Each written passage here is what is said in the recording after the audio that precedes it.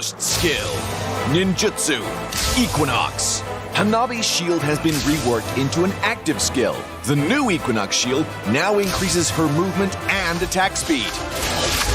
Hanabi is still immune to control effect while the shield is active, but now dealing damage will increase the shield's health regardless of Hanabi's HP. Second skill, Ninja improves her sustain mid-fight so she can stay in and on her targets. Pro tips. Use Equinox when you anticipate incoming CC and deal damage to keep it up. Don't panic if you get engaged on. Cast your shield and keep attacking. Line up enemies with Soul Scroll to cut their mobility while boosting your damage. And look to use Higanbana when the enemy is grouped up. Combo tips. When laning, use Soul Scroll to slow and mark enemies, so your next Petal Blade bounce does full damage even if they're hiding in the back. In a 1v1, use your shield's new sustain to get the upper hand.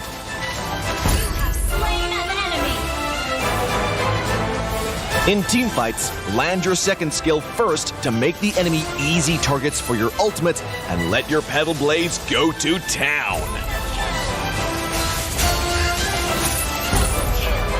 Tactics.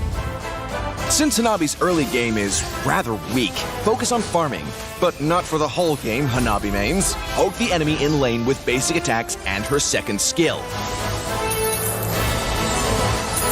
In the late game, use Hanabi's ultimate to engage and CC, and unleash your barrage of basic attacks and kunai to provide excellent sustained DPS for your team. We recommend this attack speed focused build to complement her reworked passive and first skill. Marksman Emblem further enhances her sustained DPS role, and Weakness Finder prevents her targets from escaping. Inspire is a natural choice to bolster both damage and survivability, thanks to her new shield. Hanabi, the Scarlet Flower, revamp coming December 20th. She'll be 30% off the first week, along with her Resplendent Iris skin. Give the new Hanabi a whirl and tell us what you think. Until next time, we'll be seeing you in the Land of Dawn. Hanabi, the Scarlet Flower, revamp December 20th.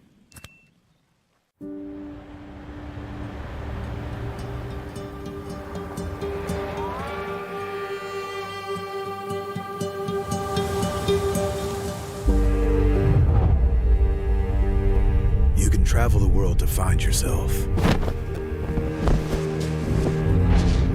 But that journey must start at home. Valley are going to end war! Because you can't know who you are without remembering your past experiences.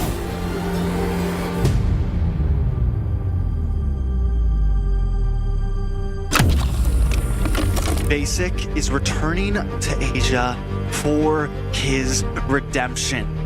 The BTK trio wants to prove M3 wasn't just a fluke, and Hoon looking to win back his fans. I got basically kicked, but they still call me traitor for, I don't know, for pursuing my dream. I thought living that comfort zone and then try new things was a better way for me to pursue the win. We're coming and we're gonna compete. We're gonna put a fight, that's for sure. I'm coming for you, M4. This is what we have all been waiting for. You push us, we push you back. Goes down You there. respect us, we respect you back. You doubt us, we will bleed to prove you wrong. Everything on the line, right here, right now.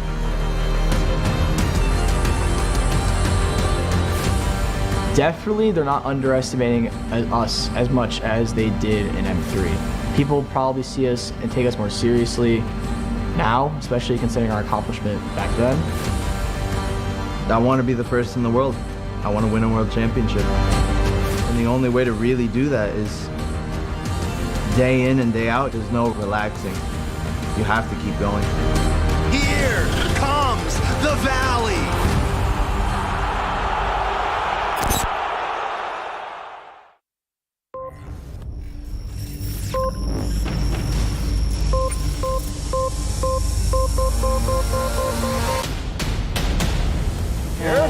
Marvel gets taken out by who? Oh my, is LA Valley are going to M4! I'm Hoon, I'm mid lane for the Valley, and I'm ready. The most thing I like about my team is just how much they care about this whole M4 and then the game itself. The commitment from my teammates is exceptional. I think the Valley is gonna have a hard time at first, but it's really up to how well we adapt to the Asian meta or teams that are coming to M4. The Valley definitely is more work. It's not as organized as other teams with the organizations, but I think our team bonding is way greater because we all have like one goal, which is winning. That's what keeps us together pretty much. My role in my team is I can pull the team from the negative vibes because when the arguments gets too heated, everybody has their own opinion because everybody's a good player. We don't have a coach, so I think I can stay in the middle and then see what's the best for the team, and then just games in general. I really love game. I love playing game. I skip school to play games, so I think I'm just born to do this, I guess. Oh! Mobazane able to pick up that Lord. I think the best player in our team is Zane because his commitment to the game is way greater than others, and then he has many different experiences from different MOBAs, so he knows what he's doing. It doesn't really bother me that I left Gosu, and it was a really great experience. General basically made who I am right now.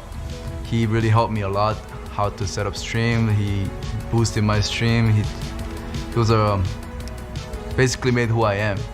It's just to pursue my career, to pursue the win. I thought leaving that comfort zone and then try new things was a better way for me. There wasn't any drama, it's just the fans that made it into a drama, which I understand because I was in that team for 5 years almost. I created that team with him, and then we were really good friends, so they thought nothing would actually break us apart, but made the decision that fans didn't want. I think that's why it became a drama. I joined Valley because I thought we actually have a shot to go to M4 with the squad that we're trying to form. That's why I wanted to join. We're preparing M4 by first watching many games from other teams, from other regions, because I think it's the best to know the enemies first, then focus on ourselves. Our playstyle definitely needs improvement. Our communication is a big problem to improve too. But I feel great. I think we'll be just fine in M4. Just new experience, new environment. I'm excited. I want to say to the other players, they need to be ready because they say I might not do well because I've never been there. I've never gone against the pros in Asia, but I can prove them wrong.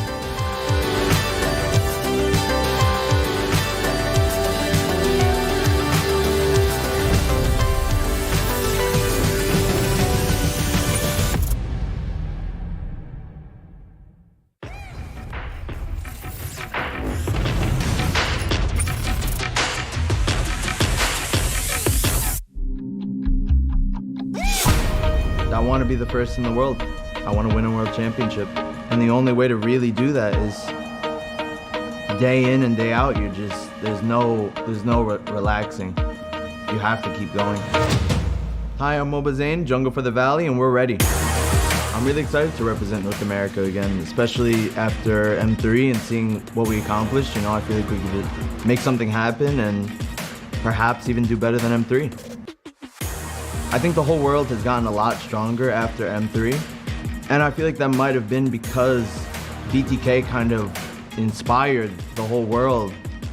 Coming from a not so popular region with no organization, it was just 5 friends. I think BTK did inspire a lot of the teams to really try and better themselves all across the world. I think North America might have even bigger tricks up its sleeves this time compared to what we did in M3. I think BTK disbanding might have been the only option because there were some issues that just could not be fixed and probably never would be fixed. Team issues, the roster.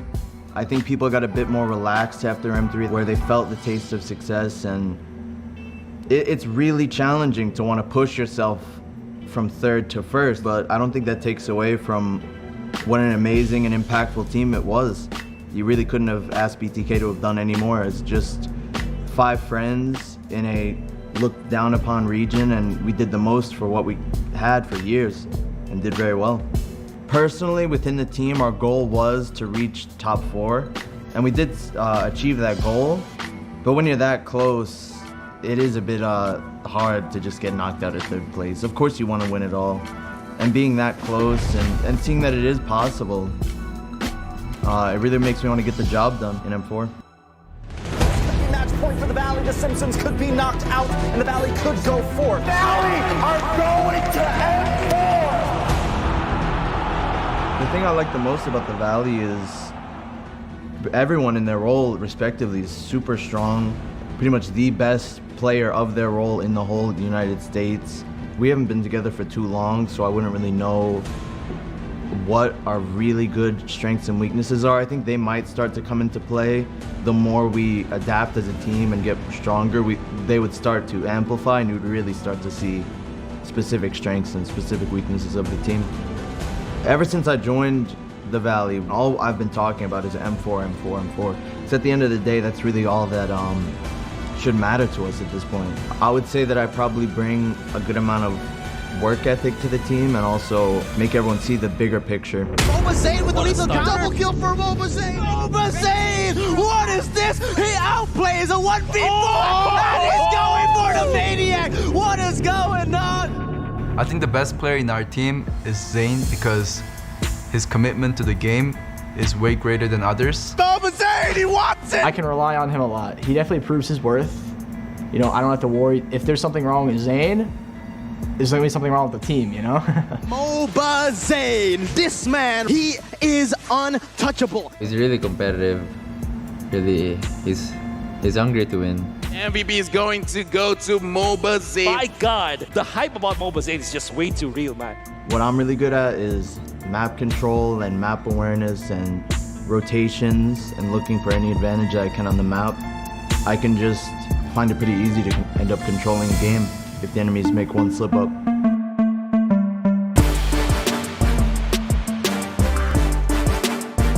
To anybody who's been following me, BTK, the Valley, I really appreciate the support, and I'll do my best again in M4. I'm sure the teammates will, and I hope to surprise everyone again, just like we did in M3.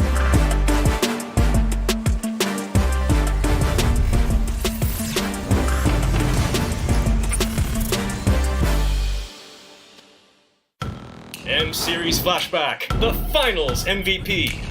Every tournament will have its own most valuable player or MVP. Welcome to Mobile Legends. Back in M1, it was Aura of EVOS Legends with his masterful off-lane plays to clinch the award. Aura! EVOS Legends bakal melakukan trikol gas dengan di masa and be the first ever Finals MVP in Mobile Legends M-Series. Meanwhile, in M2, amidst the pandemic, Carl TZ of Bren Esports proved that his flashy jungler plays were the top of the world. Okay, anyways, 3-1 immediately traded out. Make that 3 members chasing him down, and there's only so much. And in 2021, Oheb of Blacklist International showed why he is the Filipino sniper with his spectacular Beatrix and marksman prowess. You're in the early game. Another fight engaged on right edge for the round. Asmo still able to run away, but Oheb comes in, so he goes in for 1v3 play. A mistake as he gets shut down. And claimed the title of M3's Finals MVP. Who do you think will join these players on the Hall of Legends? Can Carl TZ or Oheb claim the title twice? Who will be M4's Finals MVP? See you at M4.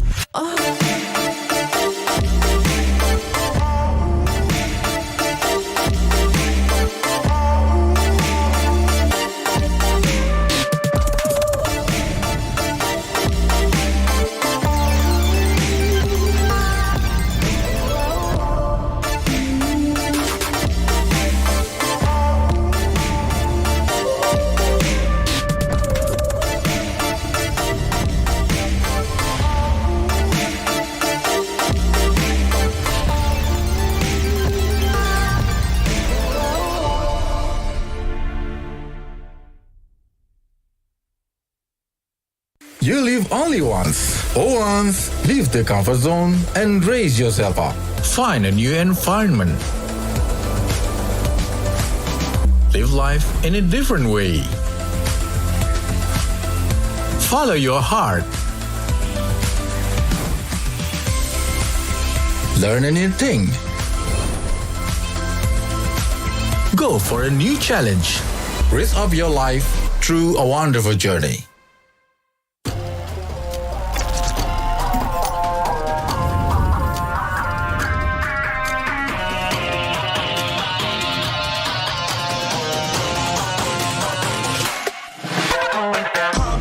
It's my time, I'm a ball. I'ma get this money right. I'm gonna live my best life. They been talking to me on me, but you know they'll never win. I'm controlling all my victories, and something that's gotta give. Cause this is just what I made it now, made it now. You can't ever break us down, break us down. I'm reaching for the stars, promise I'll be what they not. And I'll never ever stop, won't never stop, yeah. Don't just go, you're a man of saving God. Don't just go, you're the greatest option now. You and I, we can make it out of the cold. Hang tight, we gonna reach for the greatness. We will always rise, we will never fall. Fighting our eyes and be strong. Even though we know our backs against the wall. Can you take your aim? You know that this is. I've been down, been waiting so long. I'm here for the crown, I'm here to show off. Greatness time, just waiting to show y'all. This is your time to remember. So many times I lie in the basement waiting for greatness. No, I won't listen to anyone hating on me, telling me I wouldn't make it. Cause I did everything that they said I couldn't. Caught my footing and I kept the controls. I stand for something, I ain't running now. I'm the greatest now, I just wanna make it burn. Don't let me down, don't let it up. I've been on the road, accomplished all of my goals, and I ain't gonna let you down. Don't just go, you're a man of saving God. Don't just go, you're the greatest option now. You and I, we can make it out of the cold. Hang tight, we gonna reach for the greatness. We will always rise, we will never fall.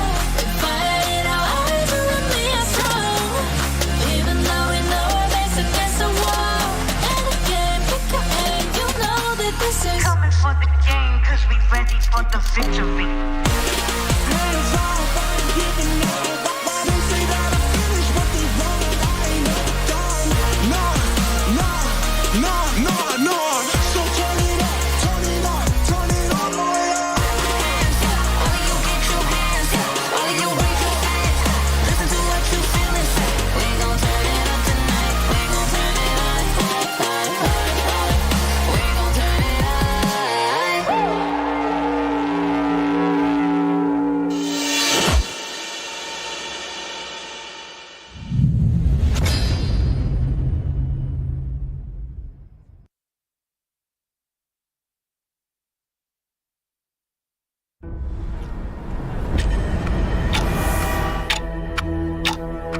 We are getting closer to the ultimate battle in Jakarta. It's an amazing, beautiful tournament. I can't wait to get to the game. All eyes are on one stage only.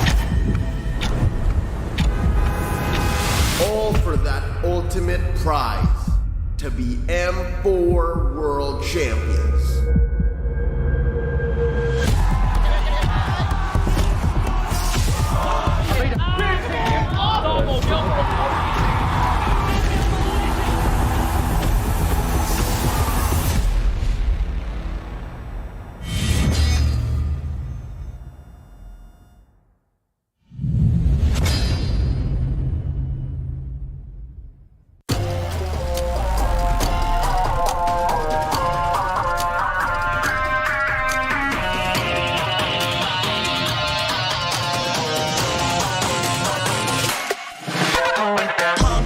It's my time, I'm a ball. I'ma get this money right. I'm gonna live my best life. They been talking to me on me, but you know they'll never win. I'm controlling all my victories, and something that's gotta give. Cause this is just what I made it now, made it now. You can't ever break us down, break us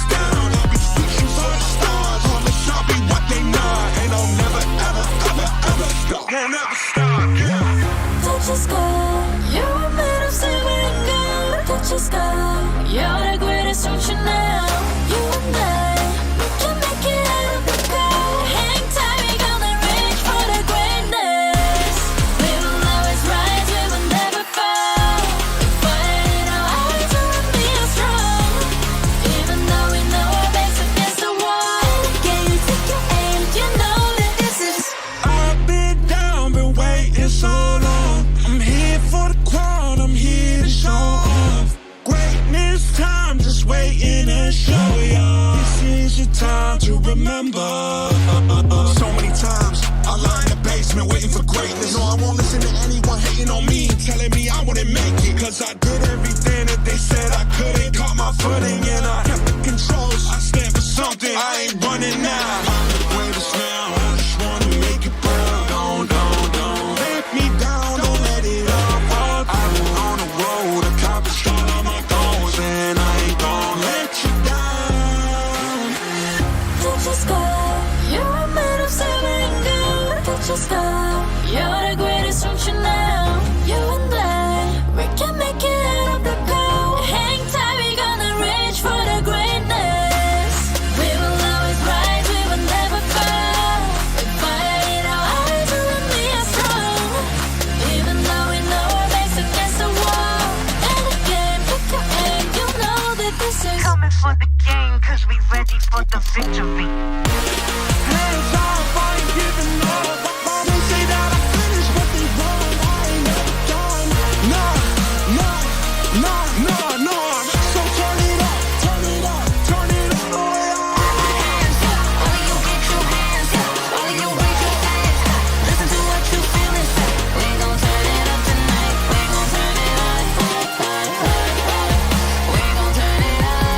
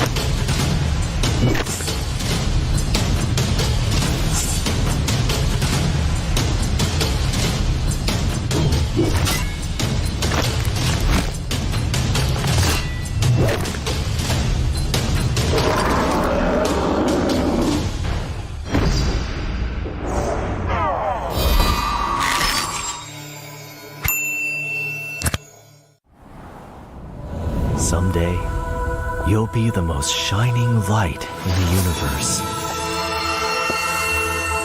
The star will be burned for you, my flare.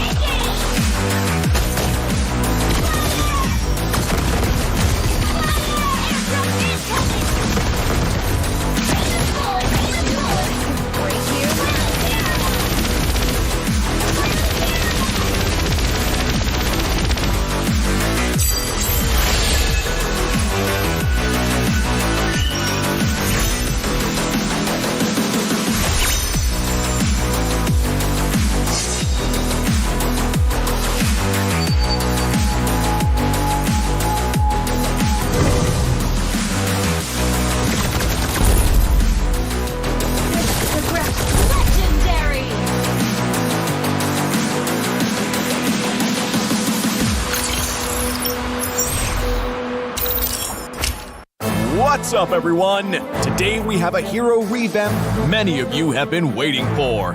Featuring Hanabi, the Scarlet Flower. The new Hanabi is more mature and confident in herself, as seen in her new intro animation where she finally takes off her veil. Hero skills. Hanabi is a marksman that brings solid DPS and crowd control to a team and known for her bouncing pedal blades. Passive skill, Ninjutsu Pedal Barrage. That's right, Pedal Barrage is now Hanabi's new passive. With this adjustment, Hanabi's basic attacks and skills automatically create pedal blades on hit that bounce up to 4 times to nearby targets, while doing less damage per bounce. First skill, Ninjutsu Equinox. Hanabi's shield has been reworked into an active skill. The new Equinox shield now increases her movement and attack speed. Hanabi is still immune to control effects while the shield is active, but now dealing damage will increase the shield's health regardless of Hanabi's HP. Second skill, Ninjutsu Soul Scroll. Soul Scroll remains a skill shot that damages and slows enemies on hit, now with a new mechanic that marks enemies, causing them to take full damage from the next pedal blade bounce. Ultimate Forbidden Jutsu Higanbana. Hanabi's ultimate remains unchanged, damaging and immobilizing the first enemy hit. The revamped Hanabi retains her uniqueness without needing to stack her shield before a fight, and her pedal blades are now a more consistent source of damage. Her new shield mechanic improves her sustain mid-fight so she can stay in and on her targets. Pro tips. Use Equinox when you anticipate incoming CC and deal damage to keep it up. Don't panic if you get engaged on. Cast your shield and keep attacking. Line up enemies with Soul Scroll to cut their mobility while boosting your damage. And look to use Higanbana when the enemy is grouped up. Combo tips. When laning, use Soul Scroll to slow and mark enemies, so your next Petal Blade bounce does full damage even if they're hiding in the back. In a 1v1, use your shield's new sustain to get the upper hand.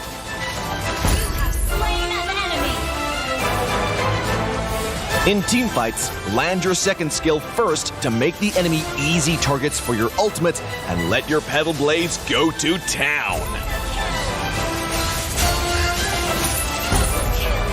Tactics.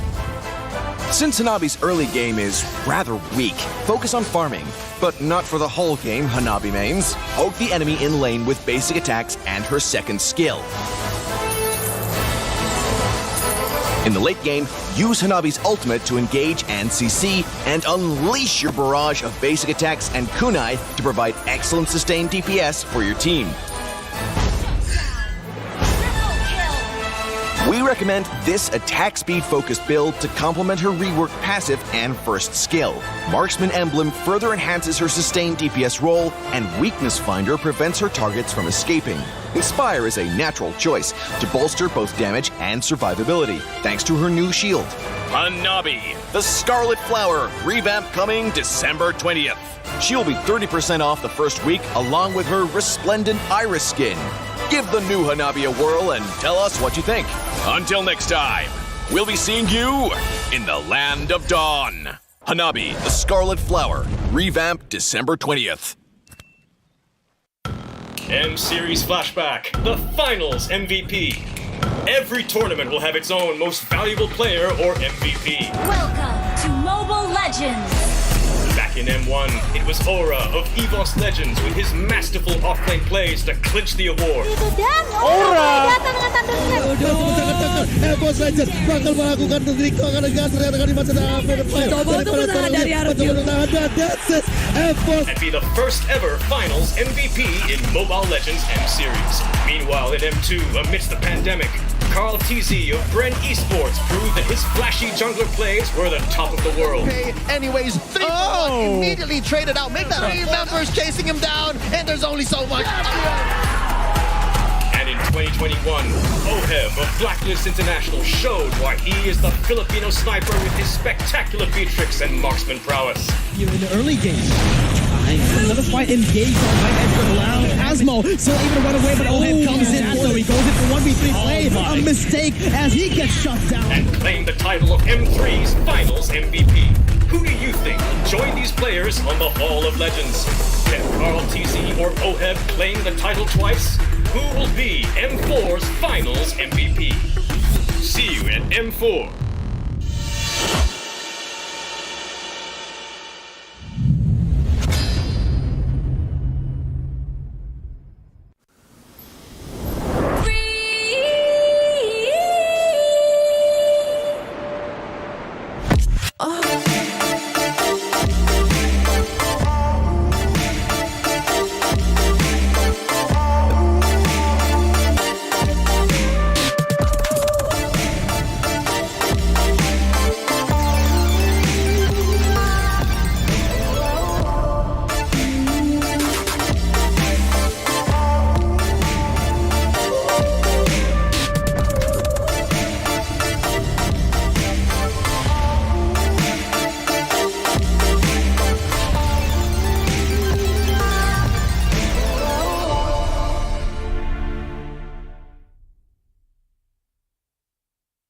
You live only once. For once, leave the comfort zone and raise yourself up.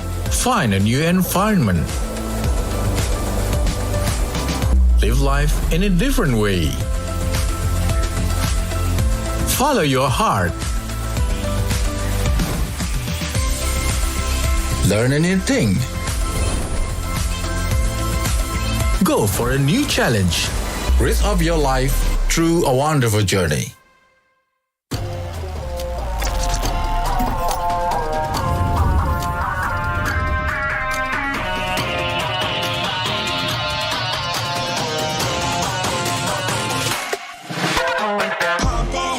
My time, I'm a ball. I'ma get this money right. I'm gonna live my best life. They been talking, tell me on me, but you know they'll never win. I'm controlling all my victories. And something that's gotta give, cause this is just what I made it now. You can't ever break us down.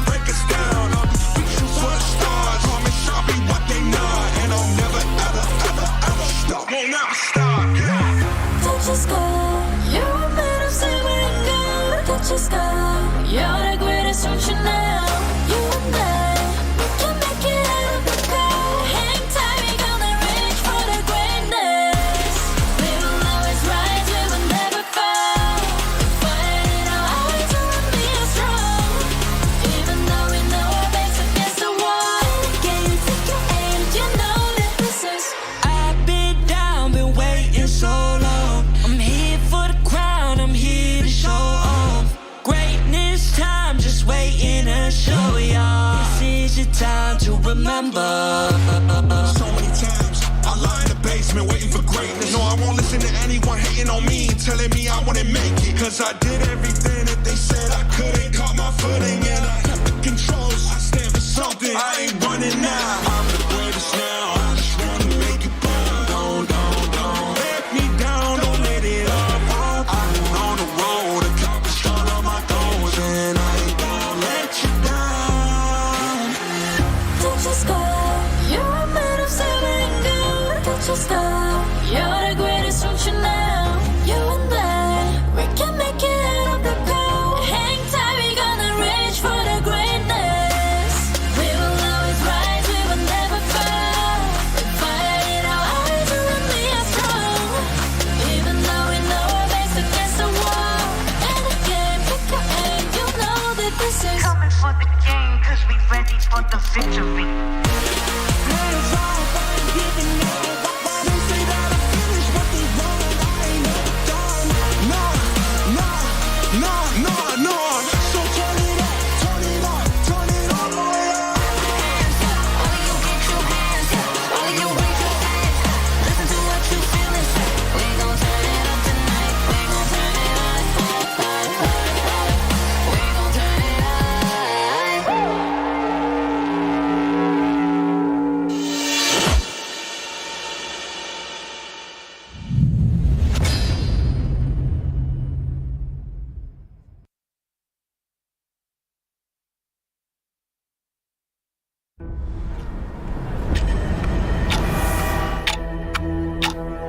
We are getting closer to the ultimate battle in Jakarta. It's an amazing, beautiful tournament. I can't wait to get to the game. All eyes are on one stage only. All for that ultimate prize, to be M4 World Champions.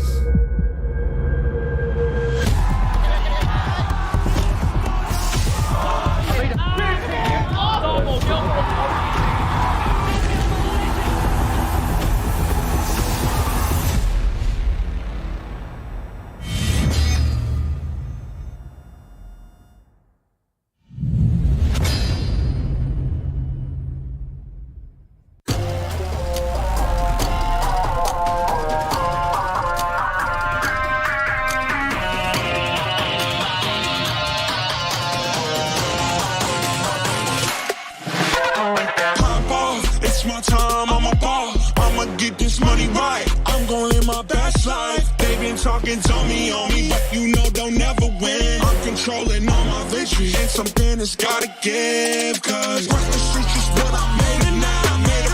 You can't ever break us down. I'll be reaching for the stars. Promise I'll be what they not, and I'll never ever stop. Won't never stop, yeah. Touch the sky, you're a man of silver and gold. Touch the sky, you're the greatest option now. You and I, we can make it out of the cold. Hang tight, we gonna reach for the greatness. We will always rise, we will never fall. We fight it our hearts and we are strong. Even though we know our backs against the wall. And again, you take your aim, you know that this is. I've been down, been waiting so long. I'm here for the crown, I'm here to show off. Greatness time, just waiting to show y'all. This is your time to remember.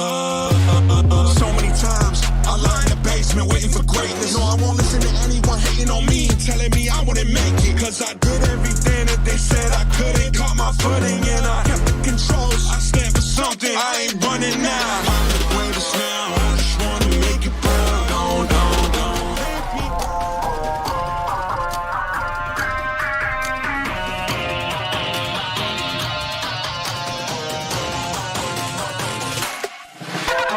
Pop off, it's my time, I'm a ball. I'ma get this money right, I'm gon' live my best life. They been talking, tell me on me, but you know they'll never win. I'm controlling all my victories, and something has gotta give. Cause this is just what I made it now, You can't ever break us down, I'll be speaking for the stars. Promise I'll be what they not, and I'll never ever stop. Won't never stop, yeah. Touch the sky, you're a man of silver and gold. Touch the sky, you're the greatest option now.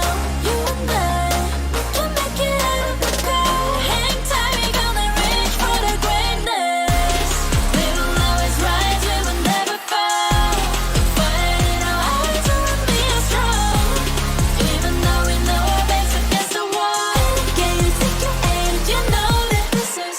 I've been down, been waiting so long. I'm here for the crown, I'm here to show off. Greatness time, just waiting to show y'all. This is your time to remember.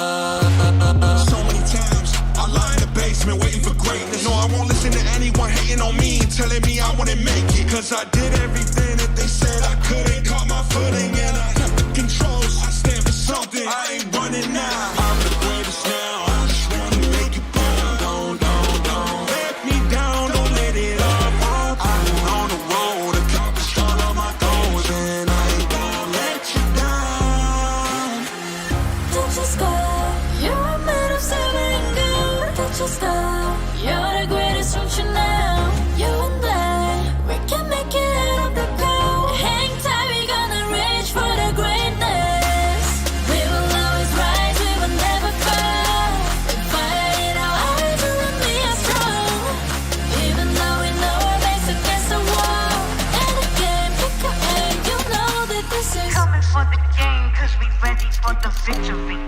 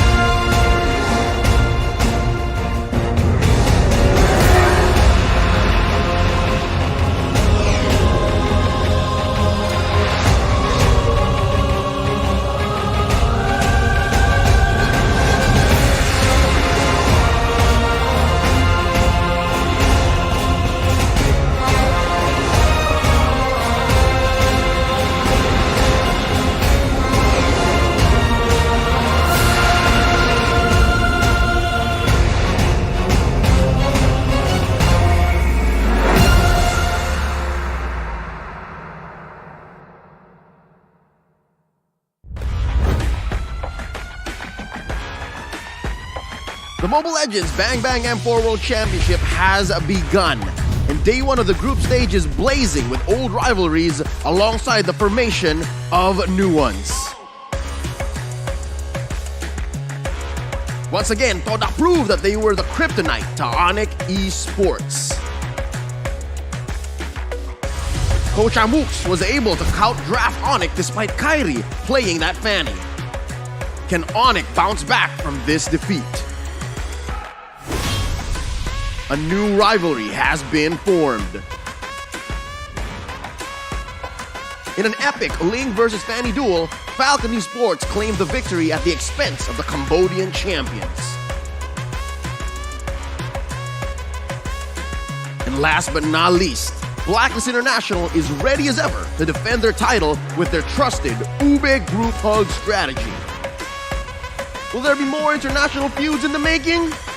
We're about to find out. Let's begin day 2 of M4 Group Stage. Dare to be great.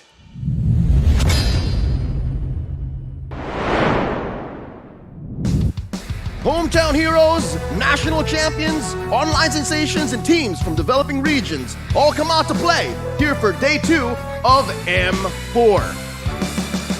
Welcome in mabuhay and salamat atang semua to all of y'all watching live from beautiful Jakarta. At your service, my name is Leo, joined here by Arashi and Lafel. Gentlemen, it's an honor. Arashi, did I say that right? Salamat datang semua.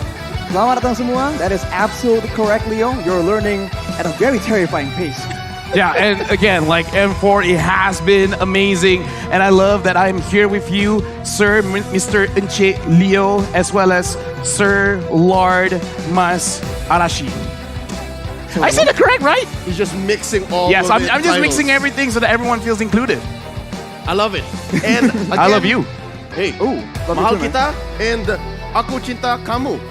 Did I say that right? Yep. Yes, that is correct. I am just getting way ahead of things. But ladies and gentlemen, M4 is powered by Moonton, presented by TikTok, the official content partner, supported by Secret Lab, the official gaming chair, and Esports Charts, our analytical partner, Gank, our official merchandise partner, MeWatch, our media partner, and last but not least, the Ministry of Tourism and Creative Economy of the Republic of Indonesia. And of course, the TikTok Live Carnival. Cheer up for M4 and watch M4 matches on TikTok. Participate in cheering up the M4 activities by watching M4 matches on TikTok and using the M4 customized using M4.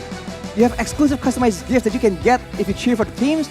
And of course, you have a chance to be on TV and win those abundant gifts, man. And I gotta say, man, we gotta talk about our best friends here. Secret Lab, the official gaming chair partner of M4. We're talking about a built-in lumbar support system that it adjusts to your spine. An incredible magnetic memory foam head pillow and brand new fabrics in all sorts of colors and designs. The Secret Lab Titan Evo 2022 gaming chair is designed to keep everyone seated in incredible comfort for a long time. That allows us to basically cast the entire day. Yep, it's gonna be a very interesting day too. Never got a style when you wear and game with Gank, our lifestyle fashion brand made for the modern gamer, and it's the M4 World Championships official merchandise partner. Grab the M4 merchandise at www.gank.asia today. Once again, thank you to our lovely sponsors. M4 would not be possible without your support. It's a best of one day again. That's 6 best of ones that we're gonna be watching here. And with that being said, it's a format that we're familiar with. This is something that we've seen in the past M series, and yesterday really opened up the possibilities for what could happen, right? I mean, we ended yesterday with unexpected results. Yeah, and now we're actually gonna refresh our memories by looking at the format video. This is your moment. Mara and I will count to 3. You lift the trophy as high as you are. Best 16 teams in MLBB M4 World Championship will be gathered in Jakarta, Indonesia. One dream and one goal only. To make sure all the players, teams, and fans alike are on the same page, it is time to reveal the tournament format. In M4, all the qualified teams will compete in 2 stages to achieve greatness. Group stage and the knockout stage.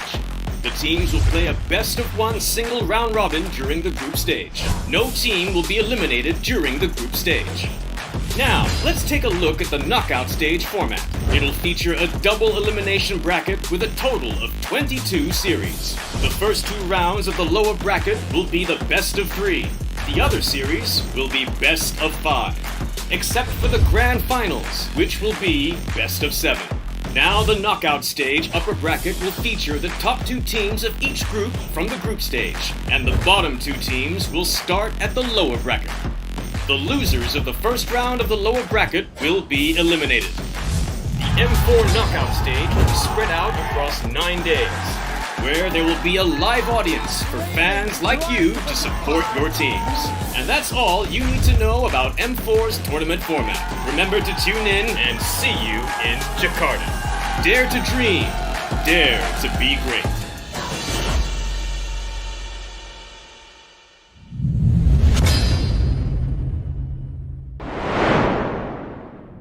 It's just the group stage, but I'm already feeling great things coming. Day 2 features Group C and D.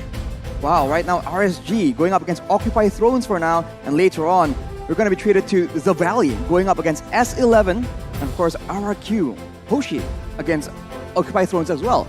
So a lot of very interesting matchups, and this is why it's so interesting, because we see all these regions go head-to-head with a very different approach. I kind of feel like with the groups for today, a lot of people have their eyes on RSG, the Valley, as well as both RRQs, because even here on the desk, we've heard a lot of good things about RRQ, but not the RRQ that you guys are probably thinking about. We're actually hearing a lot of good things for RRQ Akira, but the thing is, that is the things that we hear. We want to know what we see. So on stage, I'm really interested to see, especially from the regions outside of the MPL regions, how can they surprise us for today? Because for me, Turkey surprised me a lot yesterday. Oh yeah, Incendio Supremacy was spectacular yesterday. But speaking of which, match number 4, I'm really looking forward to match number 4, The Valley versus RRQ Akira. It's a clash in the West that they find themselves oddly here in Southeast Asia.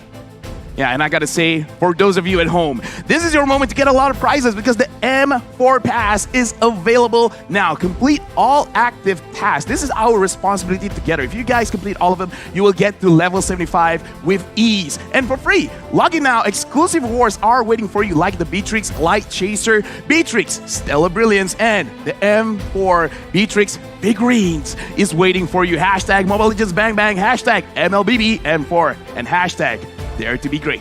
Something tells me I may have forgotten to get my guest coins in. Yeah, no, dude, save. No, come on, like we're talking about the games, about the teams, like, dude, don't open your apps, all right? If I forgot, we all forgot. I forgot as well, man. I'm so nervous. We're doing it after the show. Deal. Doing it after the show. For tomorrow then. Yes. Yes. As for now, let's all go ahead and welcome our teams. They're coming in. It's RSG and Occupy Thrones. Straight out of Singapore, let's go ahead and meet their MPL Season 4 champions. It's 505, Diablo, Baby Cakes, Bray, and Lolzy. Yeah, right now I'm already hearing the crowd, Arashi. They're really cheering for RSG. Well, RSG has a lot of history, and they have a very different approach. Most teams just go very aggressively, but they like that calculated route that actually leads them to have a lot of success, but of course it leaves a lot of opportunities for other teams to try and take advantage. Oh yeah, and again, I think you're very familiar with Coach Saint De Lucas, right? They just changed as a squad. They matured and they had so much macro, and it's Diablo now who's taking control. And he's a fun captain, but serious in game. He's an amazing XP laner, and I can't wait how he's gonna face off against Occupy Thrones Hulk. Speaking of which, here they are. Fury, Gado, Leo, and Maro joining them. They're representing MPL MENA. I gotta say, man, this is going to be a match that really will test not only their mechanical skills, but how will they prepare against RSG? Because in my personal opinion, this meta, this patch, kind of works in favor for teams from Singapore. And fun fact, the former coach of Na'Vi, War Barbie, is the one leading the team. Yeah, prior to M4 Prep, it was War Barbie, best known with his work with Na'Vi. But now they have a Filipino coach, actually, Coach Mundo, leading the squad. They had a very small amount of time to prepare, but I talked to Coach Mundo in the past couple of nights, and he says they're confident. They're feeling good. I saw them right before they walked on stage. Maro and Leo, all smiles. Yeah, and I gotta say, man, moving into the game, I'm really looking forward to the EXP matchup because yesterday, a lot of the EXP laners really showed up. And for today, I kind of feel like that's super necessary for Occupied Thrones to really put pressure on to RSGSG. Speaking of which, we got to see what does the talent say. My boy from Malaysia, Shamilo, is thinking RSG. And it's only our bear bro. It's only Renmar from the Philippines who thinks Occupied Thrones. I'm not sure if that's, the Filipino coach diff or there's something he knows about Occupied Thrones. There's something he sees that we don't.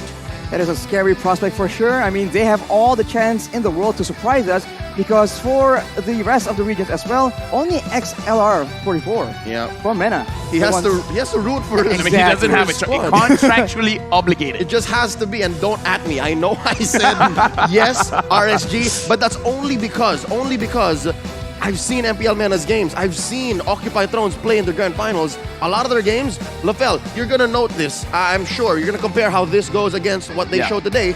They're a very late game team oriented squad. And the thing is, going up against RSG, they are very good at late game. RSG is one of the Singaporean teams that actually adapted into a more early-centric kind of playstyle. But if the meta really favors late game kind of composition, RSGSG, that is their home ground, right? That is the thing that they have mastered for years. So even though, Occupied Thrones, they adapted the darkness, RSGSG, they were born in the darkness. They were born in it for sure. In the darkness, I mean the late game, Yes. The areas of that late game for sure, where patience becomes a very key virtue, and RSG has an abundance of that. As for Occupied Thrones, we have yet to see. Can they actually have the kind of calculative approach the longer the game goes? 20 minutes onwards is where Occupied Thrones starts to get really dangerous.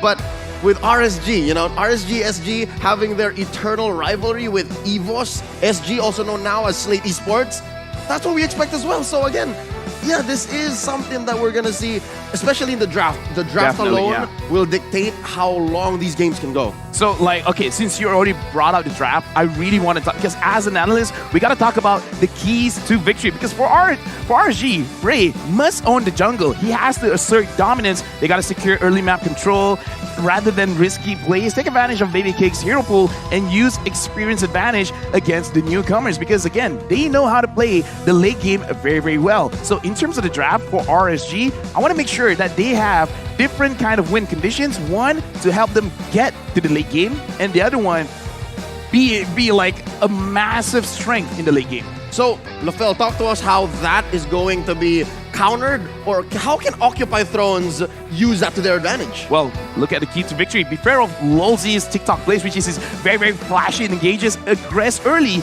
to make RSG uncomfortable in the map, assert jungle dominance by Mara invading, as well as secure neutral objectives, trade wisely. Just TLDR, make sure that the jungle is not comfortable for RSG, and then try to secure the advantages so that they have a small lead going into the mid and the late game. It's difficult, but if they can make it happen, they got RSG's number. So Bray better watch out, because it's not gonna be easy. The world though thinks that this is all RSGSG. They got it in the bag. And even MENA, their home region, representing all of those countries over there, still split. Arashi, how is this possible? I think that region is just very unbiased, so compliments to them. Objective. But now, Occupied Thrones, they have a huge chance to say, all right, to all the doubters, we're gonna show up strong in this match. I just love seeing the 50-50. They're like, yes, we understand our national pride, but at the same time, gotta keep it real. We gotta keep it real, Well, it is a story in itself to tell that even your own MPL, your own region, thinks this way. It's time to prove them wrong. Let's start with the draft. It's RSGSG on the play, and Occupied Thrones answering back. Nothing here out of the ordinary. There's the joy and there's the glue. Public enemy number one. These heroes have been very, very aggressive. And I think right here, the main win condition, the main thing that a lot of teams are contesting in the drafting phase is that lane pressure. If you can have dominant laning phase, that means you can have a lot of control around the map as well. And that is how you get superior rotations that will get you an edge in that control game.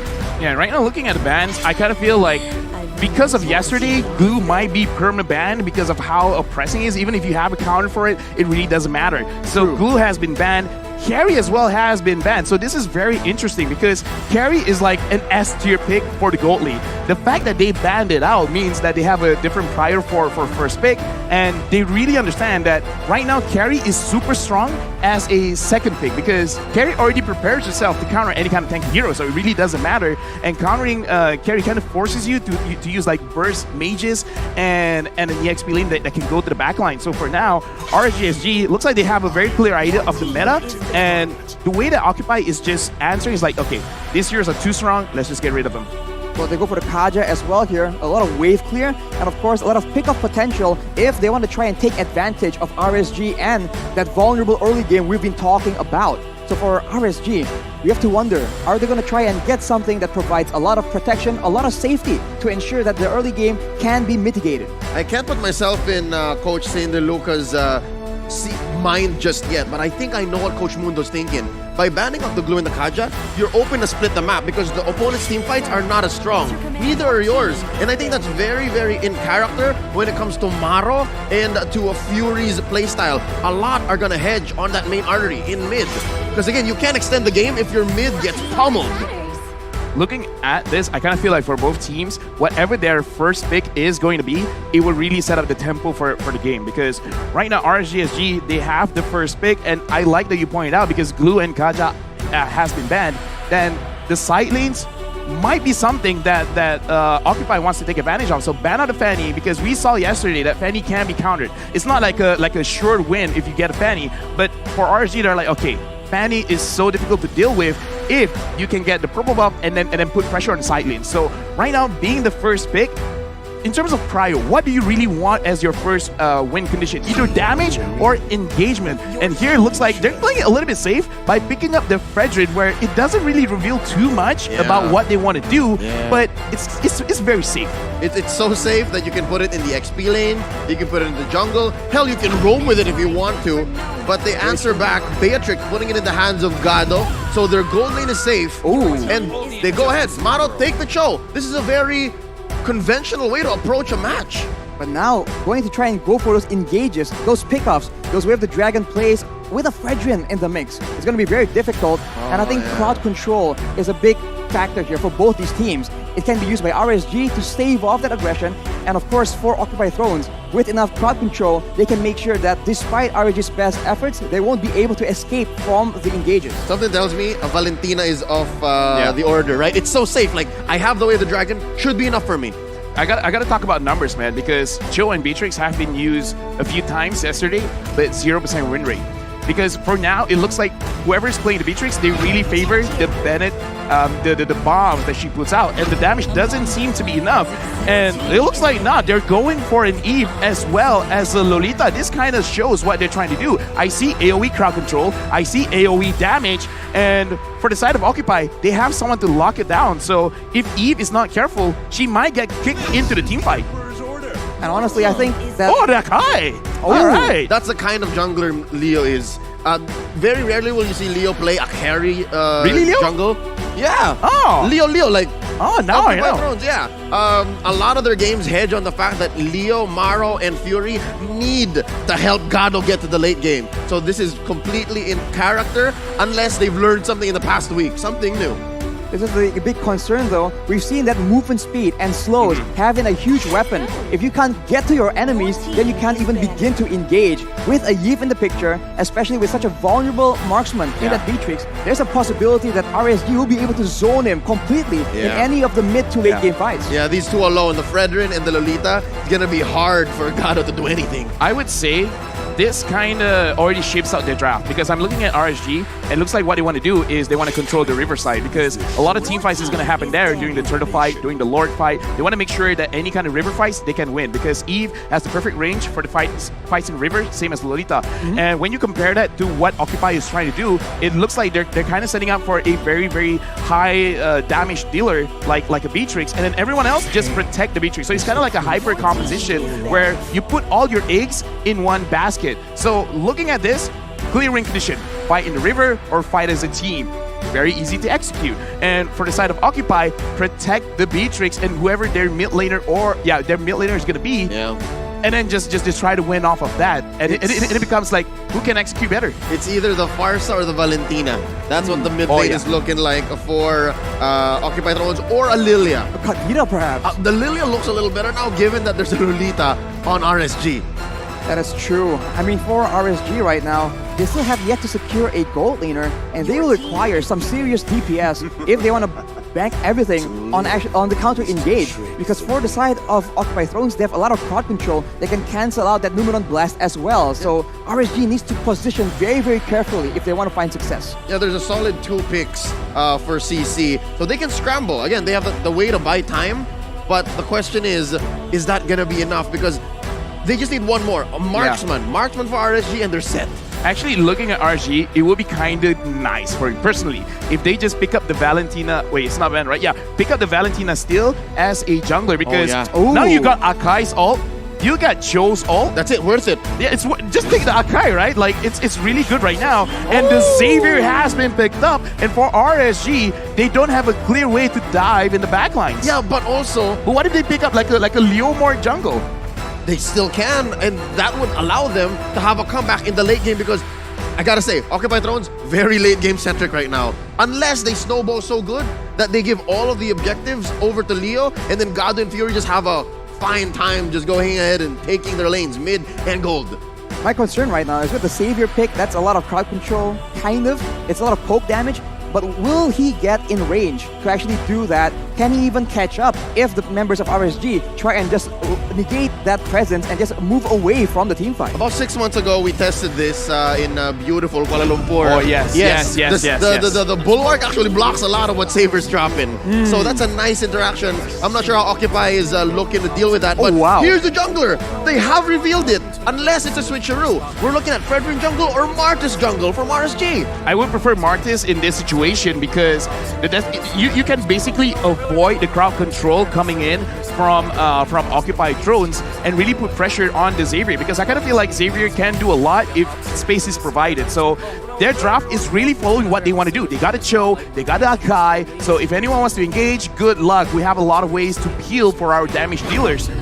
But I kind of feel like, oh, there we go. You call that the Kadita, so again, like I said, what I'm looking at right now, Occupied Thrones control the map. This is in their keys to victory. Control the map, control the bushes, make sure that no one touches your damage dealers, win the game, profit. I now eat my words. They have evolved. They have changed.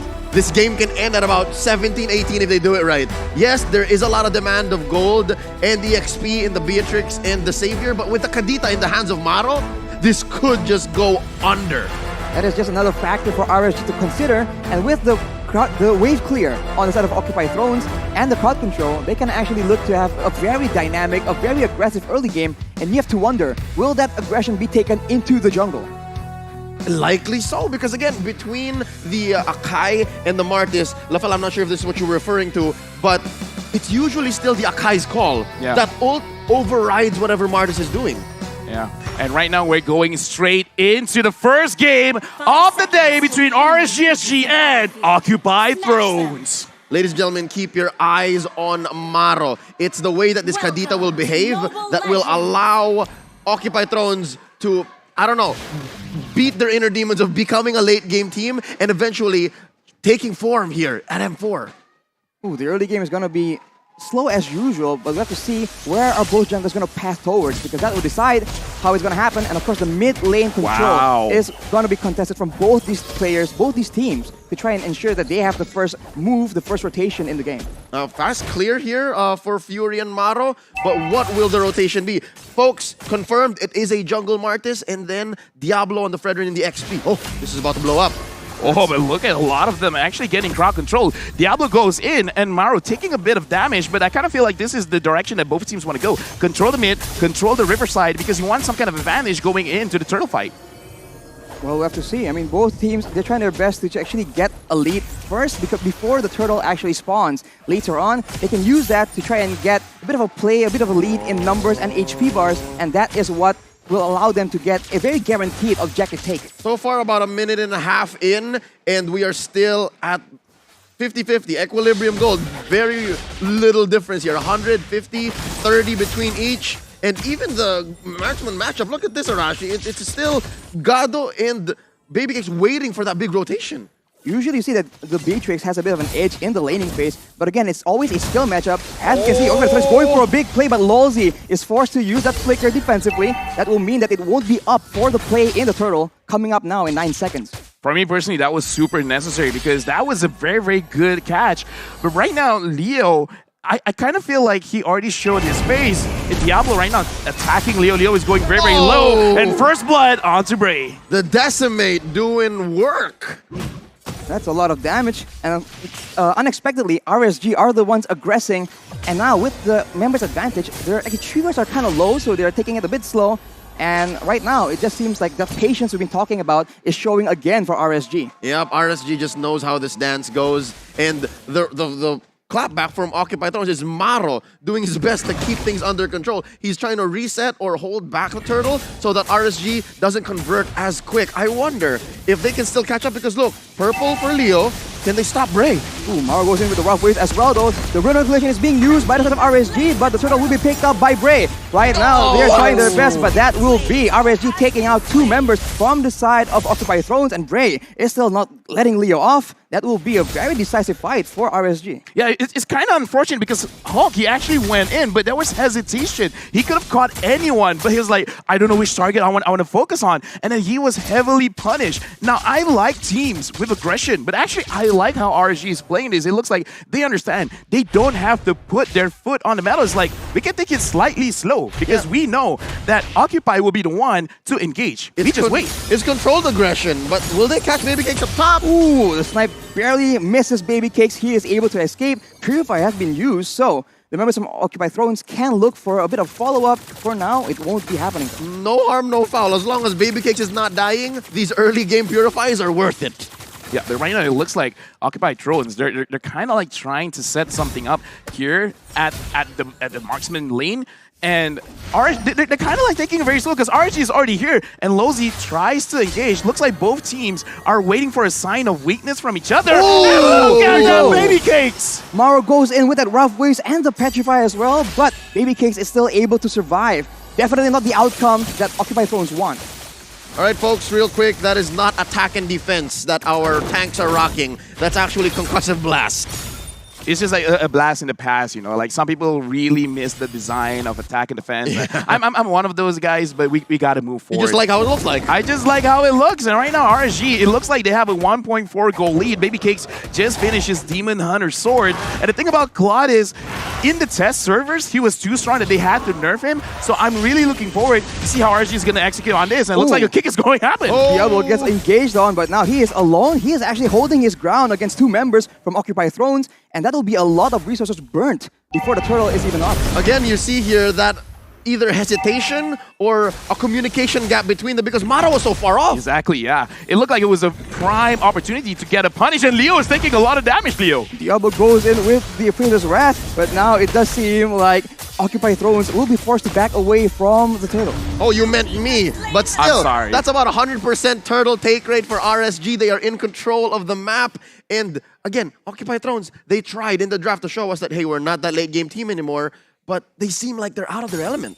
In my personal opinion, they gotta talk to each other because right now it's like everyone has their own plan of doing what was gonna happen next, but no one's really on the same page. And going up against RSG, that's not what you want to see. If they are comfortable in the late game, then try to farm up as much as you can. Wait for 7 minutes. Try to see if you can fight the Lord, and if you can't fight, then find some kind of farm. Because looking at the items here, Beatrix is starting off with a Corrosion Scythe, which is kind of odd because usually we see the Blade of Despair first. You see a bit of a duo in the XP lane, though. The fighting game down there. Exactly. But Lolzy has been very active in just making sure that his team has some vision, has some security, and that allows Babycakes to be farming really well. But now he might just pay the price. Rob is being used, but the Blazing Duet is being used by Babycakes to try and turn back the aggression. He's getting very, very low. But 505 with the Rune Manipulation, barely out of range though. Members from Occupy Thrones just trying to survive under the turret, trying to find shelter. That will be the Dawning Light being used onto Bray as RSG are trying to make sure that they seal the deal, but they won't be able to. Everyone's so low, but they're able to escape. Oh Lord, the Fury literally at 1 HP. 1 HP, Grandma, and he's about to go home, and they're not letting go. 405! Wow. He was like, I'm not letting you guys through. I see all of the small HPs going around. Grandma is like, no. You're not going home. If you're going home, I'm sending you home. 505. Lozi goes in. Ooh, no number's being used as well, but Gado will be taken out without any issue. Maro tries to turn back the aggression. Unfortunately, he is the one caught right now in the real-world manipulation. Rosway is being used to escape from this death trap between 3 members. It does seem like actually it will be turned around. 505 gets taken out because Leo comes in with the heavy spin, and that will be Occupy Thrones finding some success. It looks like RSG, they overstayed their welcome because Leo had so much time to rotate to that lane and actually make a difference. RSG right now have a very, very good turn for themselves because it's 2.6k. They have a lot of mad pressure. Right now, they just don't make mistakes because Baby Cakes, I would say right now, he can join the fight. He has a lot of damage. RSG, they can take advantage of Occupy Thrones being a little bit behind. 2.4k, that's a lot. Yeah, right there. That's how you see it, right? Baby Cakes goes in with the BMI and threatening God. Oh no, God is in trouble. He's very, very low. The Nuan Blast does not land on him, but the Blazing Duet will secure his fate. And on the other side, that is also RSG pulling the trigger. Diablo picking up a kill onto Maro as well. Occupy Thrones. They're just getting caught in these weird fights. Yeah, 3 different battlefields. The turtle, near the jungle, and then that gold lane. All losses for Occupy Thrones. And look at the conversion. Baby Cake's all about business. Yeah, the thing is, Occupy Thrones, they tried to attack Bray, but Bray is barely feeling it. That's the jungler. And if they can't take down Bray, if they can't take down Diablo, Lolzy is not looking good because, again, their main win condition is the damage on Gado, on Fury, but they're not being able to dish that damage. Purple is being contested, and Bray will be picking it up, but actually Maro won't be able to deal enough damage. Diablo just taking it everything in the front. Heavy spin being used to take him back all the way to the back. Occupy Thrones finally secure a kill, but that is so much time. Straight up, they changed Diablo's zip code, bro. From Singapore to Jakarta. You see how far he went?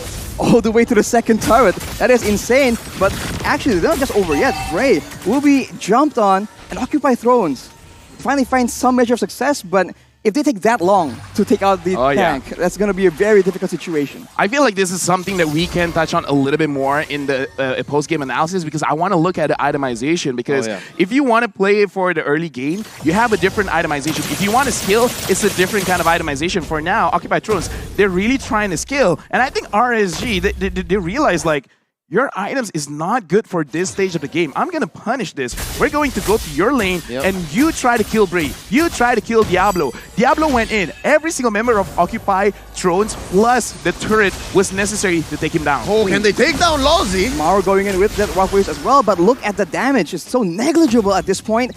And just like that, the aggression has been stopped. I'm waiting on Fury. There's a lot of promise in the way Fury's throwing those beams.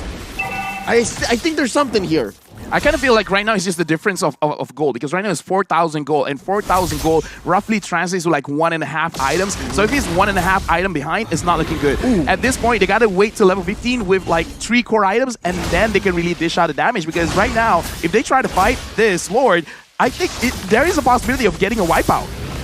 For sure, if they engage poorly here, the big AoE composition will be dangerous, but Breath of the Ocean being used only lands on Diablo, not the intended target, and Leo now will be the one caught out. Lumen Blast does not land though, unfortunately for Lolzy, as in the back line, Hulk actually jumps in and tries to deal with 3 members at the same time, but it's just so sporadic all over the place, as Maro is so far the only casualty, and RSG will be able to take the Lord, but at a cost of 505. Gado though, only alone, trying to make the best of the situation. He is taken out though. There's a lot of good concepts that OT, Occupy Thrones, are putting on the table, but it looks like they just can't find the timing and the execution to make it all work together. Well, right now, at 10 minutes, Fury 77 just finished his Lightning Truncheon. And for all of you mages, you guys realize when you have the Clock of Destiny and the Lightning Truncheon, that's a big damage spike. But this is 10 minutes, so that's why during the Lord fight, they tried, but it looked like it wasn't enough. Both those items got buffed recently. Oh, yeah. Exactly. So but you know, it's like bad just now, but it's getting better now. Yep. It's getting much better. So because that's the only advantage they have right now. That range, the snipe and the Dawning Light as well, that is what they can use to try and get an advantage before the fight begins, unless RSG are the ones engaging and going aggressively to the front. Yep. It's come to the point where RSG are so confident that they're starting to take jungle. They're going to choke out Leo, choke out Gado. Oh! That's a Breath of the Ocean. But the Roughest will come out. That is Maro taken out. What a disaster. Now at a 4 4v5 situation, they have to defend against the Lord. And this is a base Lord, right? Number 1 Lord, they got it, what, about a minute and a half ago? I'm expecting at least 1 inhibitor. Leo already pushing forward, trying to zone away, try and buy some time for the rest of the members to try and clear. It won't be enough though, the tower gets taken out, and just like that, RSG, they know their limits, they exert patience yet again, and it's as calculated, as planned for them. Honestly, with just an Elemental Lord, you already knocked down one of the inhibitors. That is actually quite a big deal. Yeah. RG right now, 8,000 gold ahead, and Baby Cakes just finished his Wind of Nature, making it so that he can actually take some kind of engages from Gado as well as Hulk. But And survive. And survive. I think it's a lot to say that, yeah, base Lord, and then you get an inhibitor. They actually also pop the shields on mid and bot. Oh my, I didn't even realize that. So the next waves that come in are threats to Occupy Thrones. That's a dangerous situation for sure, and now they have no control in their jungle because Diablo, he can do whatever he wants. He is somewhat untouchable in the front because Gado, he went for the corrosion scythe. It's not exactly the ideal item, but Hulk now is the one being jumped on. Yeah, can't do anything. Sigma male Singaporean mindset. Yeah. I just go around, this is it. Yeah, looking at advance just now, they're excited because, yeah, RSG is looking very, very good. Whereas Occupy Thrones, this is starting to get towards their comfort zone because, like you said, they could do something at 17, 18 minutes. It's reaching there. Once it happens, there is a possibility of getting this game back in their own wave. But right now we have to be glass half full kind of people. Because the early game into the mid game, 10 and 4, 8k ahead, are not ideal for this lineup. And you think about it, Occupy Thrones have a Kadita as well, and if the Kadita isn't doing well, that threat is just so far diminished. No one from RSG is that scared of this Kadita pickup potential. Yeah, in simple terms, the CC isn't matching the amount of damage that's being dealt. So they have to reconcile that. So right now, RSG, with a very, very good advantage, they really should force out this Lord. If Occupy wants to fight for it, great, amazing. Because especially with the Wind of Nature, he could just go in, try to catch Gado as well as Fury 77. Because once they're gone, they legit don't have to care. They can force it out. And it looks like Occupy Thrones, they understand this. They let this go, and only Gado is down in the bottom side of the map trying to get any kind of farm that he can. That was their first turret, by the way. That's the first for everything, you know. So that's meaningful, yeah. It's a 14-minute turret, so Occupy Thrones not having a good time, and RSG, they are not showing any chances of allowing them an easier game. But Ray here goes for a bit of a play. Unfortunately, Hulk is just denied at every single turn. All right, Lafell, you're looking for the items. Yeah, I'm looking at the items, and I want to talk a lot about Beatrix after the game because even though the new patch has happened, Corrosion Scythe, big buff, Golden Staff, big buff as well, but Beatrix base, the way that she works is basically every single attack, any weapon scales with her total physical attack. Yep. And unfortunately, the build she builds right now doesn't have a lot of physical attacks, so the damage is less. Oh! Leo in the front alone with the heavy spin actually able to escape, but look at there. Baby Case going in the back line, zoning everyone away from the Lord, from the turrets as well. Just like that, with one single ultimate, Occupy Thrones are pushed back away, but RSG are not done just yet. But the Way of the Dragon is being used. That might be the first pickoff. That is a shutdown picked up by Marrow. Golden Staff picked up by Gado in the midst of that fight. All right, you know what?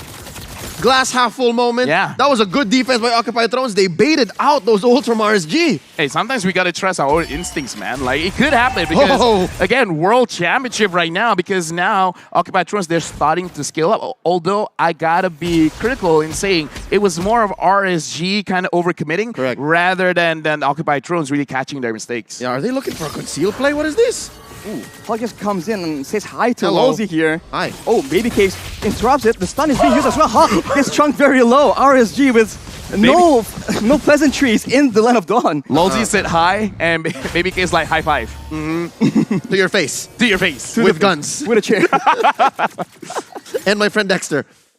Well, that was a shutdown picked up by Occupy Thrones earlier, so this might be just the breath of fresh air they need to try and mount a comeback. It helps Fury and Gado catch up. I guess that's what explains them for being in at least the upper half of the player gold stats. Yeah, right now, like, a lot of things that I'm watching here, like just now, Gado is like number 5 in terms of the amount of gold that he is able to collect, which is not what you want to see from your gold laner. You want to see at least like top 3, right? Yeah. And then look at this. Even the damage dealt, Fury's doing good. Fury's doing good. So now he's scaling up. Now it's looking like, okay, there's hope. There is hope. The hope of Mena, that's Fury. Oh, but Bray though, no hope available. 1v4 in the jungle of Occupied Thrones. And now RSG try and trade back. Leo though is still alive! And the Breath of the Ocean being used. 2 people getting knocked up. But now it's just sporadic. Diablo is still alive in the front lane. 505 with the road manipulation, trying to just trade back that damage. And Gado will fall as a result. Babycakes chasing something else. But that is a 1-for-1 after such a long turn. That is a jungle for the gold lane though. Okay, so RSG now they got to slow down because they've made some mistakes there. Yep. Babycakes honestly was playing very, very well. He kited a lot of the damage coming in from Occupy, but Break coming in alone, like maybe that's not the best idea you want to do, especially in the late game, because you got to put into consideration that once you get to the late game, it takes more time for you to respond back into the Land of Dawn. Looking at the replay right here, I want everyone to look where Babycakes, he tried to dish out the damage with his ult, but instantly got knocked up. Hulk, in my opinion, he shouldn't be that far ahead alone, because even if he does get in range, he's able to get the Way of the Dragon. It doesn't put them in a position where they can really take anything. They're going again! They're still going, and Maro now is the one trying to initiate the play Breath of the Ocean, but the rough waves won't be enough. Wolsey is still barely alive, 1 HP, and Leo will be the victim, and Occupy Thrones, they lose 1 for nothing. And that's clean. Again, RSG, they got the last 2 major plays and major blunders that they had, and they made up for it. Redemption almost instantly. Yeah, right now, looking at the lore, this is a Luminous lore, so it's going to hit a little bit harder. Coming up in the top side of the map, so RSG, they got to manage their waves very, very well. They got to make sure all 3 lanes are crashing at the same time. Right now, it kind of looks like they're a little bit behind because Lord is already pushing, so they got to push it a little bit for the bottom side of the map. Yep, got to rush it. And just to say, they could have done better. If they waited like maybe 10, 15 more seconds, this would have been an evolved Lord with the static just going around, makes an easier wipe. And look, God is going to defend. Occupy Throne is still in this. They just take out the Lord, but the empowered waves are still coming in as Babycakes will be able to secure the bottom side base turret. Diablo going in for the engage onto Maro, people. Engage on the engage tool, and it works. Leo has used the heavy spin right now, and RSG, they have all the tools available, all the ultimates still ready for this next tower take.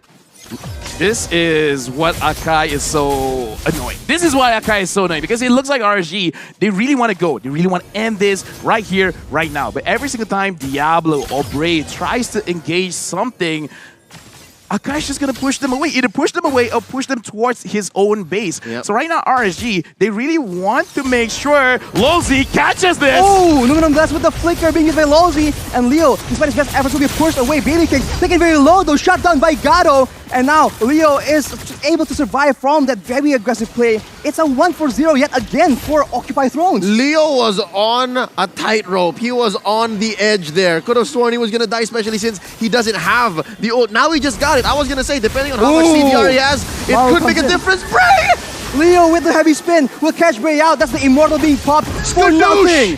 That is unfortunate. And now with a 50-second death timer, Occupy Thrones have a window. Dude, I gotta say, man, like our 18, 19-minute timers, like, we know what we're talking about. From the future. And right now, Occupy Thrones, they have the items that they need. They're forcing it down mid. Hulk went back, trying to make sure that no backdoor shenanigans will happen with the minions. So right now, RSG, they gotta make sure that Leo is taken care of, because Akai, whenever he's so strong, gets banned. Now not banned, getting picked less and less. But remind us again why it's so annoying. Even when you're losing, you can win. Yeah, no, it's I'd say one of those absolutes in the world of Mobile Legends. If you don't have the Purify, that heavy spin is going to make all the difference. Or flicker, honestly, because you can still flicker out even if he pins you down. But the timing is key. Speaking of timing, the Lord is here. If RSG can secure the Lord, and this time make sure that all 3 lanes crashes at the same time, it's good. But it looks like Occupy, they're starting to fight. Oh, yo. RSG, this is a clean go. Oh, look at Gado. He's so far in front, but it actually isn't going to be working out for them. Maro gets taken out as well. That is 2 of the main carries taken out. RSG Singapore out of nowhere, just getting such a good advantage. Occupy Thrones caught off position. Why was Gado there, man? I know. I mean, like, it's okay if he's there, if you got positions on the map to make sure that he sees what's coming, but it did not happen. Not just why was Gado there, but I think it was all RSG, because Occupy Thrones, they had Hulk all the way up in the base. It was a 4v5 to begin with.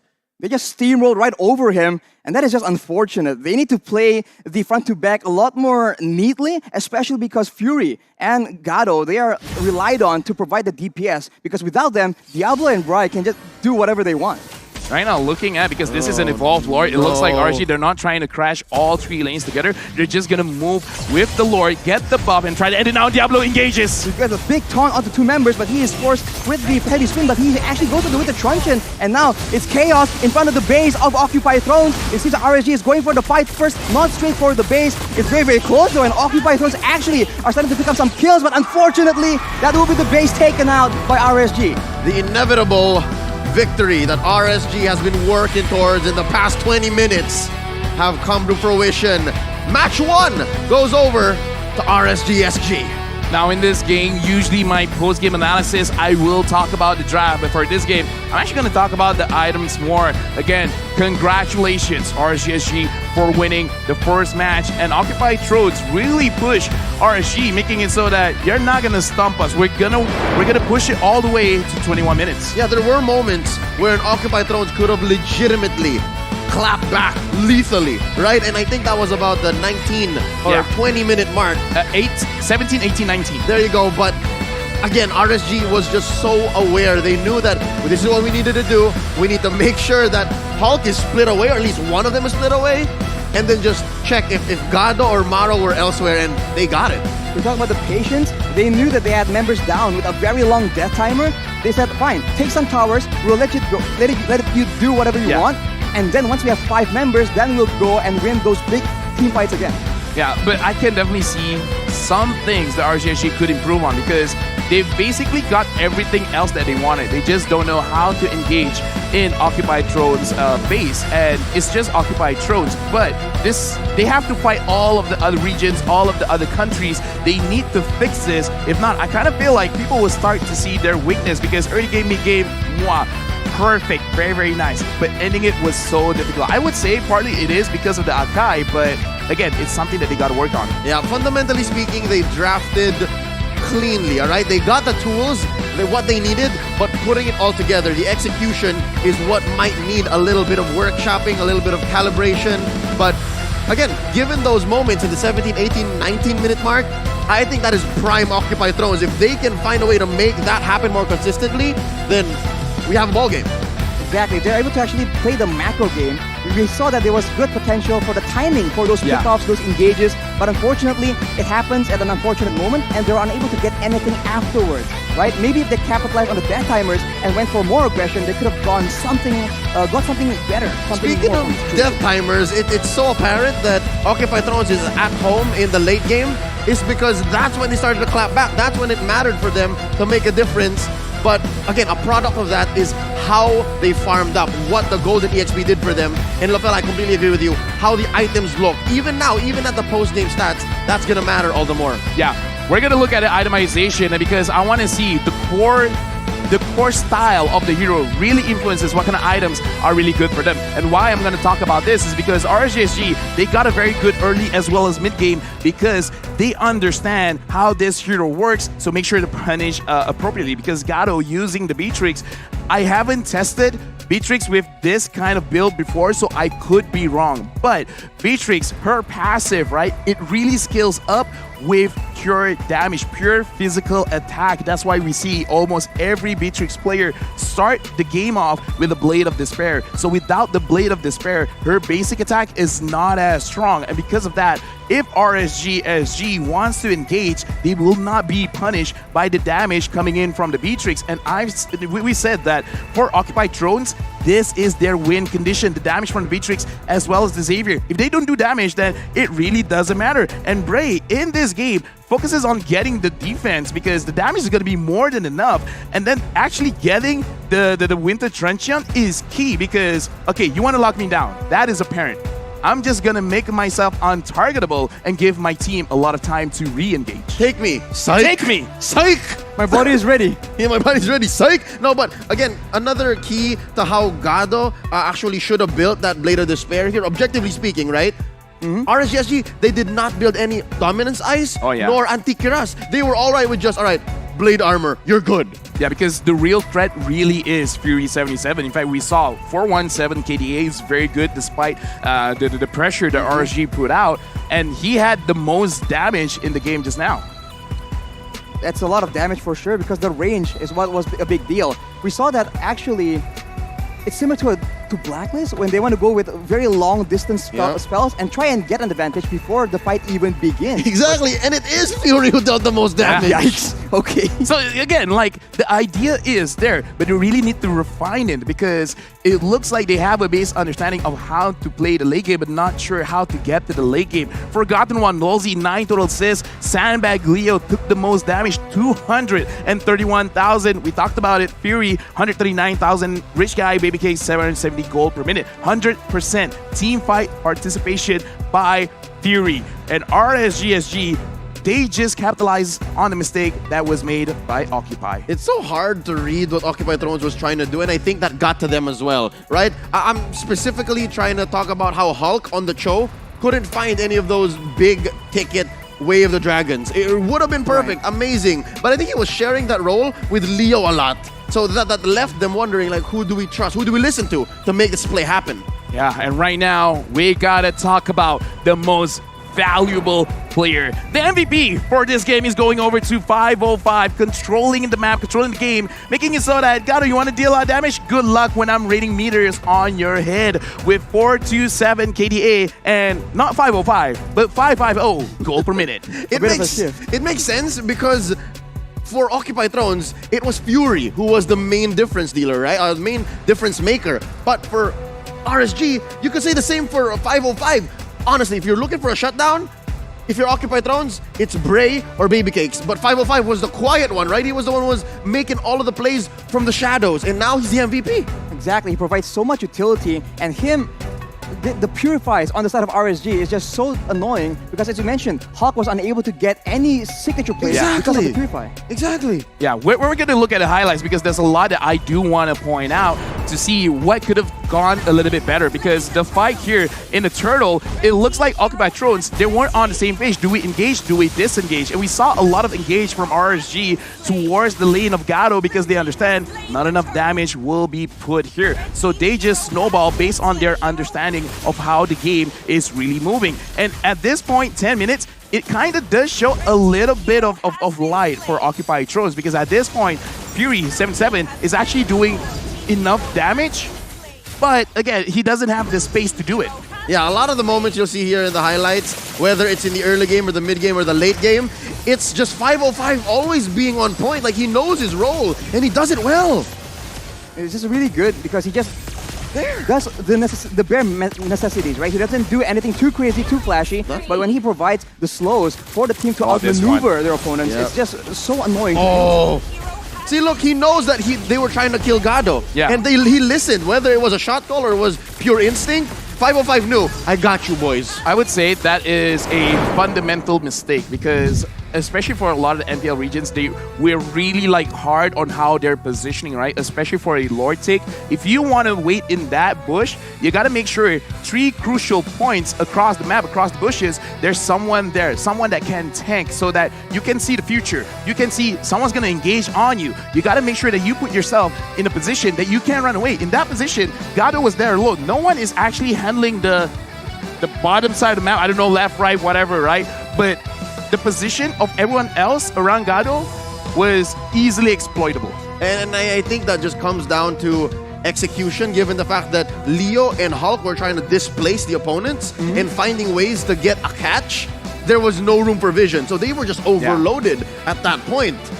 It's difficult if you're all the way in the front. You cannot use all your utility for the very difficult outplays because you're forced to use it off the bat. So it makes it very easy for the members of RSG to try and get that pickoff onto Gado. Yep, we'll see how Occupy Thrones recovers, because coming up next, it's going to be our next best of one. And boy, oh boy, it's going to be quite the debut. Folks, it's the Valley going up against Argentina's own S11 Gaming. The West is going to have a clash right here in Southeast Asia. I would say this match is very, very anticipated because BTK surprised us for the previous World Tournament. So this one, they want to see whether they live up to the hype or they kind of reverted back. Well, with that being said, I think it's time for us to go ahead and make the preparations for that upcoming bout. Ladies and gentlemen, at the desk is Arashi Lafell, and at your service, my name is Leo. Don't go anywhere. M4 2022 MLBB World Championships will be right back. Stay with us.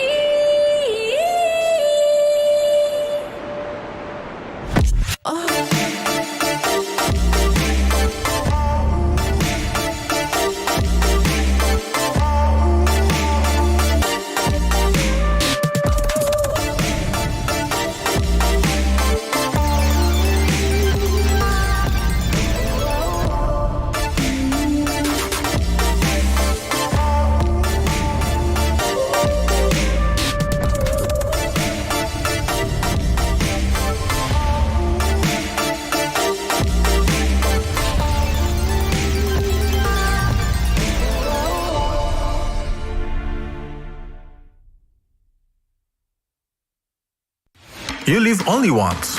For once, leave the comfort zone and raise yourself up. Enjoy the fun together. Pamper your soul.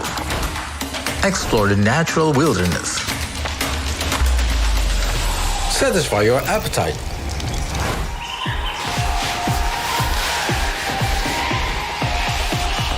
Raise up your life through a wonderful journey.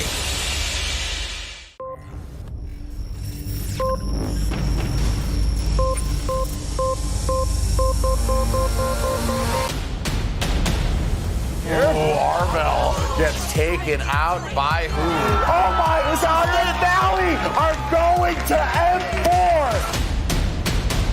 I'm Hoon, I'm mid lane for the Valley, and I'm ready. The most thing I like about my team is just how much they care about this whole M4 and then the game itself. The commitment from my teammates is exceptional. I think the Valley is gonna have a hard time at first, but it's really up to how well we adapt to the Asian meta or teams that are coming to M4. The Valley definitely is more work. It's not as organized as other teams with the organizations, but I think our team bonding is way greater because we all have like one goal, which is winning. That's what keeps us together pretty much.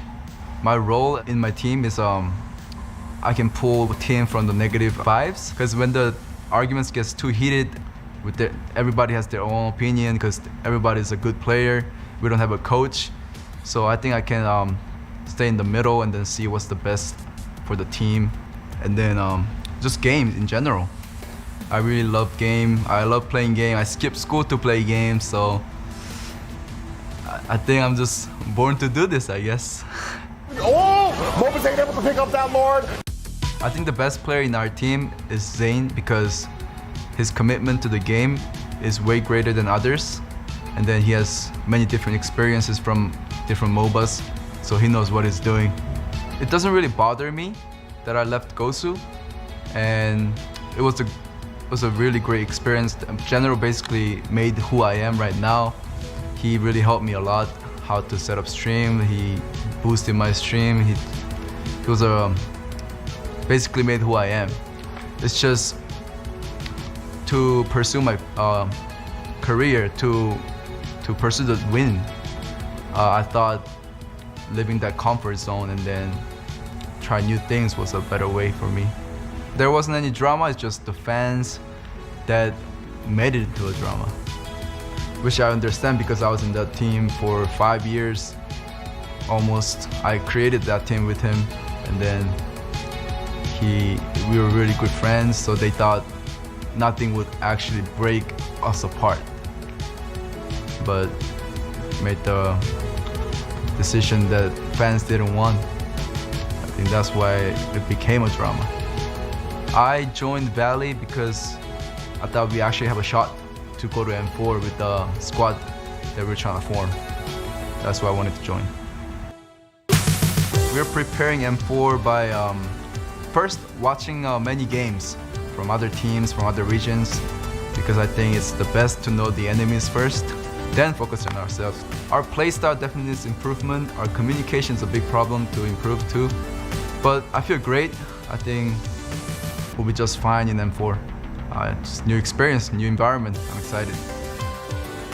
I want to say to the other players, they need to be ready, because they say I might not do well because I've never been there. I've never gone against the pros in Asia, but I can prove them wrong.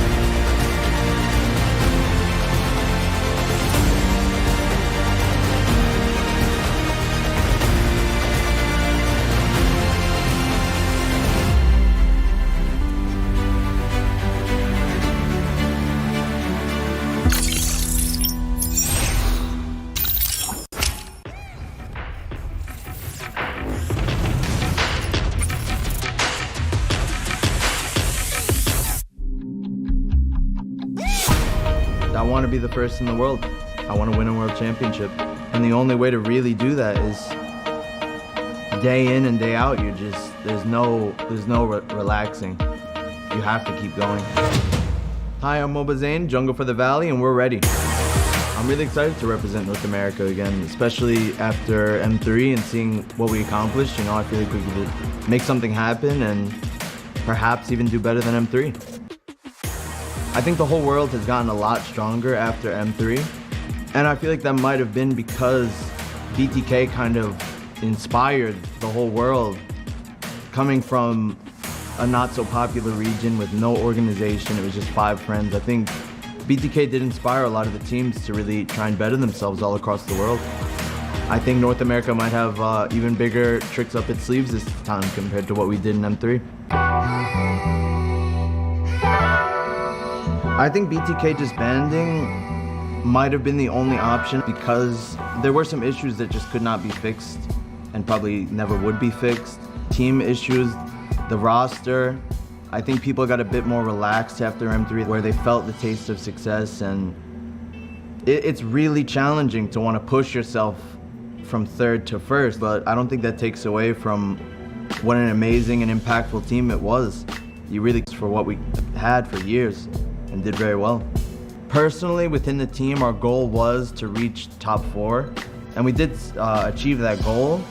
But when you're that close, it is a bit hard to just get knocked out at 3rd place. Of course, you want to win it all, and being that close and seeing that it is possible, it really makes me want to get the job done in M4.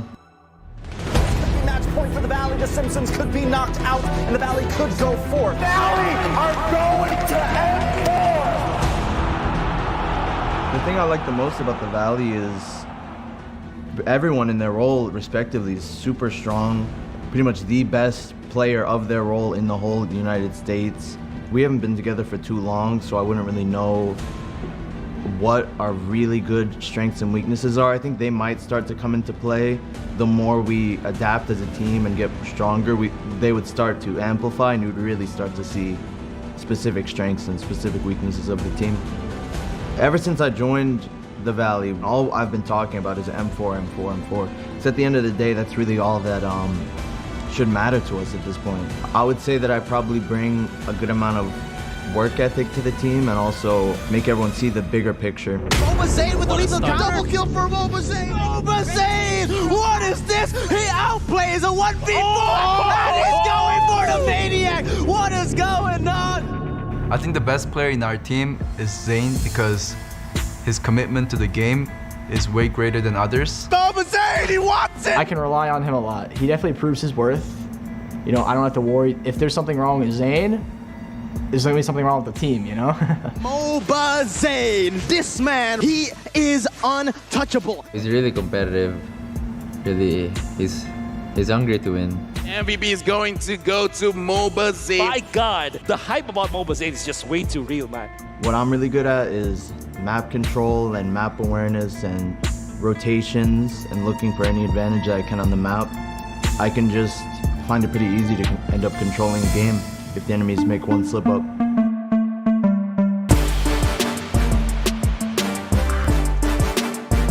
To anybody who's been following me, BTK, the Valley, I really appreciate the support, and I'll do my best again in M4. I'm sure the teammates will, and I hope to surprise everyone again, just like we did in M3.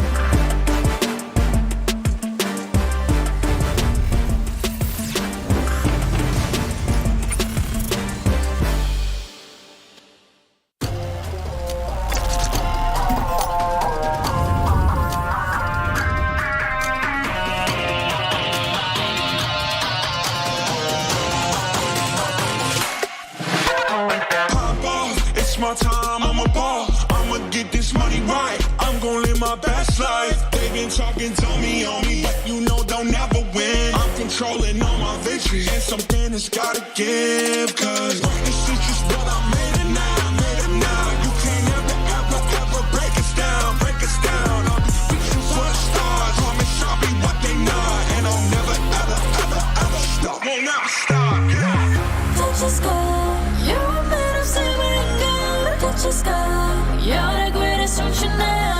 You and I, we can make it out of the crowd. Hang tight, we gonna reach for the greatness. We will always rise, we will never fall.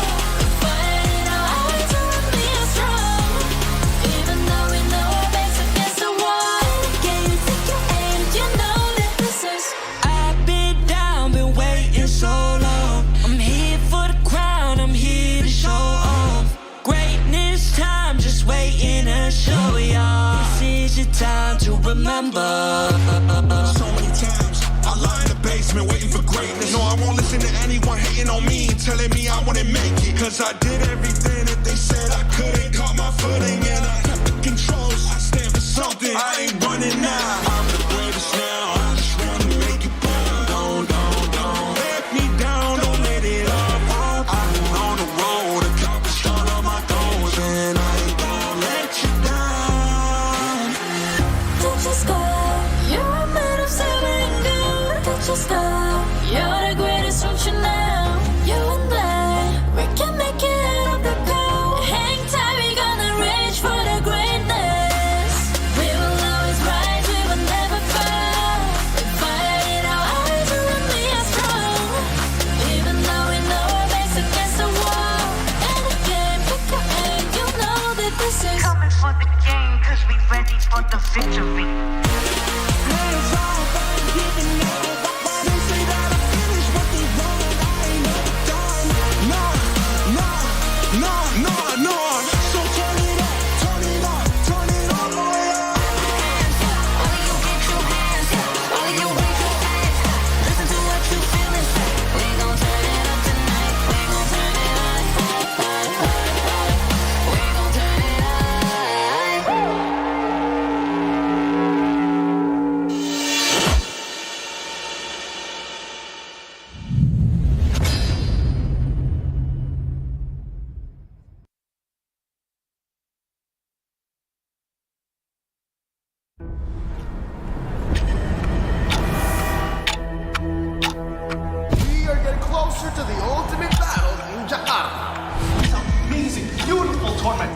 wait to get to the game. Where all eyes are on one stage only.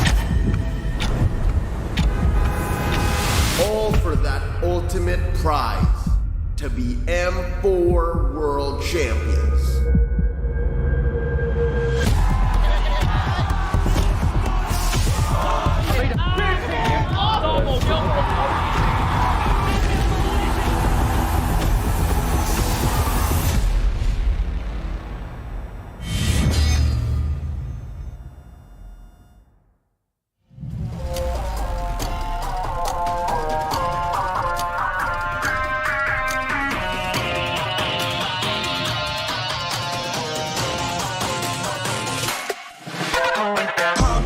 It's my time, I'm a ball. I'ma get this money right. I'm gonna live my best life. They been talking, tell me on me, but you know they'll never win. I'm controlling all my victories, and something has gotta give. Cause this is just what I made it now, You can't ever break us down, I'll be reaching for the stars. Promise I'll be what they not, and I'll never ever stop. Won't never stop, yeah. Touch the sky, you're made of silver and gold. Touch the sky, you're the greatest, don't you know?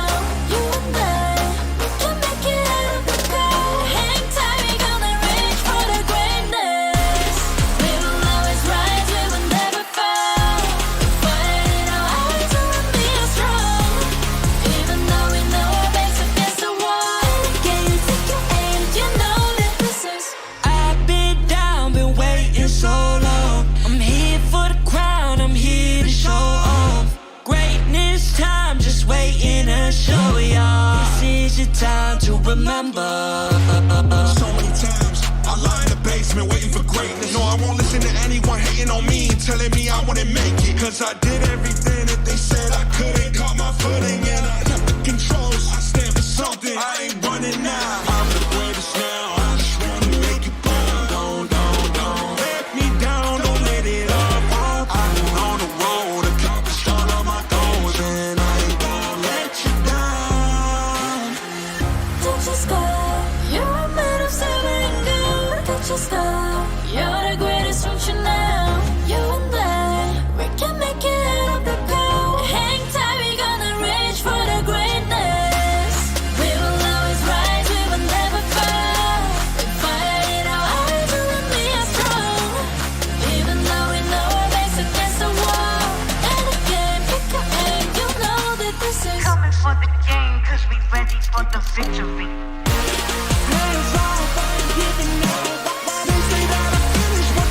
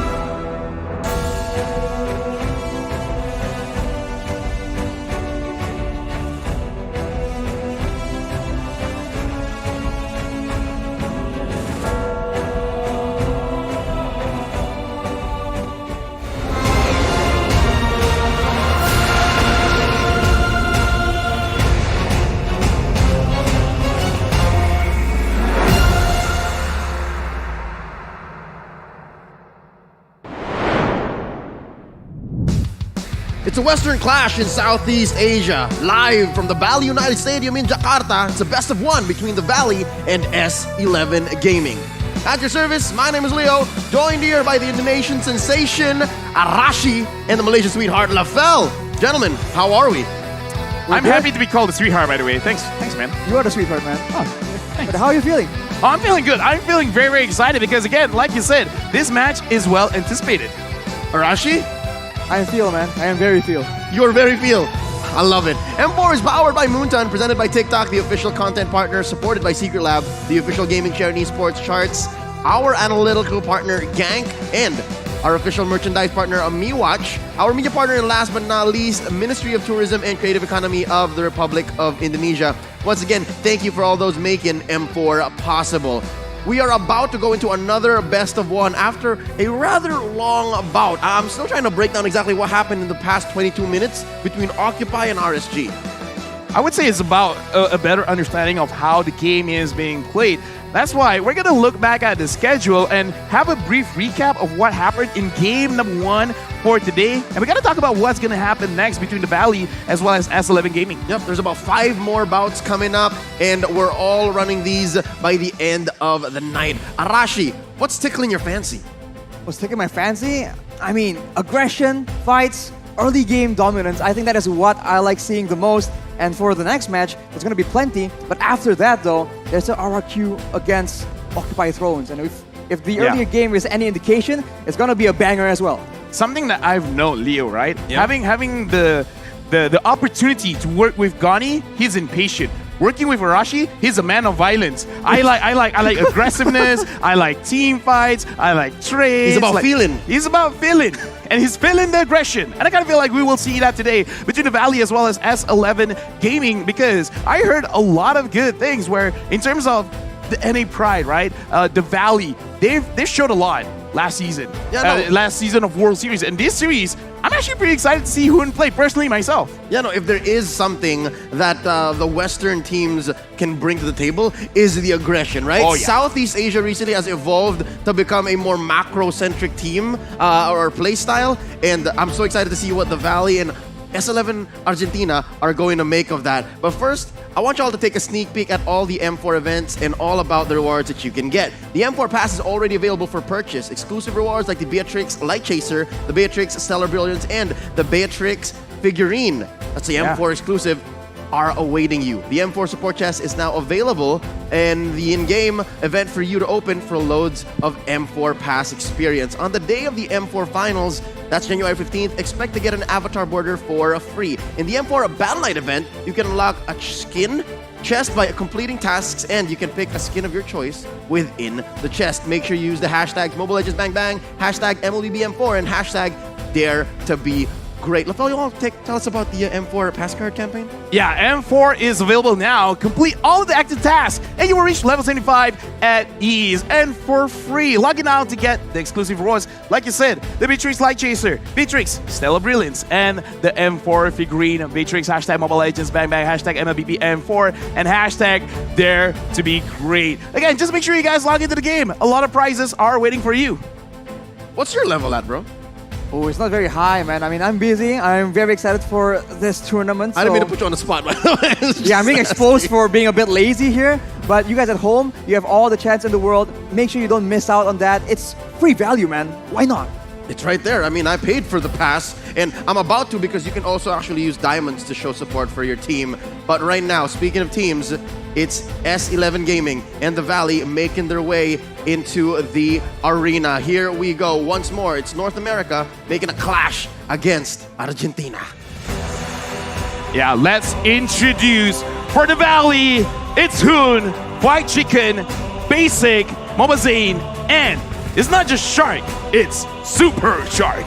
Super Shark, and he is one of the main super players on the Valley. Relied on to make those plays happen. The roamer position is so important right now, especially if you want to go for those aggressive plays in the early game. The roamer is who makes it all happen. Yep, and again, there is a lot of love for our boys from North America. Again, I spoke to Hoon last night, and he shared to me how they formed this North American super team, right? It originally started with just Basic, Hoon, and Shark. And all this while, Zayn and Fight Chicken were here in Indonesia. They had to call him and tell him, hey, we're trying to make the North American Avengers. We're going to M4. Wanna come? And they came. And they did. They came? That's crazy. And here they are. I kind of feel like that's kind of the way that all success stories starts, right? It's like you just jump the gun, see what happened. And what's going to happen right now is we're going to talk about S11 Gaming. We got Chan, Papa Dog, Mael, Jotun, and Erwin. They are the Latam Super League champions. They actually went quite a series against MVG. And here today, they're about to make a lot of leeway because this is their first international event of this scale. Of this scale, that is the key word there. I've had the privilege of seeing them play before, and they have very unorthodox rotations, and they seem to be very good at avoiding clashes when they don't want it. Oh yeah, and they are bringing their national pride with them. Here we go, representing Argentina, and of course the Latam region, that's S11 Gaming, gracing our stage. I'm excited. Again, if you are the champion of such a huge region, there is a lot on the line. Yeah, now we got to look at the talent prediction because for this one, Mars is really not going with the majority, right? Because Come on, Mars. From Malaysia, it's like, I want S11 Gaming. Everyone else, Malaysia, Niker, ST14, Uomi, and Holy are really looking at the Valley and be like, they're the favorites.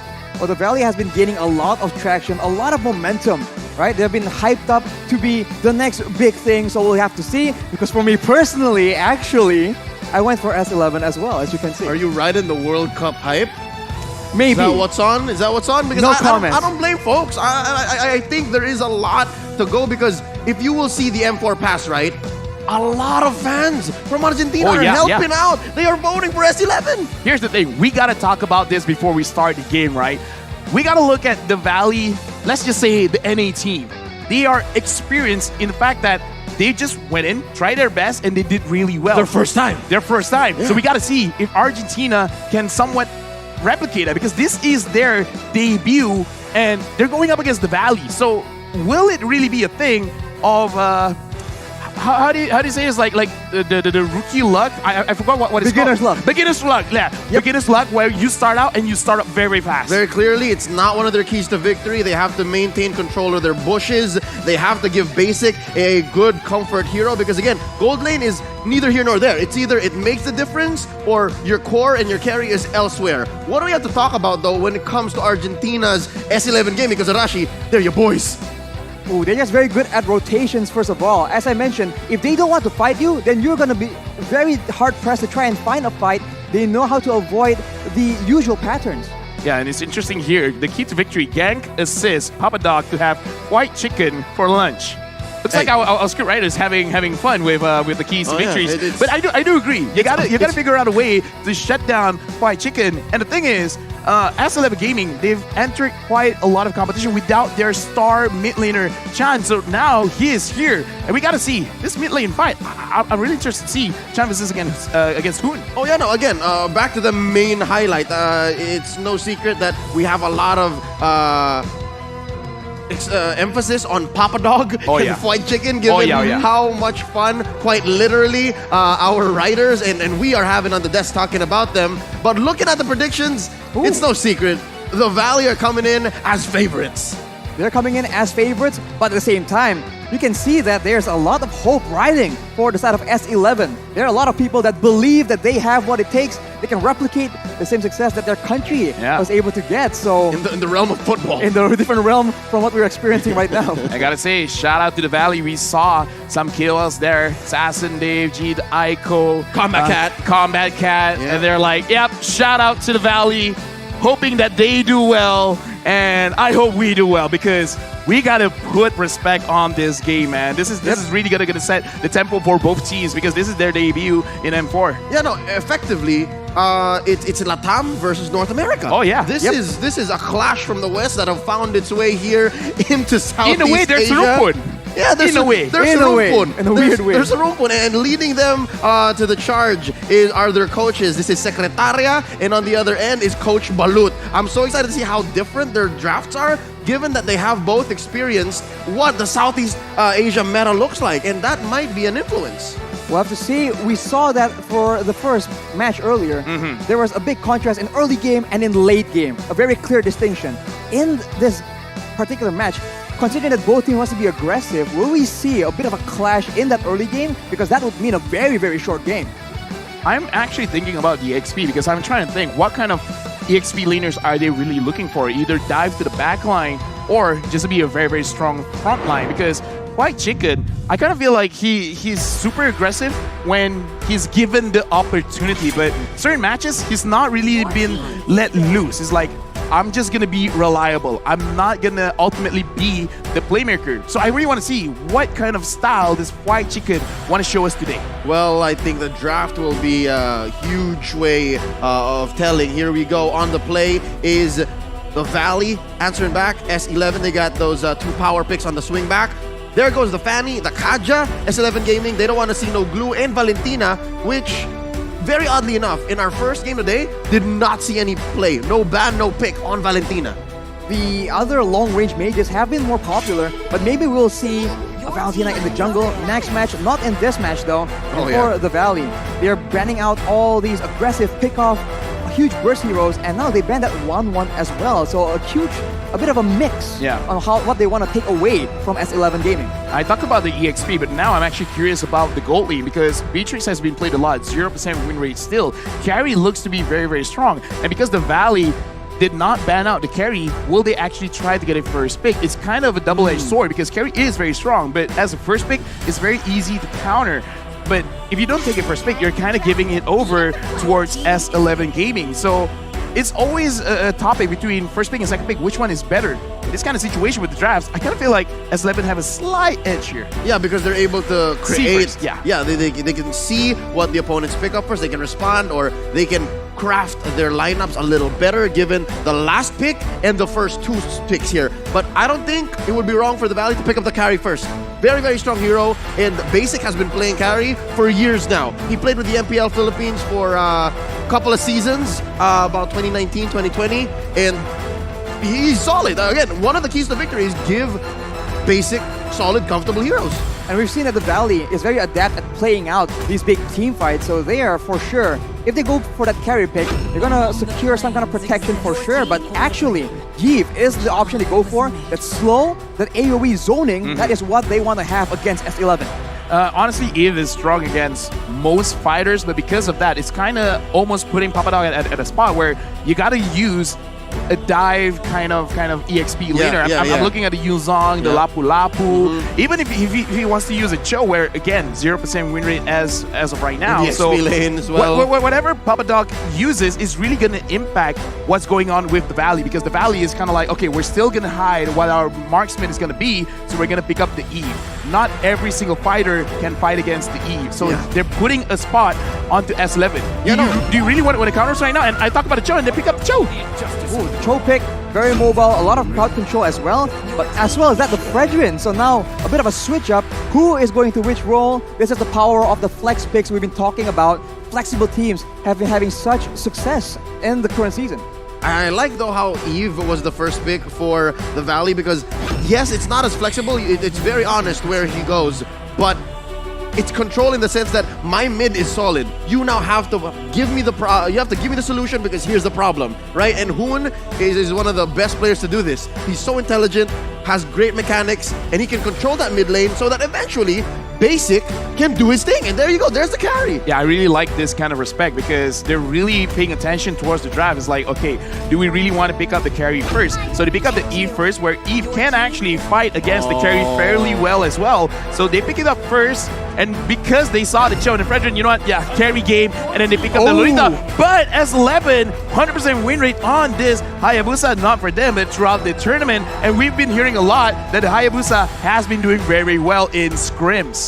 Jotun is known to be playing this Hayabusa. He's very aggressive, and he has that mechanics to show off. And now with 2 very ideal targets in the back line for the Valley, gonna be a bit of a problem unless the Valley has something in mind. Maybe they can invade the jungle early on and shut it down before the mid game even comes around. Which they can do, because there's a Lolita in the hands of Super Shark. And this is a homecoming of sorts, ladies and gentlemen. In M3, last year's World Championships, Super Shark debuted the Lolita and immediately, almost in the first game that he played it, made it meta.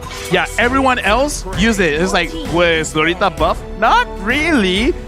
But when Super Shark used it, it's like a Super Lolita. It was like, it's actually super strong. Yeah, and S11 watched a lot of M3 as well. They took out the Roger. Wow. This was one of Zane's paramours from M3 as well. They're taking away all the unexpected picks here. Because as you said, the Valley, a bit of a trendsetter. And this is what makes it exciting, right? You never really know what exactly are they going to come up with. And if they can surprise S11, then they can have a chance to just completely overthrow the expectations. And that means that in the early game, S11, known for having a calculative approach, will not have a solid solution. Yep, so far, S11 still needing a gold laner and a mid laner. As for the Valley, they still haven't given anything to Zane or to Chicken.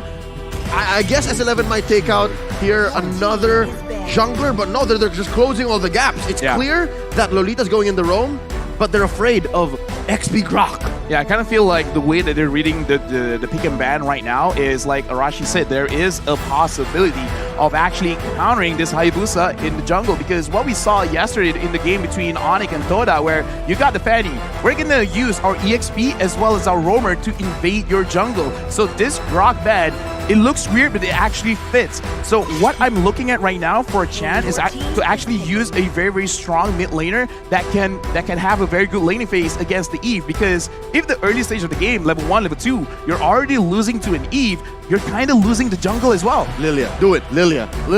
You need solid DPS. The range problem won't matter when it comes to the mid game. Again, you're playing Hayabusa anyways. You don't want to go to the late game. It's going to be very difficult. The Lilia makes a lot of sense. If they want to go for those early game skirmishes, with the setup from the Cho and the Fredrin, that's a lot of damage coming in from those glooms. Let's see.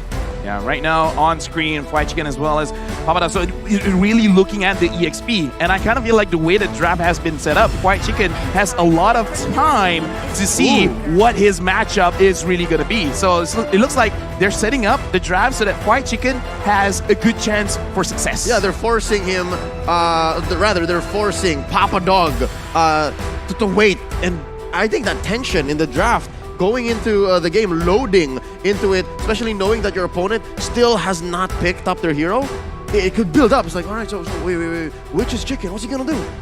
Well, for the Valley, it's a bit of a different approach right here. They don't go for any flexible picks. We know where each of these heroes are gonna go, but they think it's just that valuable that they don't mind exposing it. And in a way, now they can predict what will S11 take to try and counter the picks that are already so obvious. Yeah, no, there's a beauty in honesty. Like, this is such an honest draft. Yeah, speaking of honest, that we haven't seen the Thanos, but we definitely seen the Akai. Very, very strong even when you're losing. And I kind of feel like this is very good going up against the Hayabusa. Looks like they're going to end it off with the Xavier, second Xavier for the day. We've seen the damage. It's definitely going to be there. The problem is, can you actually find the space to deal the damage? Man, I hate to say it, but S11's draft is so similar to Occupy Thrones' draft, and then RSG's draft from earlier, almost mirroring the Valley here. Wow. So, deja vu. I mean, most effective tactic available, I guess. I mean, it is. If it's the most effective tactic, then all right, let's just use it. But they seem they seem confident. S11, they're going into this and they have a plan. Exactly. What happened earlier today has nothing to do with how they're facing off against the Valley. And I think with the Hayabusa being a big difference here, they have a better chance of maybe having a lot of pressure in the early game. Oh, yeah. Because we saw that the issue was the lack of snowballing in the previous match. Yeah.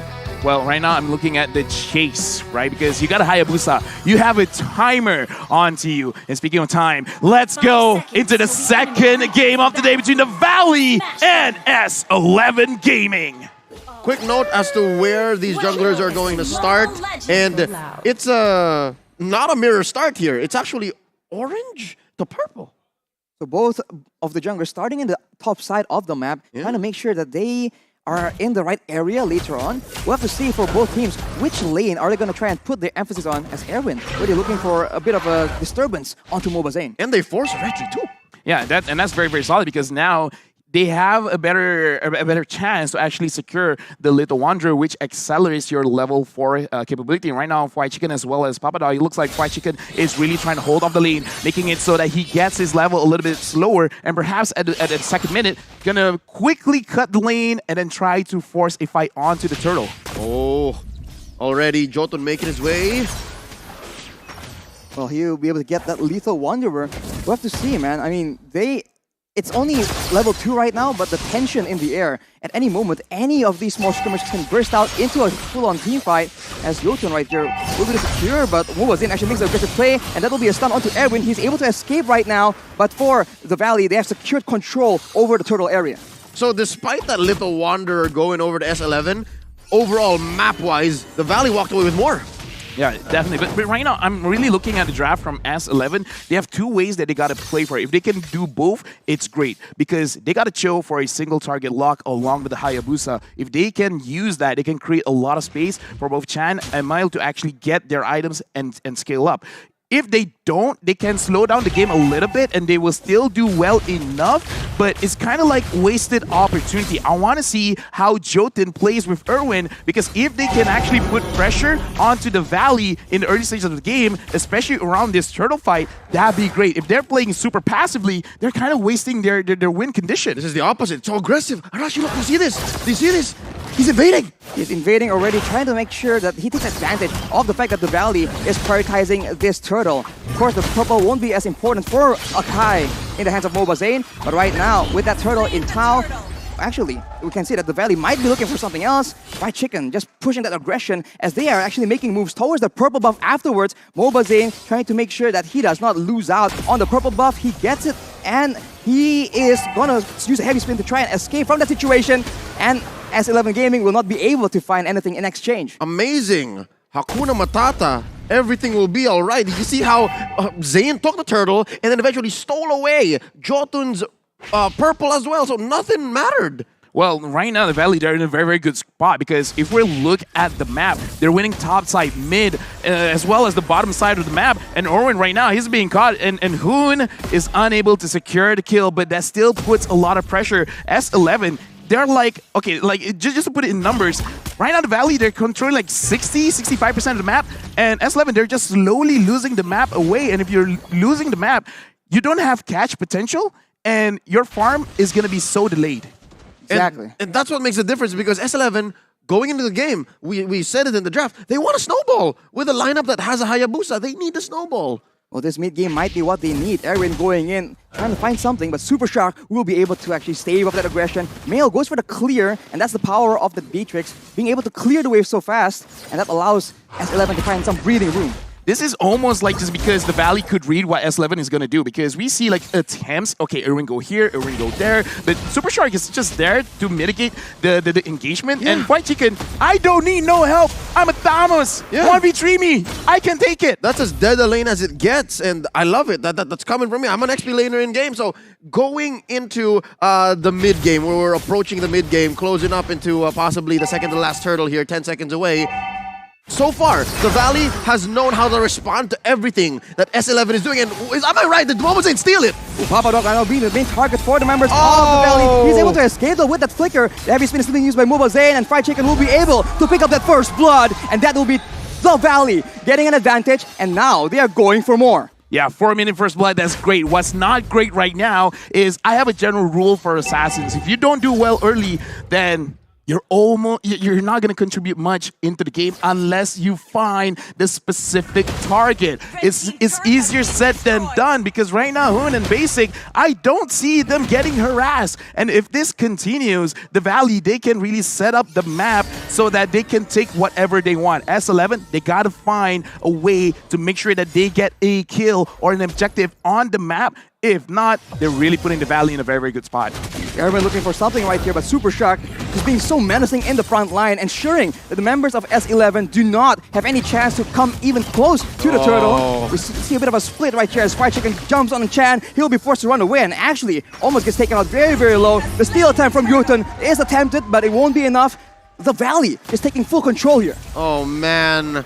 Two things, right? Number one, Erwin is overloaded. I feel like that Cho is trying to do too much. Trying to help his team come back, playing for vision, looking for pickoffs. And just the same, Fried Chicken is a monster. You see how hard he was pushing? Oh, wait, top lane! Top lane, Jotun goes in for the aggressive play. The Shadow Kill is being used, but there's 3 members there, way too much. The Ruin Invocation is being popped out, but Basic will be able to get a kill. The snipe from Mail is being used, but it won't be enough. The Valley takes out Jotun, and as you mentioned, Assassins not doing well in the early game. Right now, S11, they almost got to slow down and actually talk to each other because it's right now, Erwin, like you said, overloaded. You want to catch who? Who do you want to catch? Because almost everyone is impossible to catch. Some minor mistakes from S11. John alone getting chased out by Fried Chicken. Mobazane dictating the jungle. There is nothing for Jotun. Level 10, Mobazane. Level 8, Jotun. And this is Akai that's rocking the jungle emblem without the cooldown reduction on the red tree. So he has to make more I don't know, better time decisions. Exactly, yeah. Yeah, so that means Mobazane has evolved so much since we last saw him on the world stage. We see a bit of a movement though. You can see that the Valley looking for yet another play. The slow comes in, the Ruin Manipulation is being used as well. That will be escape from Mile using that flicker, and that is the tower taken away. And look at the sneaky escape being used by Aaron. Yeah, and again, like, sure, they use a lot of their own resources, but it's totally worth it. You're not letting the marksman farm. You're taking away turrets. 4,000 goal lead with just 2 kills. Right now, S11 and the Valley, they're like, we're just going to play respectful. We're going to play discipline. If we have to fight, we will. But if we don't want to, then just run away. We're just going to take what's ours anyways. Oh yeah, that's something to note here. About 4.5k ahead, 7 minutes in. Slowly but surely, the Valley has become more mum. Earlier, they were more game to find these little skirmishes, but now they're just like, yeah, no, we'll take what we can, but only on our side of the map. We can see that the XP lane has also been such a problem. Fried Chicken will be a lot more of an issue later on because he is doing that macro play. You can see that the members of S11, they're just forced to be pulled away from the main objectives due to that pressure. And there's not much S11 can do here. Again, my eyes are on Erwin. LaFell, you started this whole thing. He's like, Erwin, do this, Erwin, do that. And I think number one question is, do they even know where the Valley is for Erwin to do these things? I think the Valley, they just have the Sharingan. Oh, Papado tries to engage, and Hun missed flicker, but it really doesn't matter. No one caught him. Right now, the Sharingan eyes on the Valley. They know what's going to happen before it happens. Erwin tries to come in. Papado tries to come in. Is like, I see you coming in, and there's nothing that you can do. Hun 1v1 against Jotun. Oh! Not enough damage. You want to know? You want to know a secret? You want to know a secret? You know how Hoon survived that, and Fried Chicken's gonna get this, by the way. Ooh, Fried Chicken is still trying to escape from the situation. 1v3, it won't be enough though. Jotun will be able to pick up that kill, but at what cost? Right now it's a 1-for-1, but the Valley will be pushing. It's worth it, this conversion. By the way, Hoon, his first main item, LaFell, or actually listen up, Brute Force Breastplate. Wow. I don't need to deal much any kind of damage. Basic, it's all you. That's 185 IQ right there. I'm just gonna survive, man. They're gonna try to find me. Well, good luck. You found me. Now what? Now what? Right? Talking about how you buy items at the right time, knowing your role and what your team wants to do. That's something that most Eves won't do right there. First item, Brute Force Breastplate. Yeah, just to add on just a little bit, Hayabusa needs to win early. He lost early. He was denied early. Now he doesn't have enough damage. Now you build tanky items against him. It's not looking good. There's just a lot of options available for countering this Hayabusa because you can even with the Wind of Nature, but Heavy Spin being used right here. Jotun will be the main target. Fried Chicken jumps on that opportunity as Papadog will be the main target. The flicker with the Numen Blast does not land, unfortunately, but the Valley has taken control once again. S11 Gaming has no solution. Man, the Valley made Papadog more like Baby Dog. He's not doing much. Look, he's sitting at 0-3-1. Usually the Fredrin wants to go 2v1, 3v1 in lane. The way that the economy is gone, he can't build items. And the thing is, Fried Chicken is like, I don't know what rotating means. I'm just gonna stay here. Yeah. And if someone wants to stop me, yes, they can. Yeah. But while you're trying to stop me, everyone else, they're moving the gears towards mid, moving the gears towards top side in the jungle. Oh, and right now, the Valley's taking all. That's a concealed play by the Valley, looking for Aaron right here. Lumen of Blast being popped so early. It is cancelled, but look at the damage coming from the basic, as well as Hoon. There's way too much for S11 to take. That will be Aaron taken out yet again. Peter Bryce, you monster. You see how much damage he was dealing? All they needed was to slow down Erwin, not even stop him in his tracks. It's just, okay, stay there for a bit. All right, good, we move on. Moving on indeed right now. This kill score is 6-1. And S11 Gaming, it looks like they're not entirely sure what should they do. And right now, Hayabusa is just trying to clear the waves. Super Shark as well as Fried Chicken really don't care. This is the first Lord. Can the Valley actually end it right now? They don't really have a lot of range to work around with. Of course, they have the high ground coming in with the real world manipulation. And now with the waves being pushed, they're going to get at least one here, it seems like. But it seems like S11 is just playing it calculatively, and the Valley do not want to risk Erwin making that hero play, keeping him on his toes though. All right, this is the Valley making the call. We'll take it slow. We'll take tier 2 in mid. And so far, yeah, Fried Chicken has left Casa de la Chicken. Like, he left that bottom part of the map, and he's now helping push 5v5. It's just so difficult as the Valley goes for the top tower right here. Look at Fried Chicken going in, the 1v4 essentially under the tower, and he's not even taken below half HP. The rest of the team tries to follow up on this big play, but it seems like S11 will not be able to even deter him from doing so. The only reason why the Valley had to retreat because they saw the Hayabusa down in the bottom lane, because it looks like they have the damage, and if they do want to engage, they have that option. They just got to be careful, because if this Hayabusa continues to take all of the turrets, then it just becomes that Lord fight. If they're too occupied around the Lord, the Hayabusa could just end the game. So right now, you said it yourself. S11 Gaming, they are very calculative. So it's like, okay, it's kind of obvious we don't have enough damage. But the turrets, they don't buy items. They don't buy any physical items to make sure that they can take more damage from the Hayabusa. So I feel like this is one of the only ways that they can play this out. So they gotta find a way to slow down S11, getting enough items onto the Beatrix as well as onto the Xavier, because the Xavier right now, not having the Lightning Truncheon makes it so that he doesn't have enough damage. And right now, it looks like he's kind of thinking, okay, he finished the Lightning Truncheon, so he should be able to do a bit more damage after this.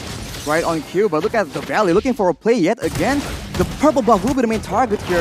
S11, they just back away so far. Okay. Never mind. I thought, like, was that a steal now? Mobazane still got it. Oh, no. wait. No, it was a steal. Oh, it was a steal. Oh, sharpshooter. Nice. From up top, yeah. See, Lightning Truncheon, it matters. It matters. That's a lot of burst damage. And if the game goes longer and longer, that poke might just be what will win them the game, along with the split push. Yeah, so it's only gonna happen if the Valley makes a mistake. But we just barely missed it off camera. What happened to Papa Dog? He just got dogpiled on, and that will be the end of him. As you can see, S11 going for a different approach right here. Jumping in, making the play with the Way of the Dragon as well, but the Vengeance is just tanking so much damage. Oh, no! Wow! That's Fried Chicken taking one! 1 versus 3! Erwin is the next target, and Fried Chicken is going again and again. The Lord gets picked up, and look at Jotun. This is a disaster. He's forced to run away as Erwin, slowly but surely, has to be chased away. Jotun is alone. But look at who with the play! The real manipulation will secure that kill as well. 1v1? It's not over. Right here. No matter blast right to his face. The flicker will not actually help land that skill shot, but the basic, he is trying to go for that kill, but the triple shadow, the quad shadow by the way, by Jotun is being used on the other side of the map though, in the base of S11. Fried Chicken just isn't stopping, he's going in again and again. Mobazane with the heavy spin, a bit too overextended though. This might be the chance that S11 needs. Real manipulation is being used, and that will be the Valley. Overextended is an understatement. I think that team fight and that sequence happened maybe a minute too long, and they're still not done. They go for Jotun, and that will be him finally taken out by the members of the Valley. And now with the Lord pushing in on the top side, consider S11, they're trying their best to clear this Lord, but it might not be possible. Super Shark comes in yet again, just stunning up Papa Dog as the basic just do so much damage, and the Numenor Blaster actually lands. Basic, no fear all the way in the front, actually trying to out-damage Mill at the same time. Erwin and Chan, the only 2 members left alone against the Lord, against the 3 members of the Valley. It won't be enough. The Valley will be the winners of this match. Took a while. But the NA representatives, the crowd loves it. Dude, I mean, like, it's so weird where start off the game slow, mid game slow, and late game just went to 11, man. It just pushes all the way, right? Late game had, like, fights happening across the map.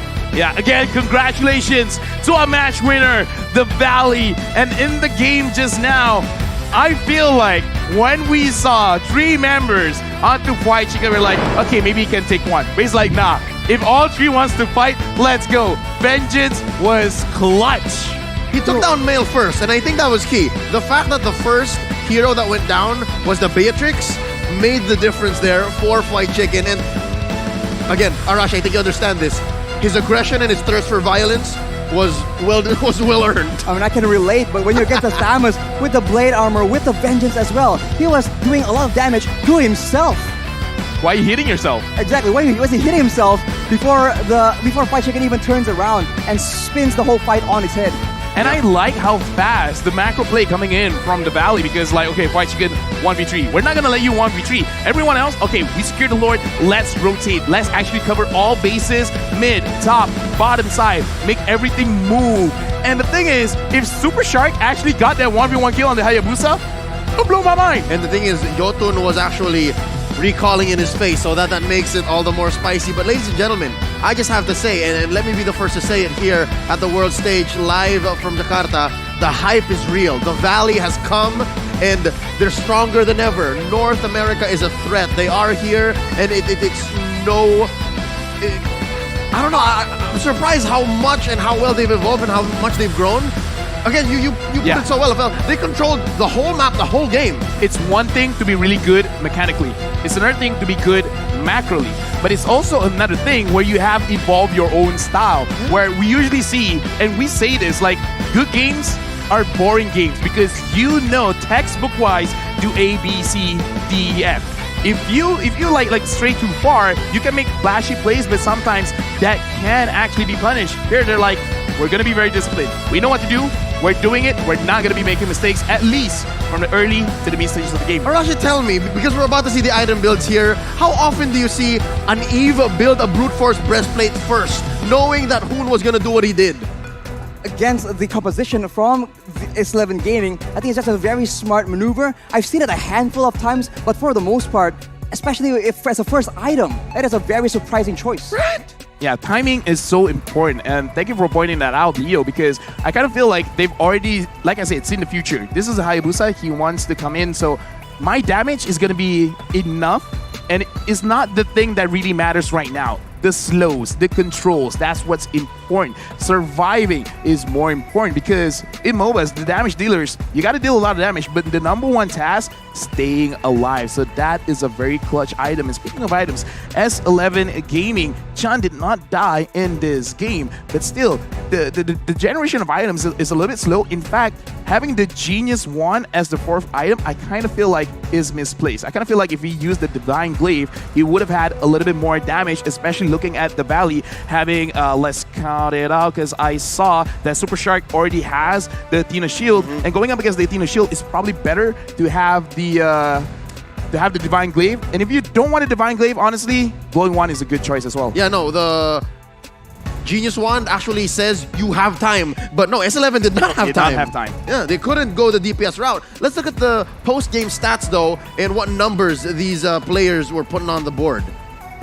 Looking at this, again, like not only the draft, but a lot of the same teams in terms of the stats, because team fight-wise, Chan, as a Xavier, 100% team fight participation rate. Besides that, Super Shark, 7 total assists, the Forgotten One, did an amazing job actually preventing a lot of kills going on to his damage dealers. Sandbag, Papadao, 108,000 damage taken.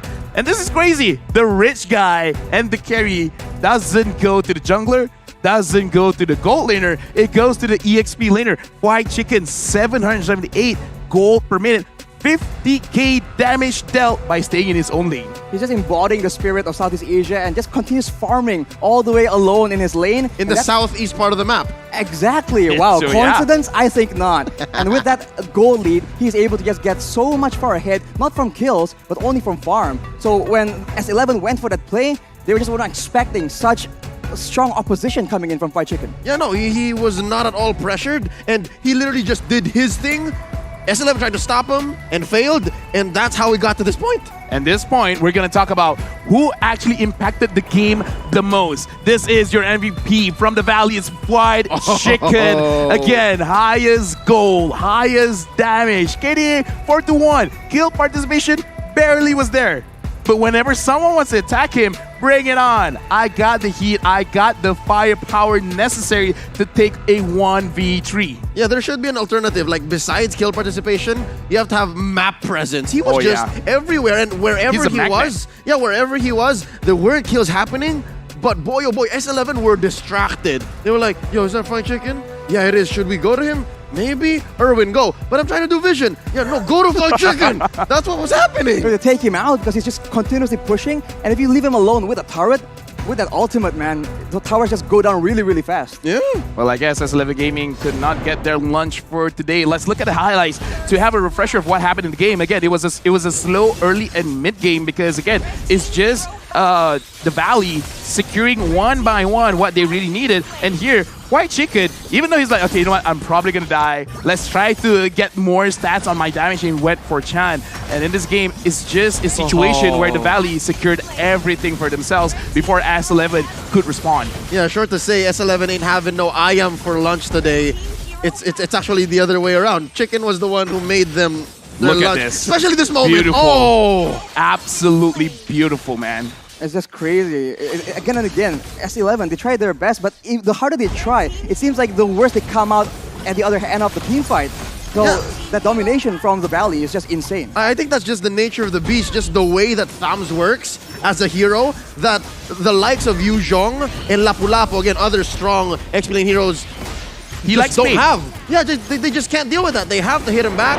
Yes, you have that clear way to the backline with the Yu Zhong, but if you're Thams, you can just stay there. It's very different from the way Fredrin does it. I like how EXP laners really have evolved from the early days of Mobile Legends, right? Because right now, we're having heroes like Thams, like Glue, where we like to absorb damage, but we also like to dish out the damage. And this really creates a situation where almost anyone can be a star player, a difference maker. And in this game, White Chicken just wants to remind everyone, he popped off in M3. M4 is going to do it again. Oh no, and he's doing it so comfortably. Would you agree, Arashi, that the Valley just looks amazing right now? The domination in the lanes all across the map, it all began with that EXP lane, with him being able to be so oppressive, yet at the same time so safe. There's no real threat from the side of S11 to deter him from just pushing again and again, and from there on, the mid and the top side as well, everything just getting pushed off, and from there, the lack of vision just made it very difficult for S11 to try even find any kind of success. Folks, the Valley has one more match tonight, but here we go, upcoming. It's going to be another best of one. The next match is about you're not gonna want to miss, all right? Please stay with us because coming up next, it's RRQ Hoshi going up against Occupy Thrones. Is that enough time? Do you think Occupy Thrones has reset? Okay, here's the thing. They should have enough time, but their opponents are RRQ Hoshi, one of the favorites for this one. And before we go to break, I just want to say, because of M4, shout out to all the EXP laners, because the guys on stage are showing how important EXP laners are in the game. Yep. Shout out to you, Leo. Hey, shout out to you, LaFell. And shout out to you watching at home. Please do stay with us because we are going to go on a quick break. On behalf of Arashi Hoshi and LaFell, at your service, my name is Leo. You're watching the M4 World Championships live from Jakarta. We're going on a quick break. Stay with us.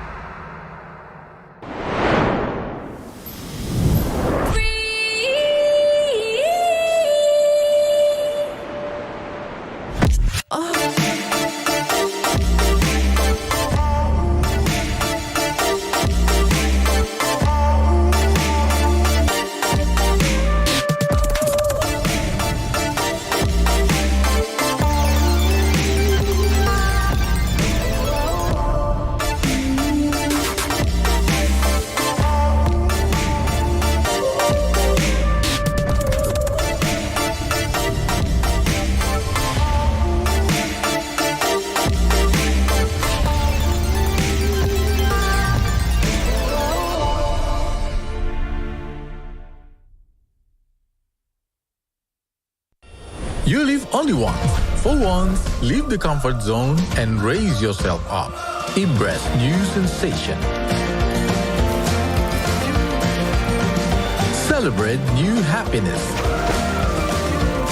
Find new excitement.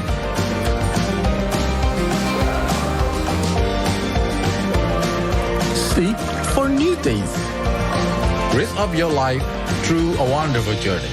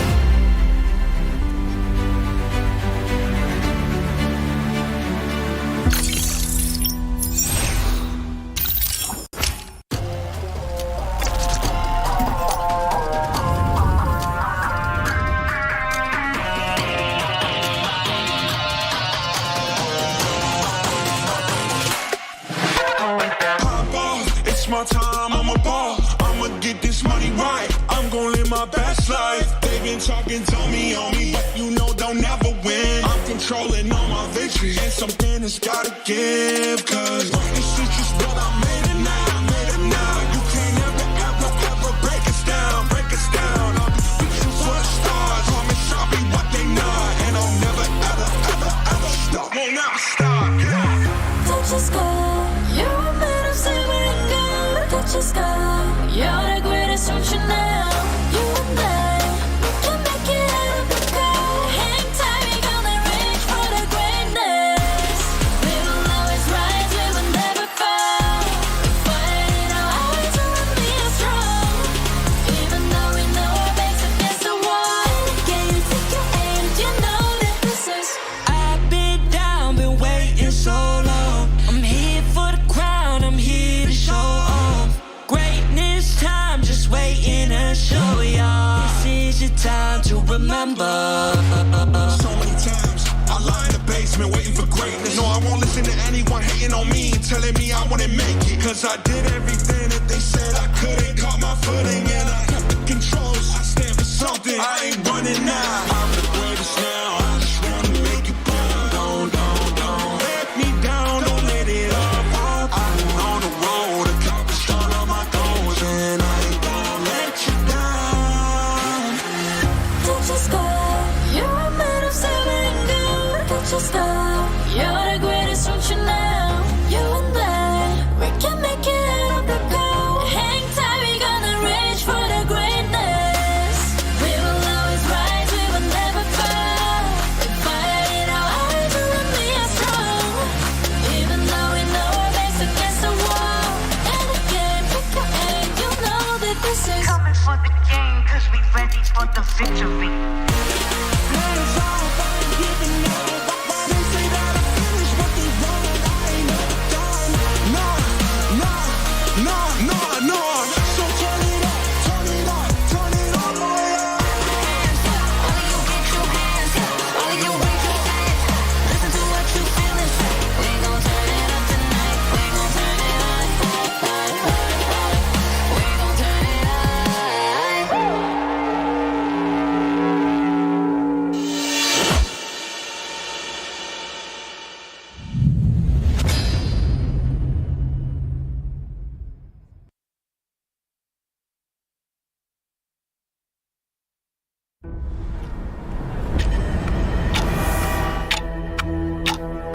We are getting closer to the ultimate battle in Jakarta.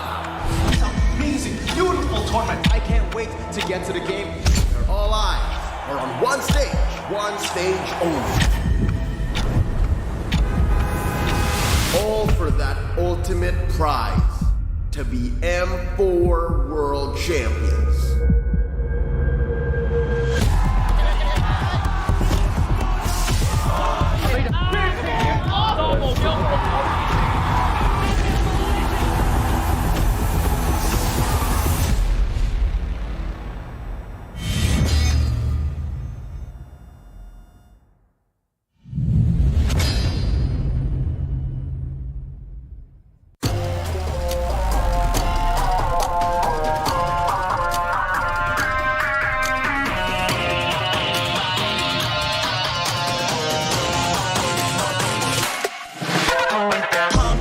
It's my time, I'm a ball. I'ma get this money right. I'm gonna live my best life. They been talking, tell me on me, but you know they'll never win. I'm controlling all my victories, and something has gotta give. Cause this is just what I made it now, made it now. You can't ever, ever, ever break us down, break us down. I'll be reaching for the stars, promise I'll be what they not. And I'll never, ever, ever, ever stop. Won't never stop, yeah. Touch the sky, you're a man of silver and gold. Touch the sky, you're the greatest option now. You and I, we can make it out of the cold. Hang tight, we gonna reach for the greatness. We will always rise, we will never fall. We fight in our eyes and we are strong. Even though we know our backs against the wall. Can you take your aim? You know that this is. I've been down, been waiting so long. I'm here for the crown, I'm here to show off. Greatness time, just waiting.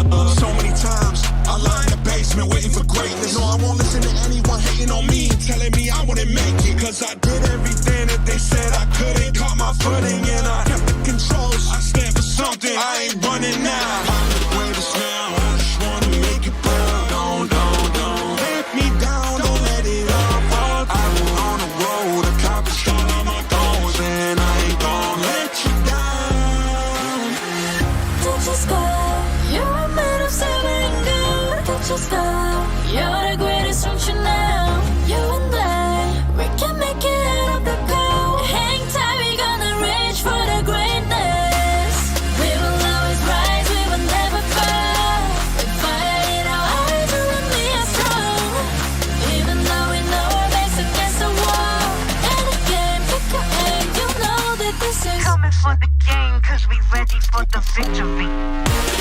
Hands off, I ain't giving up. They say that I finished what they want. I ain't never done.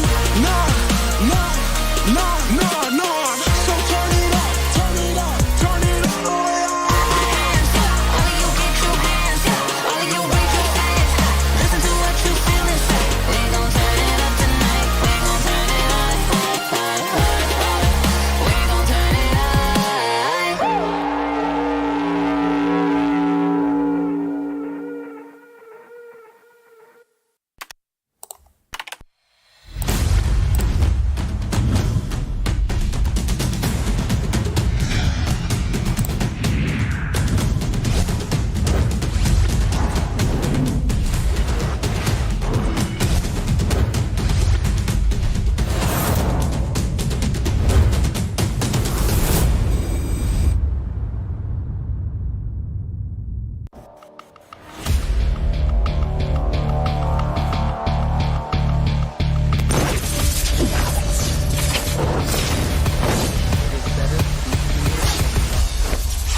If you cannot burn.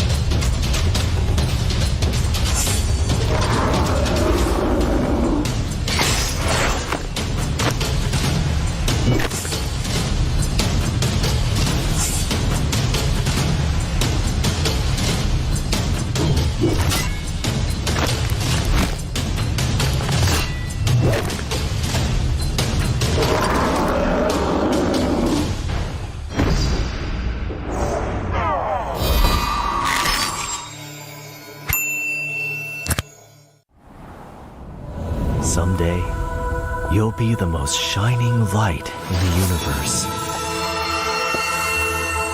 The star will be burned for you, my flare.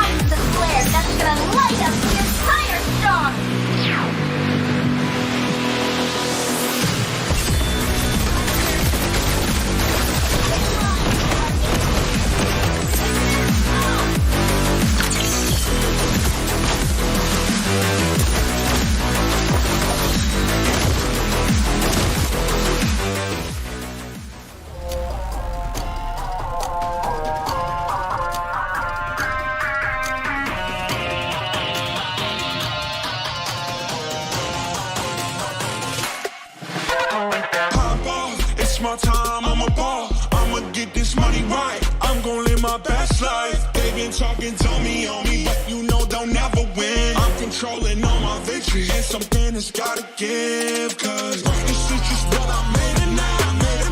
You can't ever break us down. I'll be reaching for the stars. Promise I'll be what they not, and I'll never ever stop. Won't never stop. Yeah. Touch the sky, you're made of silver and gold. Touch the sky, you're the greatest future now. You and I, we can make it out of the crowd. Hang tight, we gonna reach for the greatness. We will always rise, we will never fall. Fight in our eyes, we will be strong. Even though we know our backs against the wall. Can you take your aim? You know that this is. I've been down, been waiting so long. I'm here for the crown, I'm here to show off. Greatness time, just waiting to show y'all. This is your time to remember. So many times I lie in the basement waiting for greatness. No, I won't listen to anyone hating on me and telling me I wouldn't make it. Cause I did everything that they said I couldn't. Caught my footing and I kept the controls. I stand for something, I ain't running now. I'm the greatest now, I just wanna make it burn. Don't let me down, don't let it all fall. I've been on the road, accomplished all of my goals, and I ain't gonna let you down. Touch the sky, you're made of silver and gold. Touch the sky, you're the greatest future now. You and I, we can make it out of the cold. Hang tight, we gonna reach for the greatness. We will always rise, we will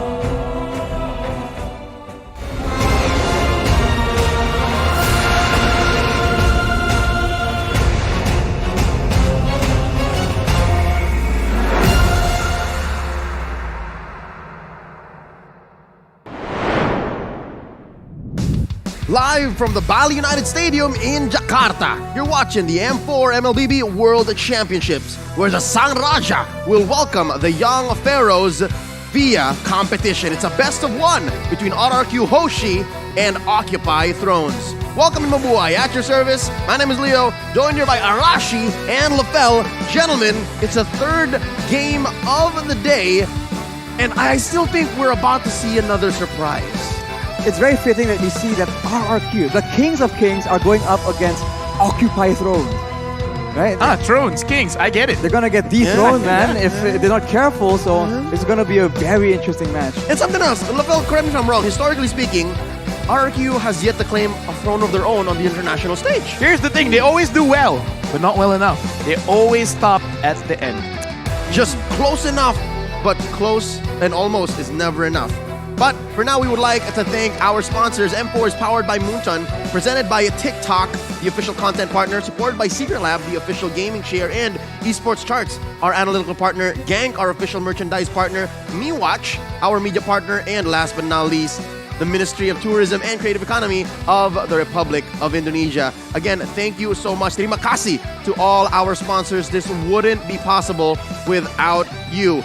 Fellas, it's the fourth match after this. Yeah. So it's one half for us, and then our colleagues will be taking over later on. Let's again check out what's happening tonight, what else we're seeing, because there's a couple more teams I want to see, and I'm kind of sad I'm not going to be able to cast them, but we will be in the stands. I'm talking about RRQ Akira and Echo. All right, they're going to be facing off against other squads later on, but tonight, right now, 5 p.m., GMT +7, Jakarta time, it's all about RRQ, Brazil, and the Valley. But first up, it's RRQ Hoshi versus Occupy Thrones. Hey, here's the thing, man. The start of the day, it dictates the pace of what's going to happen next, right? Because we saw what Occupy Thrones is capable of. Going up against RRQ Hoshi, this is them debuting themselves in M4, right? In Jakarta, because we haven't seen them for a very long time. Basically, after MPL, they basically go to a hyperbolic time chamber where they're training in secret. I have less information about them than the rest of the squad here. Is that true, Arashi? Do you have any lowdown on what's happening with RRQ Hoshi right now? Well, they've been training for sure, and they seem to be trying out a new, different look, because there's a lot of teams that has analyzed RRQ to the last minute, man. Everyone has been saying that if you really analyze it and break it down, RRQ can be solved. But now, since they've hidden everything, maybe this is the surprise moment they've been waiting for. You know what? With the leadership of Coach Fiel, Coach Arcadia, I have to just trust. Just as much as Skylar trusts his short shorts to keep it all in, I think they are going to go in strong. Speaking of which, I miss Skylar. Can I just say, he's one of my most favorite young athletes from Indonesia, from MPLID, and him debuting here today against Gado. Man, I bet he's just as much excited. He's a cool guy. I mean, he's always so generous, but once he's on the land of Dondo, that's a completely different story. He's gonna gun you down. The Beatrix has been a signature pick, but we'll have to see with the current shift in the meta. Speaking of Beatrix, she is featured as the exclusive skin via the M4 Pass. It's available now. Complete all active tasks and you will reach level 75 at ease and for free. Log in now. The exclusive rewards such as the Beatrix Light Chaser skin, the Beatrix Stellar Brilliance skin, and the M4 Beatrix figurine are all waiting for you. Make sure you use the hashtags Mobile Legends Bang Bang and hashtag MLBBM4 and hashtag Dare to Be Great when talking about it on social media. LaFell, can you tell us about the M4 guess? Here's the thing. Everyone here, you guys are supporting your teams. But can you guess correctly who's going to win? Because join the guess from December 26th all the way to January 15th to get up to 10,000 pass EXP, which would be enough to upgrade the pass by 10 levels. Don't miss out. And again, you said it, hashtag Mobile Legends Bang Bang, hashtag MLBBM4, and hashtag Dare to Be Great. Speaking of daring to be great, I want to see if anyone can make Beatrix work, because so far, Beatrix is a puzzle that no one has been able to piece together. One of the more highly picked heroes. Oh, yeah. 0% win rate. And how is that possible? Not just that. I think going into M4, given what the word is on the street, as the kids say, Beatrix is still good. Despite the nerfs on her in the recent patch, she's still solid. What's going on? I think Beatrix has a lot of damage, has a lot more flexibility, but when it comes to DPS, all the other quote-unquote meta marksmen just out DPSs her, and in the late game, that is the main job of a marksman. So maybe in that department, she's not really shining as much, and maybe teams can find a different way to make Beatrix work. Let's welcome the teams going into our stage. Here they are, RRQ Hoshi, the King of Kings. It's Lemon playing in the mid lane. Whoa. R7, Skylar, Albert, and Vin. Yeah, I gotta say, you guys can't see it right now, but right now the arena, people are walking in, they're cheering, and I feel like the moment they see Lemon is like, yo, let's go. Yo, Bali United Stadium is gonna be at capacity. Who'd have thought? Where did this come from? Who said Lemon was gonna be playing? By the way, belated happy birthday, Lemon. Belated happy birthday, Lemon, and what a moment to just make his appearance. He Look at hasn't him been smiling. seen playing for a long time. And signature, man. Lemon with his smile. Happy birthday to you. Happy birthday to you. Even he himself can't Happy believe belated these birthday to Lemon. Happy birthday to you. Oh, wow. What a wild card. What a wild card. All right, we were expecting something else, but it's the same squad coming in from Occupy Thrones. It's Fury, Hulk, Gado, Leo, and Maro. There is a measure that they are checked in on, right? Like game 1 today against RSG. There was some promise. Again, I asked this earlier, but what can they adjust? What can they do here to reset and show here the King of Kings something else? Here's the thing, man. Fury did an amazing job. Most damage dealt, 100%. Team fight, participation. They are strong. I kind of feel like it's just small mistakes, perhaps even nervousness, which is going to be difficult to overcome going up against RRQ Hoshi, but it can be done. Give the necessary resources to Fury, and I kind of feel like there is a chance. They have to pre-plan their movements as well, because if they don't calculate the movements perfectly, it's going to be very difficult. And on that note, we have to take a look at the talent prediction here.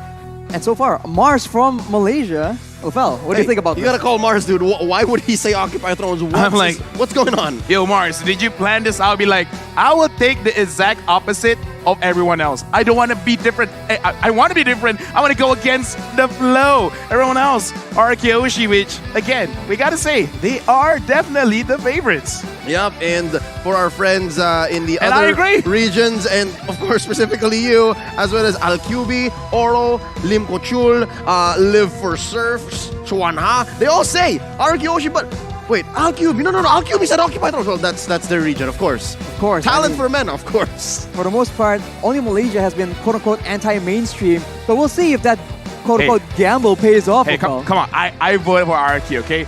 I know where I'm at.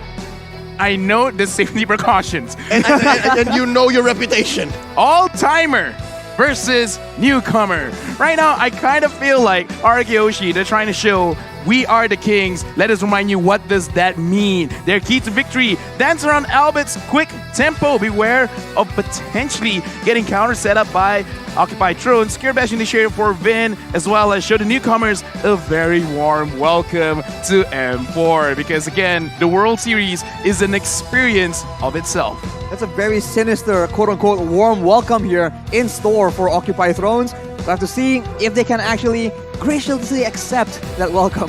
Yeah, and for Occupy Thrones, I think there's a lot more that they have to deal with. Again, we saw them in action earlier today. There's a lot of promise. They have to consider the fact that it's Vin, all right? Vin is a monster when it comes to setups. I think there was a point in time in 2022, maybe 2 or 3 months, I just called him Franco Man. Oh yeah, complete Franco Man. And right now, key to victory, honestly, for Occupy Thrones, Fury is their main win condition, and what they need to do, in my personal opinion, is to get a better setup, because the Cho is an amazing hero, but highly mechanical, and it looks like Hulk, probably especially like the first game for M4, maybe not the best to start with a very difficult hero to pilot. So it's kind of weird, because you're putting yourself in a situation going up against one of the best teams in the world, where you want to use a draft that is easy to execute so you yourself don't make a mistake, but at the same time, if it's a simple draft, RQ can read it. Yeah, something tells me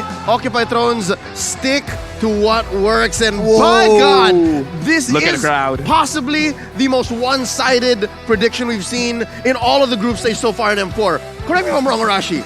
It is very, very one-sided, but you can't say you're surprised. This is RRQ we're talking about. Viva RRQ! This, Viva RRQ! It's got man. me going, dude. It's got me going.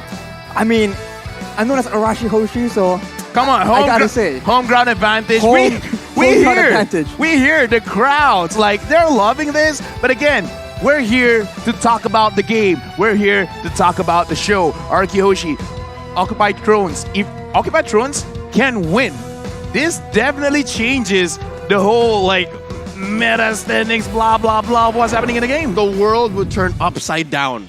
Australia will be right side up. Correct. Just safe to say, all right? It starts here in the draft. Let's see, Occupied Thrones down to business. Taking out the Kaja, taking out the Faramis, RRQ, banning out the 1-1 and the Joy. Folks, it's not Coach Fiel on the stand right now. I believe that is Coach Achil joining Arcadia in the draft.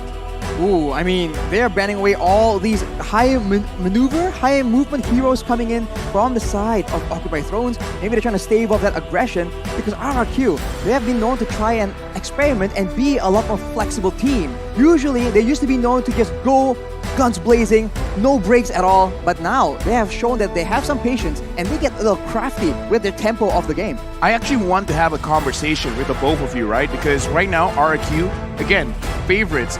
Is this a situation where they kind of, instead of being very analytical about the draft, I'm pretty sure they will, but I kind of feel like winning is not enough.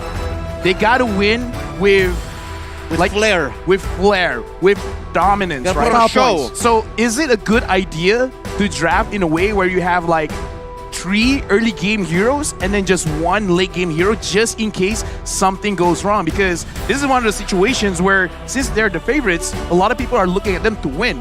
But is winning enough? Looking at the lineup, especially since they let Lemon play here, I think I'm agreeing. Like they would put the core hard in mid and then let Lemon do that and give Skylar something like a fighter. Wow, it's happened before. I mean, here's the thing. It's happened before. Even if he wants a marksman, like give something like a Brody, Oh, bro, yeah, like yeah. a Popo, right? Like you can get your advantages very, very fast. With the Popo and Koopa, definitely, and with RRQ's playstyle, that is definitely something that can work. They've banned out the Fredrin as well, so trying to deny a lot of the crowd control. Glue is open. Glue. Oh yeah, Glue. Oh. Okay, if they let go of Glue, like that's pretty confident. Yes. But if they can win, that really shows something here. And Oh! are we surprised Glue first pick? Like the undieable man. Not the at all. No, no, no. Undieable jelly. But here's the thing. Achil and Arcadia saw this coming. It's part of the plan.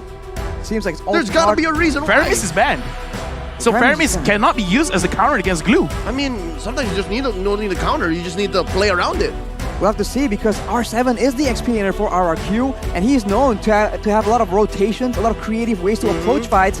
But now with the Glue being such an oppressive presence in his lane, can he replicate the same kind of performance? Again, with a hero like Glue in your matchup, I call him the relentless one, El Capitan. I don't know how much relentlessness you can get in. Like I want to see Carry. I want to see Carry right now. Carry. And Carry has been picked up. Carry Dita.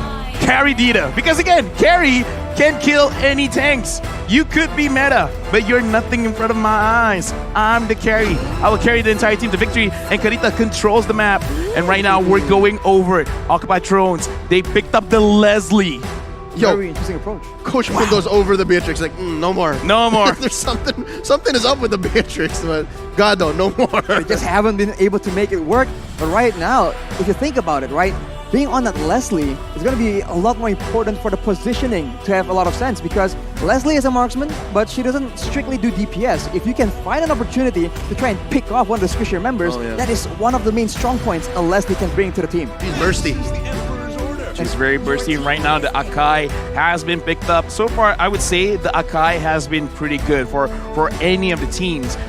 And I'm not so sure, but looking at the lineup, right now RRQ, they picked up the Benedetta, and I'm talking about it because perhaps Occupied Thrones, they're kind of going back to what they did in their first game, have 2 main damage dealers. So in this kind of situation, it would be good if Skylar can be like, I can kind of take care of myself. All of you guys dive to the back line. Now there is a Benedetta for RRQ. They could just add more and give enough pressure towards the Leslie. Try the attack. I dare you. I mean, right now they want to dive towards the back line against an Akai though, so that's going to be a bit of a tough assignment. It's like an oxymoron. Like, I should do this, but not that. But I mean to do this. It's counterintuitive, Yeah. but if anyone can make it work, it's going to be the unpredictability of RRQ that will shine through here as they ban out that Farsa as well. Yeah, they know that Occupied Thrones is short on range. I would not be surprised if this last man over here would be a savior. Yeah, right now we're looking at both mid laners for both teams, and I kind of feel like this is appropriate because, again, Fear did great. And Lemon, we all know he is greatness, especially in MPL Indonesia. So the GOAT. He's the real GOAT, man. I mean, like, again, belated happy birthday and all, but Happy birthday. we are not entirely sure this Karita, is it going to be a roam Karita? Because we usually see the Karita in the roam. Exactly. I was about But to bring Lemon that could up. have used it. Yeah, there are two flavors of Kadita right now. Mid and Rome. And both are just as lethal. And Lemon is well known to try and make those crazy plays, those insane plays where at a glance you don't even know what he's going for. Oh, yeah. But on a hero like a Kadita, that is the kind of pick that will really suit his playstyle. I'm even thinking, what if it's just like, you know what, Lemon, you can use the Karita, so use the Karita. How about we just pick up the Diggy and kind of just like cancel out the Akai? So be like, now there's no more oxymorons. So it's like, if we want to dive, just dive. Who's really going to stop us? Welcome. Come on in.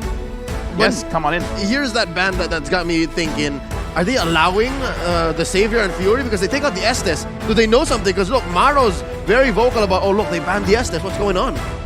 Ooh, getting out the Estes, trying to make sure that they can get the burst damage. They don't want security. But in this situation, surely the Diggy would be a better pick than the Estes to try and deny those pick-off potential from RRQ. No, right now, RRQ, like, again, I'm just saying it could be a very, very good pick because Diggy you can use defensively, but you can also use very, very offensively. And I kind of feel like banning out the Estes, they're probably thinking because, again, the way that they play, they want to stick together, right? Making sure that Fury can deal the damage, as well as their gold laner. So they're like, maybe what RRQ is going to do is they have a lot of burst damage. And burst type heroes don't like healing because you basically dealt all of your skills. And then it's undone. And then it's undone. So I kind of feel like this show that they want a lot of burst on their side. And now they have a Terizla diving in. Very big boy. Big boy. Can't be taken down and can deal a lot of damage. This is not a drill, ladies and gentlemen. By the way, actually picked up by RRQ Hoshi. Is this going into the XP lane? Going into the jungle? That's a scary part. You never really know. It's an absolute unit up hero, and in the right lane is just such a big problem. Right now for Occupy Thrones, we'll have to see what exactly is their solution here because there's so many dashes. Something that can punish that or stop that can be very useful. It's not even impossible that this might go in the mid. Oh. It's possible that this could go mid. Right? Mid-Terizla? Yeah, but like a lane bully. Why not? Like a lane bully. Exactly. Why not? Okay. It's RRQ on their opening day. They can do anything They gotta put a statement. They gotta make a huge statement, trying to show dominance, being one of the main favorites, but ooh, this is Maro on that Franco here. That's a lot of pickup potential if it lands onto the right peak. Yeah, Franco man against the Franco man. There's a little bit of this is an oxymoron. It's like, I'll play the Franco against the Franco specialist, but Maro. Look at this. Yeah, he's like focusing on Vin is like, you're using my hero. Yeah, but I do like the Sicilian pick. The Sicilian pick is solid because, again, we were talking about how Farsa's banned, Saber's banned, but I think Sicilian's a better pick, especially for a late game lineup like Occupy Thrones. Can they reach that late game though? It depends because there's a Kadita, and if the Kadita gets rolling, it is a very oppressive presence, especially for a vulnerable mage like a Sicilian. Right now, RRQ, they finish off with a Xavier of their own. And so it looks like Vin will be piling the Kadita. And we've seen Kadita not doing well if the early game is not good. But having Albert on the Benedetta as well as having the Terizla, I don't see them losing the mid, the EXP, and the jungle. They can force a fight. They can really force a fight, especially against the Sicilian. They can just keep going. I think the only real thing is you have to watch out for mana. But that aside, they can just keep going. This is... Wow. They answered the glue here by going, on and on. Fight forever. Well, Glue doesn't really do well moving backwards. It's always a very oppressive hero, provided that he is actually aggressing. So maybe RRQ just plan to fight fire with fire and bring the aggression to Occupy Thrones instead. Could this be the answer to the glue? Well, very surprising. We're about to find out because going into this first game, let's introduce again both teams from Jakarta, RRQ Hoshi going up against Occupy Thrones from MENA. It's an Egyptian and Saudi Arabian squad, and all eyes are on Maro. I promise you, the game changer here, especially come the mid to the late game, are those perfect hooks. It's gotta come from Maro. He's on that skin as well, so it's a very some people say it gives you a buff almost. You get better when you use this skin. We'll have to see if that is the case for this particular game. He is looking for early advantage here because in the early game, the Franco is just so dangerous. Vin, chunk of half HP, but they're trying to trade it back. And for now, this is going to be the same pattern. Keep on doing that, and he will prove your point. When you use the skin, you get better. Now, RRQ Hoshi, sure, they get poked a little bit, but I kind of feel like Fury and Maro, they took a little bit more. Right now, RRQ, they got to look at which part of the map do they really want to control. Same thing with Occupied Thrones, because looking at the map right now, it looks like Terzla is winning against the Glue. I'm not familiar with this matchup, so I can't really say for sure which one will have the better laning phase. Yeah, this could be the precedent. We could figure out if really that Terzla is the answer, or at least this kind of lineup and this approach could be it. We're about 40 seconds away from the first turtle, and there's a lot of pressure on gold lane. RRQ Hoshi given God of Hell. Well, RRQ Hoshi like playing for the gold lane. Skylar is one of the main players that they rely on to carry. And carry, despite being a late game specialist, actually has a lot of healthy damage in the early game. Albert right now will be colliding with Leo. Just spawning him out right here in the XP lane. That's where the real fight is going on. Hawk against R7 1v1. Hawk will be finally able to escape, but look at the final blow. He's so low, 1 HP. R7 comes in to secure that kill. Albert in a tough spot, 1v2, but the mobility will allow him to escape. Wow! Not a single punish on the baby alien. He gets away with it. I mean, like, look at how they actually executed it, because they even like telegraphed, like, I will attack you. Glue or no glue, you're gonna go down. And at least for right now, it looks like in terms of the laning phase, R7 is really controlling Hulk, making sure that he doesn't get ahead. And he has to be aware of that, because if he can't win the 1v1, it's gonna look bad whenever someone wants to come and trade. Vin comes to the Breath of the Ocean. The Rough Waves also takes Maro out. That will be the Roamer, not available for the first turtle play. And RRQ, they're looking to straight away capitalize as Albert goes in. 1v1, dumps a lot of damage onto Leo. Let the final blow actually fails though. Hawk steals the turtle. Leo makes a play with a heavy spin, but that will be 4-0. Hawk is still just dueling 1v1 against R7. But that is that advantage. Like finding a needle in the haystack. I don't know exactly what triggered the damage from the glue that actually took down the turtle there, but hey, Occupied Thrones can walk away with what they can. That's a small victory. I kind of think like it might have been the slam, but either way, that we did not see that coming. And right now, Vin catches Maro, but looks like it's not that big of a problem just yet. Oh, the Bloody Hunt being used now. Vin very low, taken out by Fury 77. Leo trying and get some more, and just these small pickoffs, the roamers. It looks like Occupied Thrones, they're not afraid to actually get fights here and there. And RRQ Hoshi, they're reading, and Gado almost got 1v1 by Skylar. Skylar feeling very confident up here. And Albert, he's putting so much pressure all across the map. It's like every single time the camera pans, Albert's there. He is playing that Demon Slayer Benedetta, but look at Skylar right here. 1v2, heavy spin actually does not land onto him, but look at the Iron Wolf cancel as well. What is going on? Skylar very low. He'll finally get taken out as we see Vin trying his best to try and equalize. It won't be available though, and that is one strike back from Occupied Thrones. Maybe 2 or 3 seconds too late. Vin came to the rescue. Skylar's flicker was on cooldown. And the main difference between Albert and Leo is the fact that Albert is more proactive. And folks, what you're hearing right now is a cheer within the stadium. It's a drum. I thought something fell. It's like boom, and it's like boom, boom, boom, boom, boom. It's like, okay. Are they dropping it over and over again? I love it. But that was a very interesting interaction between the Franco Iron Hook as well as the Hurricane Nance. Like, he pulled it back in and then pushing it away again. I kind of feel like it's something that they have to put into consideration whenever they continue an attack. Yeah, but the potential for it is huge, right? Like, that's massive displacement. Massive displacement, that's for sure. And now with RRQ just circling around this turtle, they're looking for a way to maybe capitalize on a fight at the same time. Vin already still very exposed though, and as an opposite, that is going to be the secure being taken by Leo. But look at that, they are actually going for R7 as well. They're looking for more advantages as Vin is also stuck in the turtle pit. He'll finally get taken out by Hawk. Actually, finally, that will be it. That is a disaster for RRQ. They lose 2 members and the turtle as well. Hulk smash! Dude, like right now, Occupied Thrones is actually getting a lot of work done because 100% turtle secure. Being used by Maro. Skylar forced to flicker out.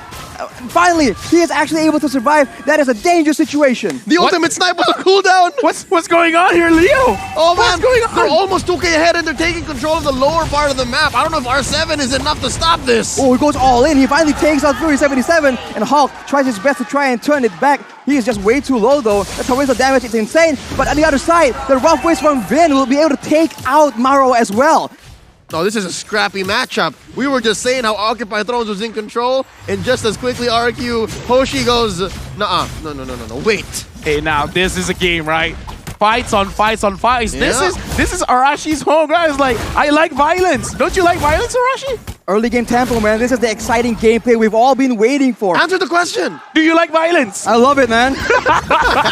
Looking at the items, is there enough here for Occupy Thrones or even Arkeoshi to have violence on demand? Right now, I'm looking at Terizla. I'm looking at Terizla. He's being very, very aggressive because he has the Fury Hammer as well as the Flawless Axe. So it's like, yeah, screw defense. We'll build that later. I want damage right now. I want to make sure that I can get advantage on his glue. I will heal by hurting others.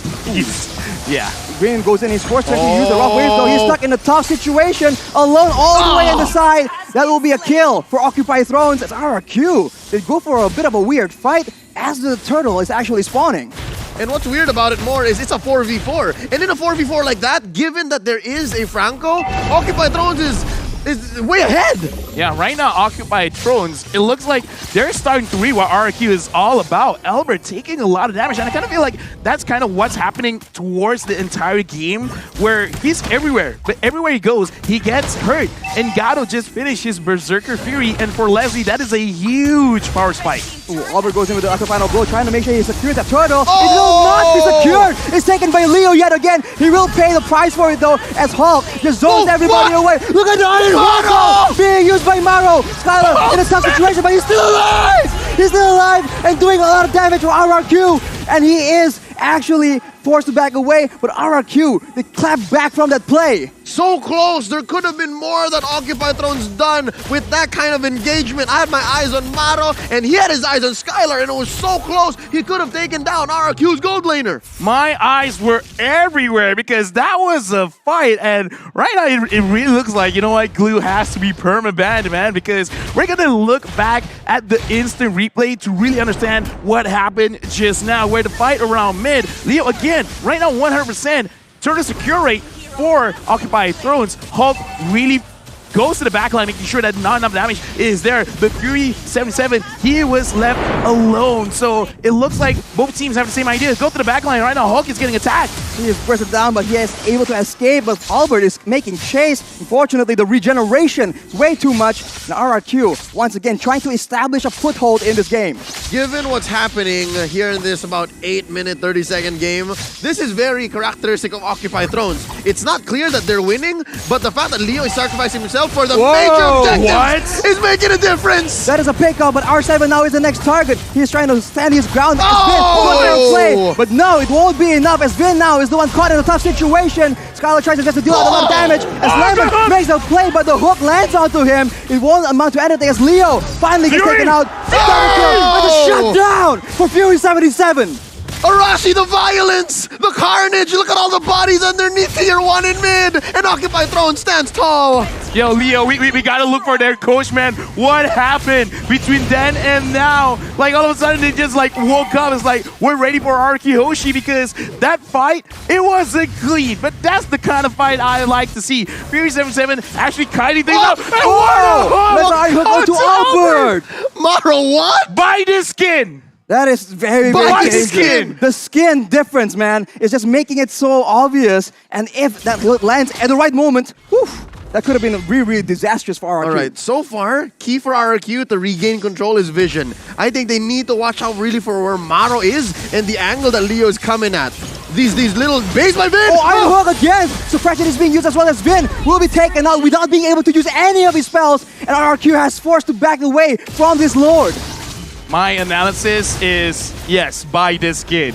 Like, legit, because Maro is doing a lot for the team. Hulk goes on to Albert, and Albert, right now, he's having a tough time to actually get in range to the Lord R7 at the front. And right now, Hulk is doing 1v3. Hulk is zoning everyone away from the Lord. That'll be a shutdown picked up by Skylar, but the Lord is secured by Leo and RRQ. They are powerless to change the outcome of the fight. Look at the hook again! What? R7 alone! Fury pops the ultimate as well. And now, you can see Albert goes in to try and help out, do something more as Leo follows up. Vin, late to the party yet again. It won't be enough as Leo just is taken very, very low. But look at the dawning light, finally trading back a kill for RRQ. It's scrappy, it's dirty, but boy oh boy, does Occupy Thrones appreciate this kind of gameplay. They're 2K ahead. I'd say this Lord was worth it despite the trades. And look at this. I think this is where they need to be. This is where they want to be. They have Gado safe, far away from trouble. Right now, looking at the players' goal, Fury 77 as well as Lemon.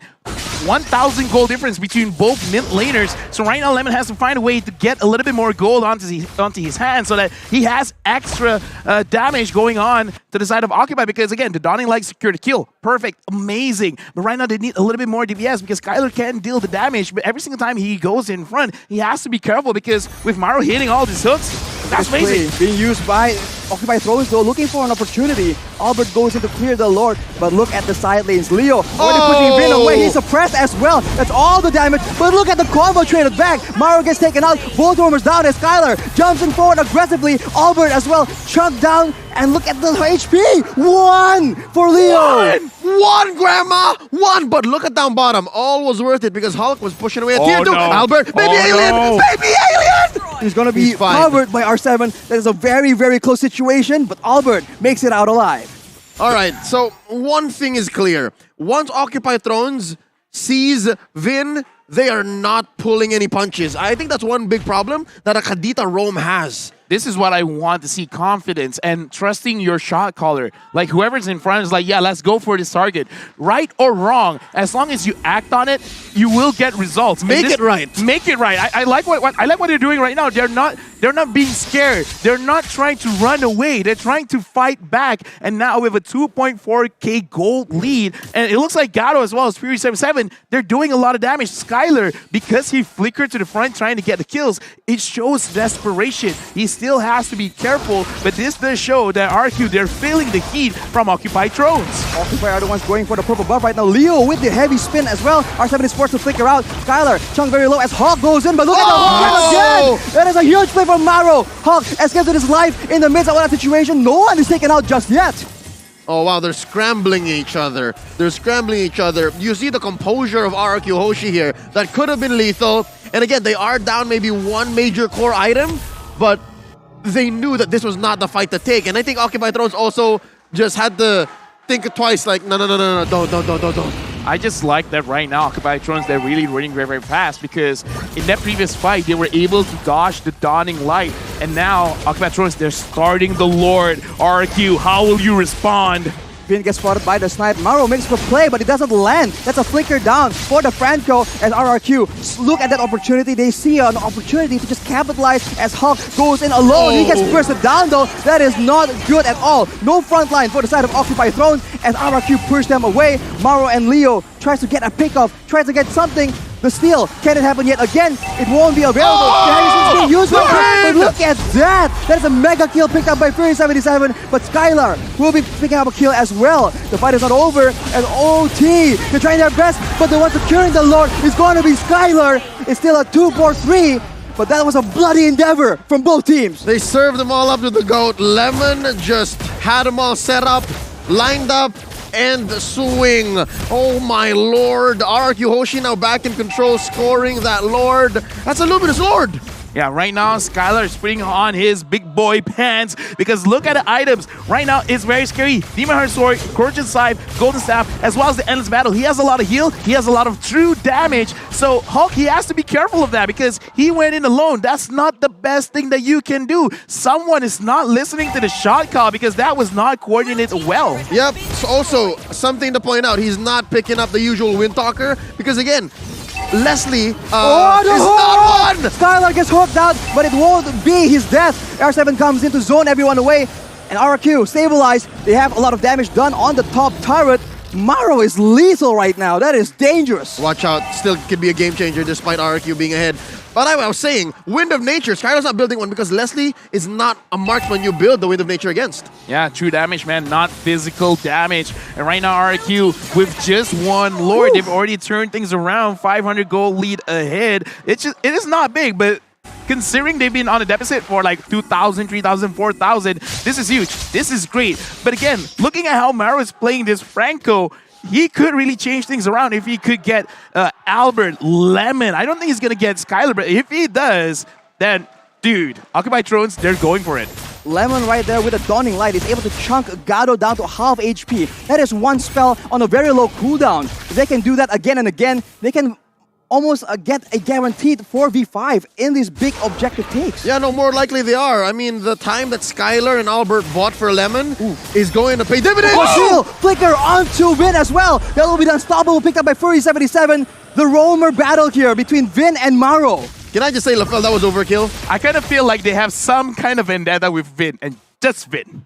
Yeah. That was highly unnecessary. Where it's like, it was worth it. 3 ults? They want to send a message. Yeah. It's like, specifically you. Oh no, they're going to lose this inhibitor. Oh.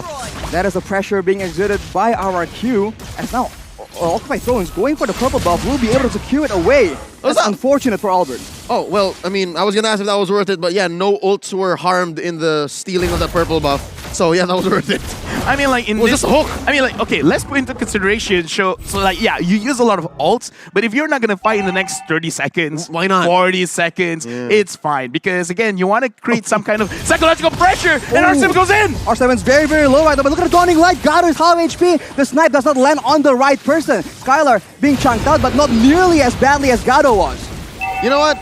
The draft between RRQ and Occupy Thrones now in hindsight is so multi-layered, it's so deep, because there's so much these two teams can do on the near range, melee, long range, mid range. Oh lord, this Lord fight! Oh, gets hooked again! Maro making the plays happen for his team! That is the roamer from RRQ, unavailable to make any plays. It's still a 5v4, but RRQ are not backing away. Hawk is trying to zone everyone away, but it's not enough. Leo with the heavy spin, trying to make sure that he can get this Lord, but they're both getting low right now. That is a kill picked up by Gado, but he will be taken out as well. Skylar gets a shutdown, gets Unstoppable as well, and that is the Lord secured by Leo though. Skylar is doing work, man. I mean, Leo, good job to you, man, securing the Lord, but still, is that gonna be enough? Because in the later stages of the game, it almost doesn't matter if your entire team gets wiped out. It's just 2. But the thing is, the 2 that got hit was the damage dealers. And right now, we're gonna look back at the replay because a lot of things happened. So let's break it down in this instant replay where the fight around the Lord. Look at Leo. He's taking a lot of damage from Skylar, and Skylar is really waiting for everyone to come to the front because he's like, I don't have to force this. Flickers in, goes on Fury, and this is the game changer. Skylar is baiting. Once he sees the bait has been took, he goes in front. He doesn't care. He flickers and he gets the kills. So it's an alley-oop again, like what happened with Lemon earlier on during RRQ's comeback. It's the same story with Skylar. But dare I say, in that moment, in that instant replay, my eyes were on the 6'5" Egyptian, the jungler from Occupy Thrones, Leo. He was on point. I could have sworn he used Retribution earlier in the fight, but he had it, and he knew that they needed this. Was that, what kind of Lord was that?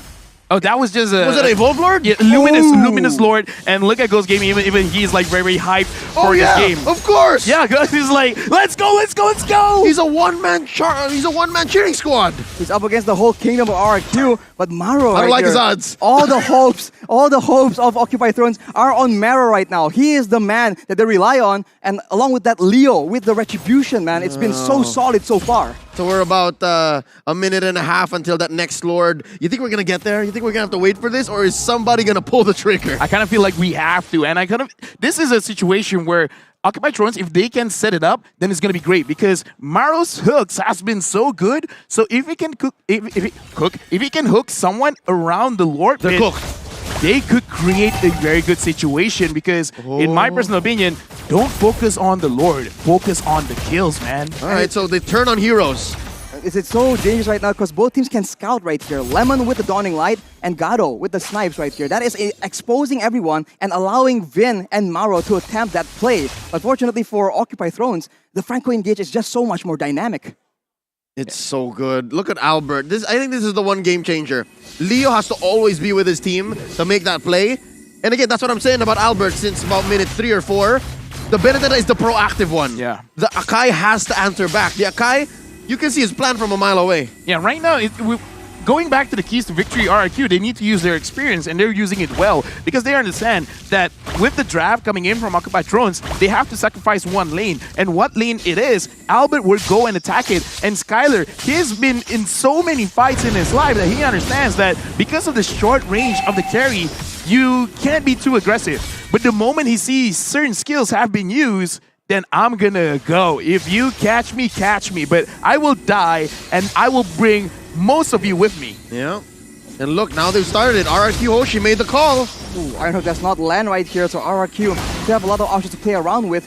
Vin looking for a chance in the side, looking for a pick of potential. Leo is in position, though, to try and make this a very difficult contest. The Retribution battle has not been favoring RRQ, so Occupy Thrones are very happy to make a plays happen. The flicker is being used. Unfortunately, the hook does not land. That is massive for RRQ. You can see they move in a more aggressive manner. Pay attention to Vin. Look at him. He's trying to make sure he gets the right play at the right time. They see him though. Conceal is being used, but he's suppressed. He cannot make the play happen. That is him taken out of the equation. And now Occupy Thrones have the chance. Leo goes in, but the Immortal has been popped because Skylar is doing way too much damage. Lemon takes him out, but the Lord is taken by Albert. Fortunately for RRQ, one man down from both these teams, but that is very, very valuable for RRQ right now. LaFell, you said it right. At the end of the day, whoever turned on heroes first and whoever makes that call will win the fights. And RRQ Hoshi, they did just that. They baited out the ults first, and then eventually, yeah, you can separate Skylar from us, but the call is still there. I actually like treating Vin there because he gave vision. He gave enough damage to Gato because if you look at his playstyle, if his HP is below 50%, he will not commit. And because Gato was not in like 2/3 of the fight just now around the turtle pit, around the Lord pit, RRQ Hoshi really took that advantage. Like, yeah, kill Leo, get the Lord, get Prophet, and right now, can they actually survive with RRQ here pushing with this evolved Lord? RRQ trying to make sure that the waves are on point right here. The Lord is on the top side, so RRQ can do a bit of a split push in the situation. They need to be careful though. At any moment, Maro can make the play happen. His flicker is not available, unfortunately. But look at R7 making the plays happen, initiating for his team. Skylar is dishing out damage upon damage as the Lord is distracting everyone else. In the back line, there is going to be suppression being used on R7, but it won't be enough. Both teams just going all in all. With the trunk is coming out again and again. The Skylar will save Vin, but Skylar is still devastating, doing all the damage possible. Hawk is alone. He won't be able to save this game for his team. RRQ, they reign supreme. Big congratulations to RRQ Hoshi. But what a match. What a game. The debut of the King of Kings here going up against Occupy Thrones. It went all the way, and what an amazing showing by both teams. For a good 10 to 15 minutes, Bali United Stadium was very quiet. But I'm glad now with the victory of RRQ Hoshi, it seems like all is well. But let's not take away from Occupy Thrones. They got the Sang Raja into a corner and it kept them there for quite a while. What an effort. The Prodigy, the youngest player on the team, Maro on that Franco, he is just crazy. At any moment, he just makes that play happen so decisively as well. There's no hesitation at all in his movements. Oh yeah, no. Gus Gaiman, there's more. Occupy Thrones can show more. You watch out, you wait for my team. We're not going home today. The knockout stage is where we're gonna show up, and I do believe him. I'm just assuming on what he's saying, but I do believe him in saying that there's more to Occupy Thrones. We have to say this, that there was quite a lot of opportunities, a lot of moments where I think everyone, even in the comment section, is probably looking at this and it's like, perhaps the world is turning upside down. We were on the way. Because RRQ Hoshi, they won. But along the way, they bled out quite a lot. And that is an issue right here because RRQ, they're very well known to be very dominant, but afterwards, it's about that discipline, right? Can they maintain that perfect execution all the way for like 20 minutes? But yes, there's a lot of ways you can vibe in the studio right now. This is insane energy. from the fans. But just the same, for them to have come back, I think we'll see it later in the highlights, and it'll be more explained via the item builds and, of course, the stats that were put on the board.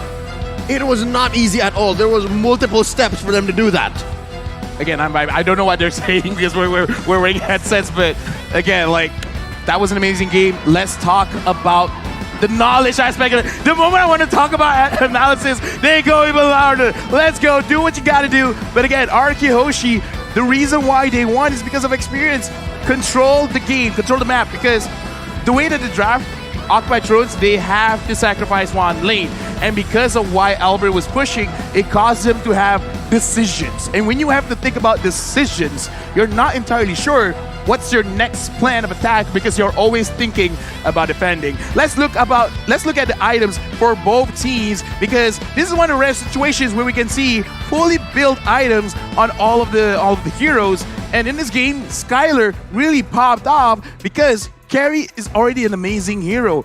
And the fact that he doesn't build a Wind of Nature, because like you said, Leo, it doesn't matter towards the Leslie, but a Winter Truncheon might be good. Yeah, no, I think that was a juggled Winter Truncheon. Again, there was so much happening in that last maybe 30 seconds of the game that he needed to juggle it. He sold the boots. This is the NBK, the no boots carry. And again, when you go about 20 minutes in, this game almost went 23, that's what happens. But yo, look at the GOAT though, 6-1 and 13. 6-1 and 13. Belated birthday buff? That is crazy. And on the other side, just on a quick note, 3 BODs on Gado and all that damage. Oh, wow. It still was not enough. RQ, they're just way too clean with it. That's cool, but I kind of feel like that's a little bit too greedy. Like, legit, I think that because the way that I see the game, like, he has enough damage. I wouldn't even mind him taking a Hunter Strike just for that extra movement speed, because I think like that's what he needed. Because everyone's chasing after him, he needs a little bit of movement speed. If he doesn't want that, then honestly, it's even fine to take the Brute Force Breastplate, because damage is already good. Just survive. That's what you really needed. You can't output damage when you're taken out, especially against a Benedetta, against a Kadita. There's just so many threats that Gado needs to maneuver away from, and I agree, LFL. I think some defensive options could be explored here. Speaking of defensive, the baby alien on Albert, I love how he's grown up. I love how he's started to play more utility junglers, and this Benedetta was utility Benedetta. Yeah, I want to talk about Fury, man. 100% kill participation with the team fights, Lemon 86. And I would say every single fight that's won, it is because of Fury. But right now, let's talk about the rich guy, Skylar. 754 gold per minute. And the thing about Xavier, he's extremely strong right now. The carry Lemon, 123,000 damage dealt. The Sandbag Leo, he did the best that he can. 227,000 damage received. And Forgotten One, there's no way anyone will forget Maru after this game, man. 14 assists. I have no idea how many hooks he has landed. He's 17 years old, I believe. Wow. So he is a prodigy in the making. And of course, Leo just going toe-to-toe against Albert in that Retribution department. Damn, Leo. Very impressive. Yeah, no. Very good, Leo. Reminds me. It's in the name. It comes with the name. And with that, we got to name our most valuable player in this game. The MVP for Araki Hoshi is going over to Lemon at 6-1 and 13. 86% kill participation, the most damage dealt. And basically what Arashi said, any fight, yeah, Lemon is going to be there. Lemon is going to make sure that Gado can't join the fight because of his dawning light. He's just never going to give you up, never going to let you down. He's just always going to be there. He built cooldown reduction, he built damage, and he built that burn. Again, I think it's this glowing wand that really made Gado think every single time if he can stay to fight. And it's like, no, I cannot always. And that's what made all these engagements for Occupy Thrones all the more awkward. It also makes it very difficult for the tankier members to withstand the kind of poke because it does percentage HP damage. So Leo, trying to sustain in the front, he's just constantly chipped away by the glowing wand. With this, we got to look back at the highlights because this is refreshing, right? For today, the third match, this is the one where a lot of things are going on. In early stages of the game, this caught me, and I feel all three of us by surprise, but Occupy Thrones actually catches the mistake from Araki Hoshi where, Albert, you're being a little bit too forward. They're gonna catch you. And Hulk smash, always getting to the back line, getting the proper targets, but things change when Skylar gets strong and when Lemon gets the glowing wand. This just a very sporadic chain of events right here. But that is exactly where the team with more experience has an advantage. They've seen all this before. It looks crazy to occupy thrones, but RRQ, they are known to play like this. Yeah, it's a matter of tunnel vision. Something tells me maybe they were too hard on the whole Vin situation, and that's exactly where RRQ put Occupy Throne, specifically Lemon. He knows where dudes were gonna be, and he was calling on Vin. It's like, all right, are they there? Are they killing you? All right, my turn. Something tells me something like that, similar to that, happened. Looking at this highlight, if I'm any of the other teams, I will put a target on the back of Lemon as well as Skylar, because Lemon, he makes his presence known without showing his face, and Skylar, he's super patient. He is like micromanaging every single visual that's happening in game. It's like, okay, what spells do I see have been used? What skills do I see has been used? All of you are done, my turn. And again, it's amazing. Lemon, Skylar, they just popped off. The patience, I think, is what really shines for Skylar, because there's plenty of fights right there where he'll be pressured to try and participate because it looks like his team is actually falling behind. But he knows his limits, he knows when he has a window of opportunity, and it's always so difficult. There's so much effort required for Occupy Thrones to reach him in the first place before even trying to take him out. Yep, it's the patience and the violence. I do believe RRQ never lost their edge. They were always at a point in time wherein maybe we can try, maybe we can bait out a few ults and make them make a mistake, and it never really had to come to that point. They were always somehow in control despite losing their top lane inhibitor first, and actually being on the back foot for a majority of the game up until when it mattered. So with that being said, congratulations to the Sangraja. I do believe they will compete once more tonight in day 2. But the upcoming match, boy oh boy, I think a lot of us are looking forward to it. Me specifically, I think I'm going to stay in the studio just to experience it in the flesh, because it's going to be another matchup that the West has been waiting to watch, nay the world, and it's happening here live at M4. It's RRQ Akira going up against the Valley. Again, man, like the games today, like we're gonna stop here because the second rotation of casters is gonna take over. But I gotta say, ending our cast with that game specifically, that was great. But I'm definitely gonna watch this as well. RRQ Akira going up against the Valley. The Valley won dominantly in their fight. We gotta see, how did they face up against RRQ Akira? For sure, we're all staying by to actually watch that game as well. And as you mentioned, LaFell, that last game was insane, man. I feel like I lost a bit of my voice in the process. That's good. That's good. It's like battle scars. Yeah. Great. Yeah. Embrace the violence, Arashi. Watch me in a year like, oh my god. I mean, like, you know, like, violence doesn't solve problems if not enough violence is used. Yeah, no. Again, there's a lot more to digest from that game. So if I were you, stay with us. Don't go anywhere. We're going to go on a quick break. More action from the group stage of M4 coming at you once more on behalf of Arashi and LaFell at your service. My name is Leo. You're watching the M4 World Championships. Stay with us.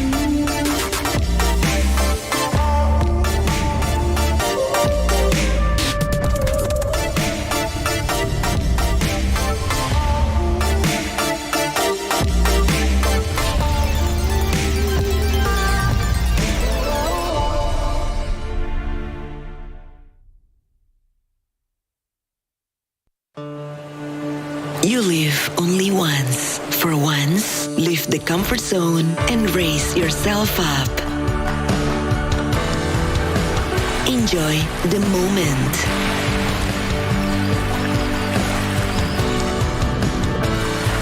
Enhance your creativity. Raise up your life through a wonderful journey.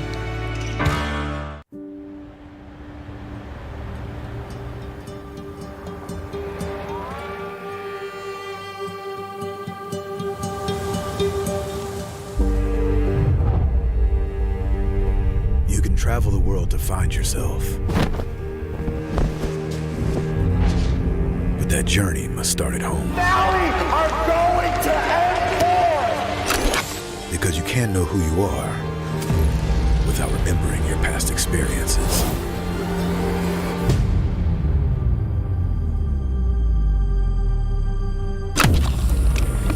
Basic is returning to Asia for his redemption. The BTK trio wants to prove M3 wasn't just a fluke, and Hoon looking to win back his fans. I got basically kicked, but they still call me traitor for, I don't know, for pursuing my dream.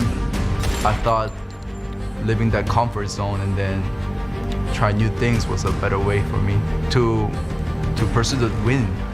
We're coming and we're gonna compete. We're gonna put a fight, that's for sure. I'm coming for you, M4. This is what we have all been waiting for.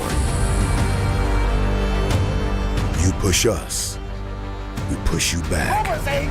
You respect us, we respect you back. You doubt us, we will bleed to prove you wrong. Everything on the line, right here, right now.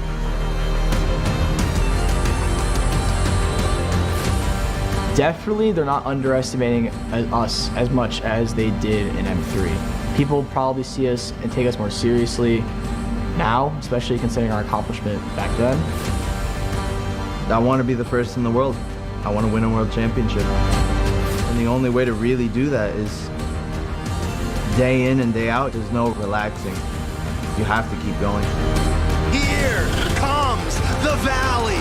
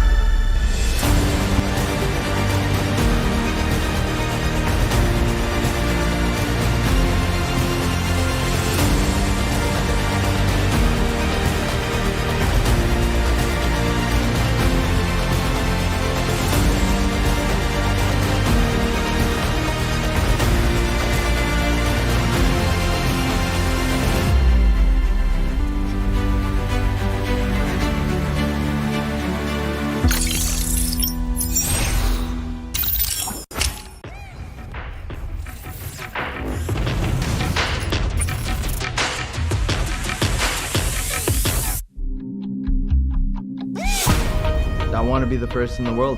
I want to win a world championship. And the only way to really do that is day in and day out.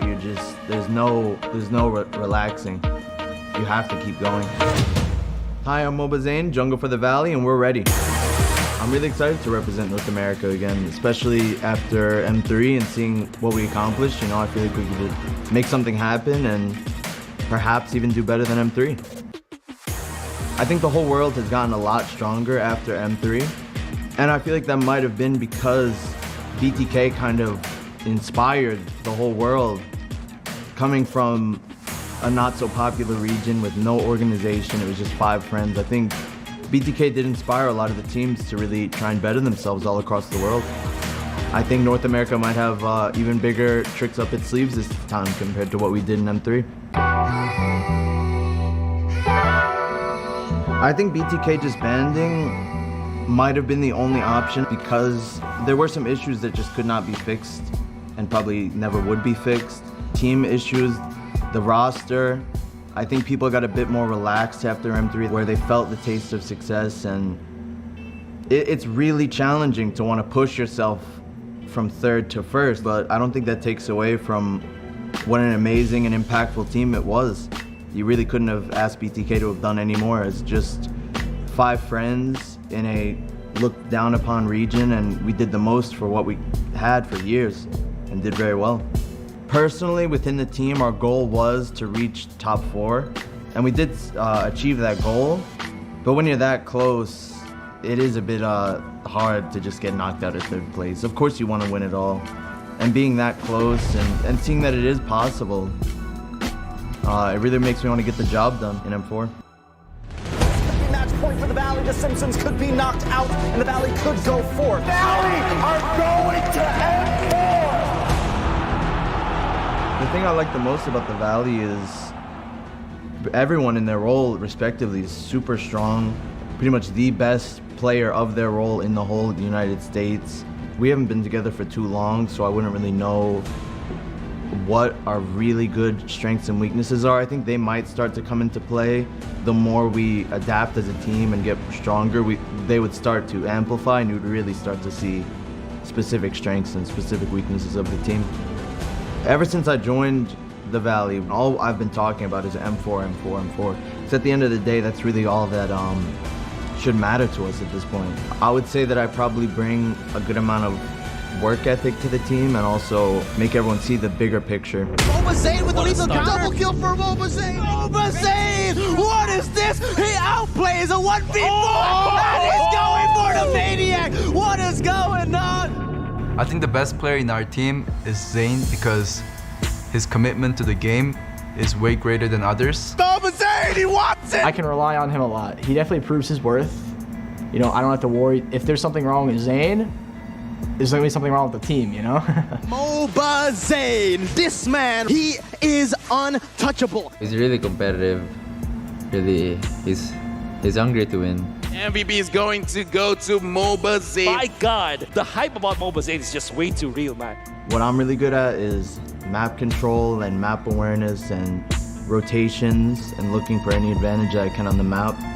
I can just find it pretty easy to end up controlling the game if the enemies make one slip up.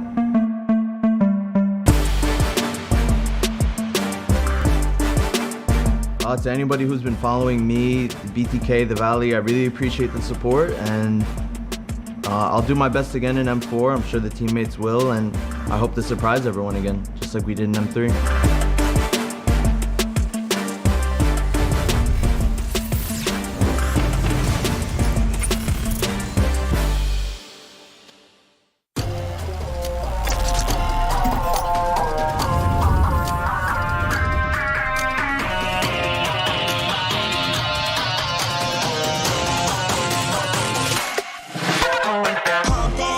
My time, I'm a ball. I'ma get this money right. I'm gonna live my best life. They been talking to me on me, but you know don't never win. I'm controlling all my victories, and something has gotta give. Cause this is just what I made it now. I made it now. You can't ever break us down. Break us down. I'll be reaching for the stars. Promise I'll be what they not, and I'll never ever stop. Won't never stop. Yeah. Touch your skull. You're made of silver and gold. Touch your skull. You're the greatest option now.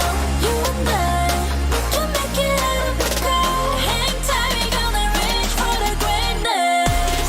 We will always rise, we will never fall. Fighting our hearts, we will be strong. Even though we know our backs against the wall. Can you take your aim? You know that this is. I've been down, been waiting so long. I'm here for the crown, I'm here to show off. Greatness time, just waiting to show y'all. This is your time to remember. So many times I lie in the basement waiting for greatness. No, I won't listen to anyone hating on me, telling me I wouldn't make it. Cause I did everything that they said I couldn't. Caught my footing and I kept the controls. I stand for something, I ain't running now. I'm the greatest now, I just wanna make it burn. Don't let me down, don't let it all fall. I've been on the road, accomplished all of my goals, and I ain't gonna let you down. Touch your skull. You're made of silver and gold.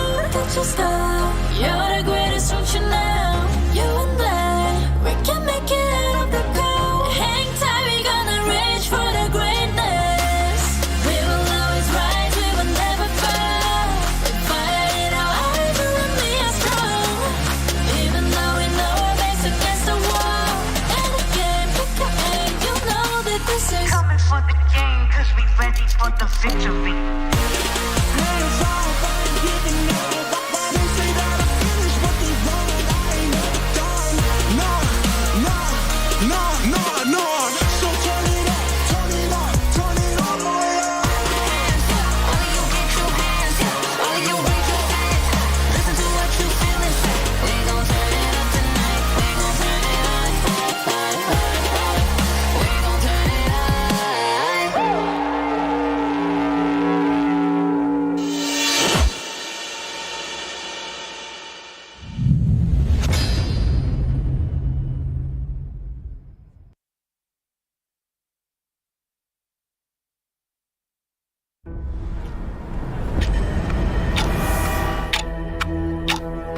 We are getting closer to the ultimate battle in Jakarta.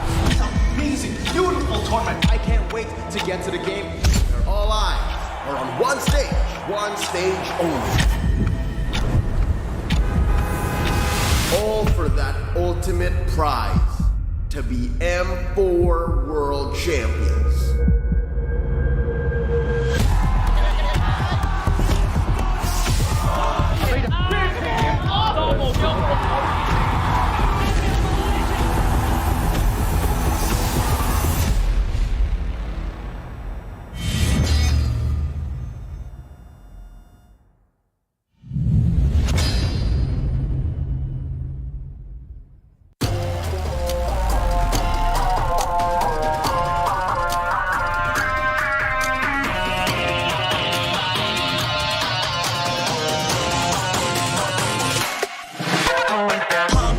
It's my time, I'm a ball. I'ma get this money right. I'm gonna live my best life. They been talking, tell me on me, but you know they'll never win. I'm controlling all my victories, and something that's gotta give. Cause rest the streets is what I made it now, made it now. You can't ever break us down, break us down. I'll be reaching for the stars, promise I'll be what they not. And I'll never ever stop, won't ever stop, yeah. Touch the sky, you're made of silver and gold. Touch the sky, you're the greatest option now. You and I, we can make it out of the cold. Hang tight, we gonna reach for the greatness. We will always rise, we will never fall. Fighting our hearts and being strong. Even though we know our backs against the wall. Can you take your aim? You know that this is. I've been down, been waiting so long. I'm here for the crown, I'm here to show off. Greatness time, just waiting to show y'all. This is your time to remember. So many times, I lie in the basement waiting for greatness. No, I won't listen to anyone hating on me and telling me I wouldn't make it. Cause I did everything that they said I couldn't. Call my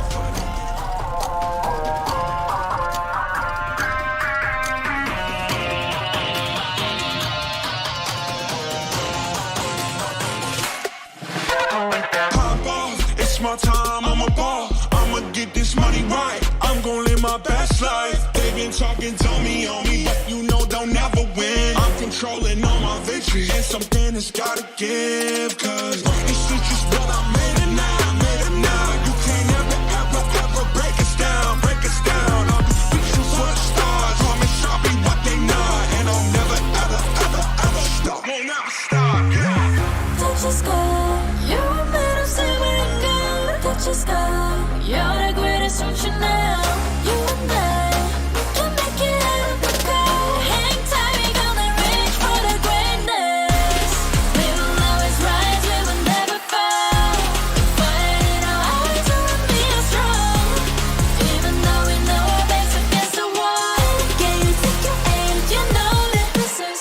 I've been down, been waiting so long. I'm here for the crown, I'm here to show off. Greatness time, just waiting to show y'all. This is your time to remember. So many times, I lie in the basement waiting for greatness. No, I won't listen to anyone hating on me and telling me I wouldn't make it. Cause I did everything that they said I couldn't. Caught my footing and I kept the controls. I stand for something, I ain't running now. I'm the greatest now, I just wanna make it proud. Don't let me down, don't let it all fall. I've been on the road, accomplished all of my goals, and I ain't gonna let you down. Touch the sky,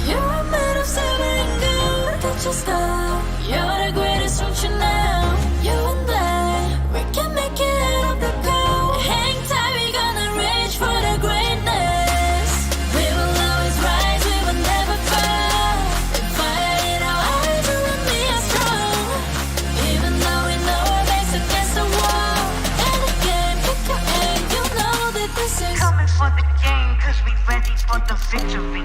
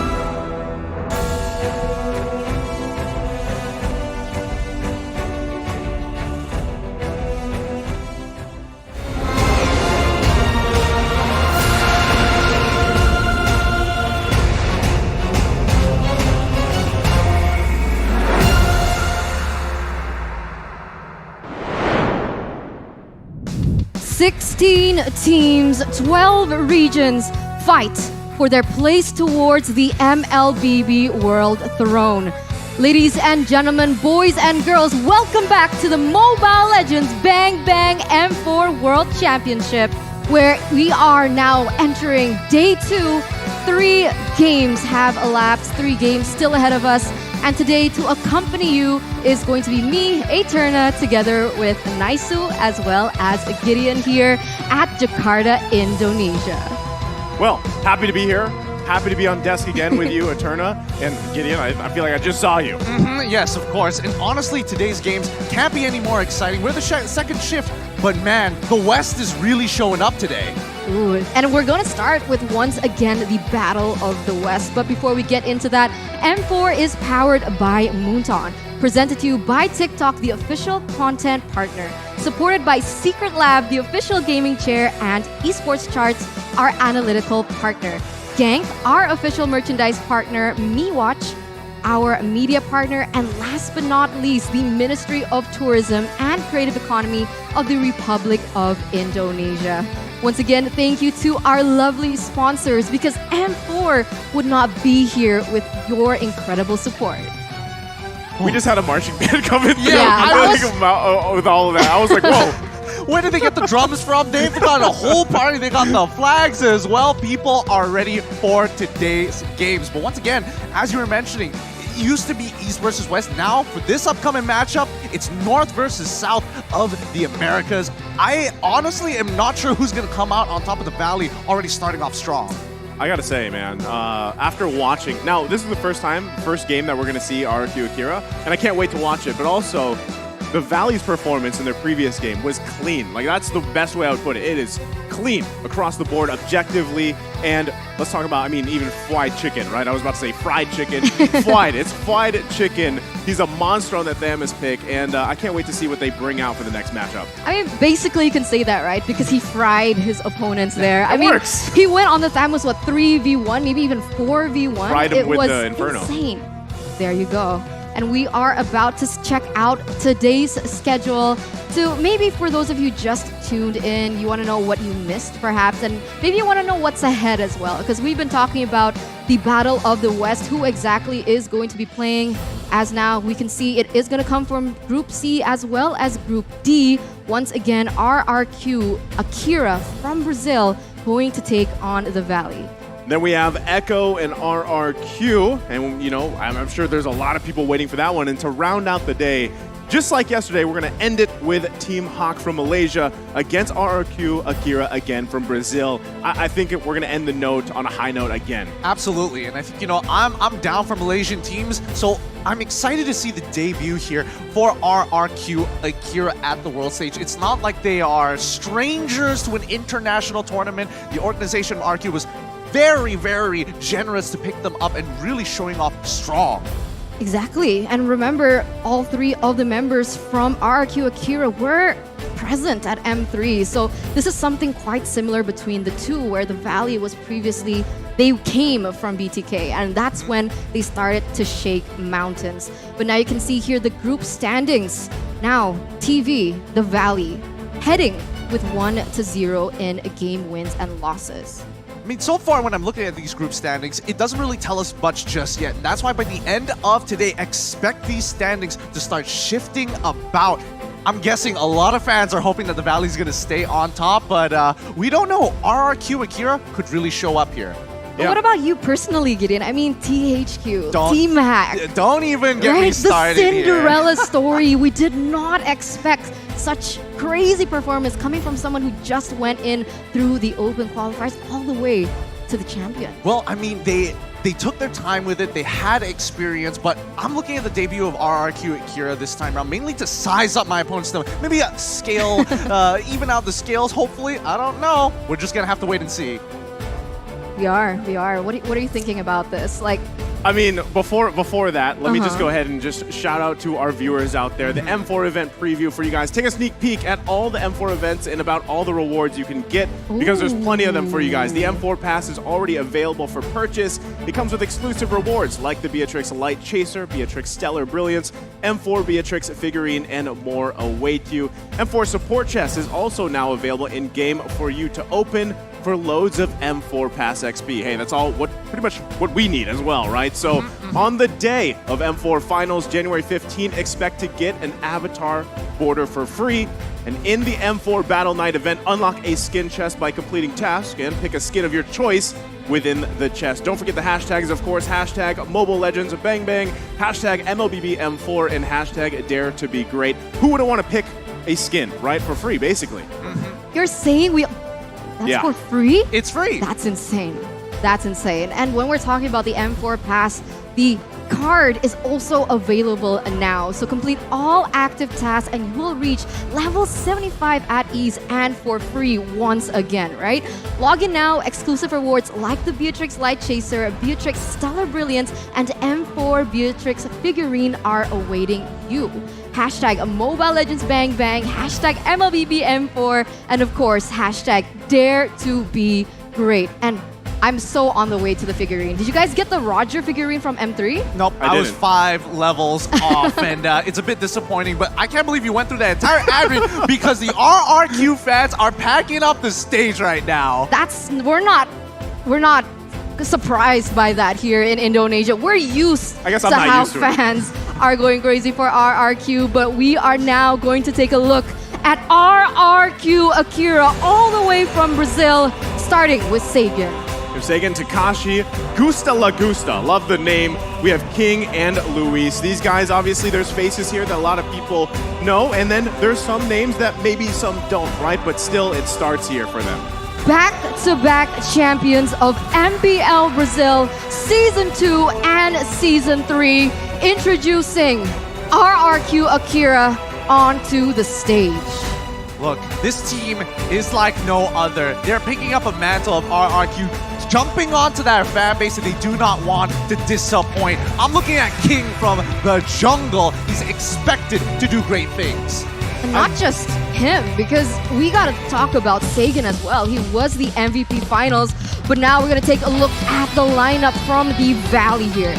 We got Hoon, Fly Chicken, Basic, Mobazane, and Super Shark. Yep.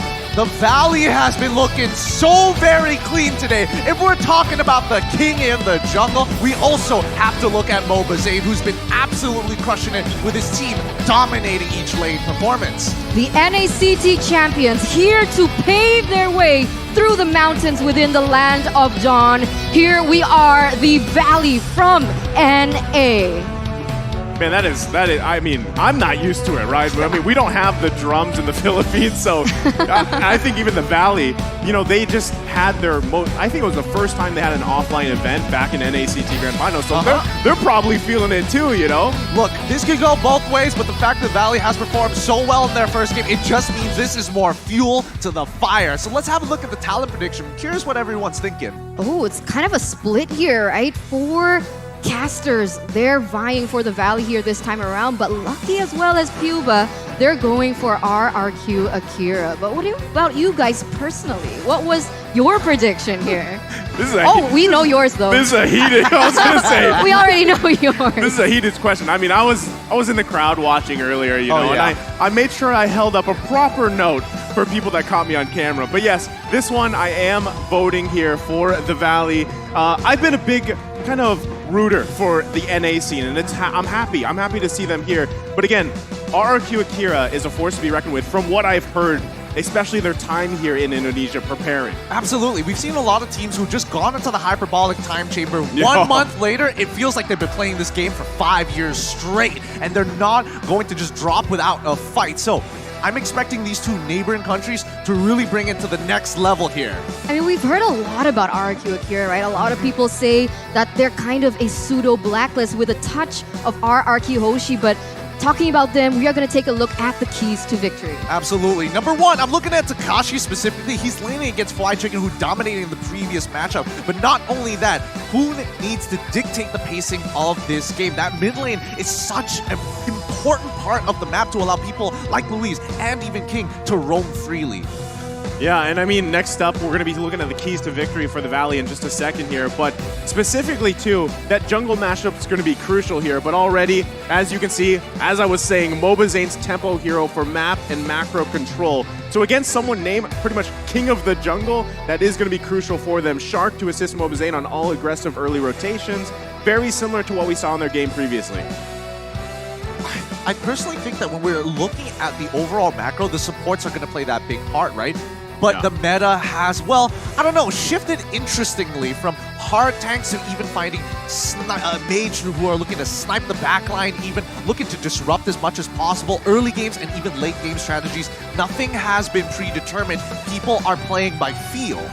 That's the thing about the roaming position. I feel like that's the challenge, right? Because if you are all too in the initiator tank role, it is going to be very difficult for you to go and adapt with the meta. But the audience prediction, as you see on screen, somebody said wow there. What's going on? I mean, there was a lot of RRQ Akira support here, and it's great to see, right? You got the drums in the background too. And then of course you do have countries and regions voting for the Valley as well. I think, you know, this is still a prominent match ahead of us because a lot of people are wondering exactly how is RRQ Akira prepared, because they've already got a taste of how the Valley has performed. Remember, RRQ Akira all the way through their way and performance in MPL Brazil Season 3, no match loss. Ooh, okay. Let's see whether that record is still going to stand as we jump into this drafting phase. And I think a lot of the battle is going to be predetermined right here, right now, to kick things off. And I mean, Cho Kaja instantly, Ultimate's looking to pick people off, say no more, get it out of my face. And of course, thank goodness Glue is out of here. So sick of him.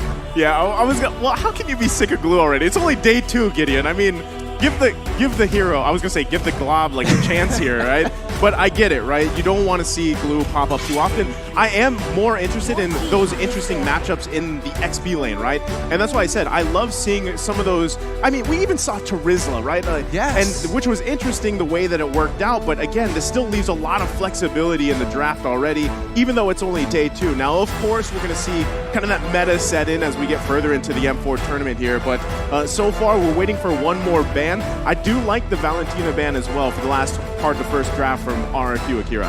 I do think that Valentina, even though she got nerfed a couple patches back, she's still a viable choice. Why do I say this? She's so flexible. Yeah.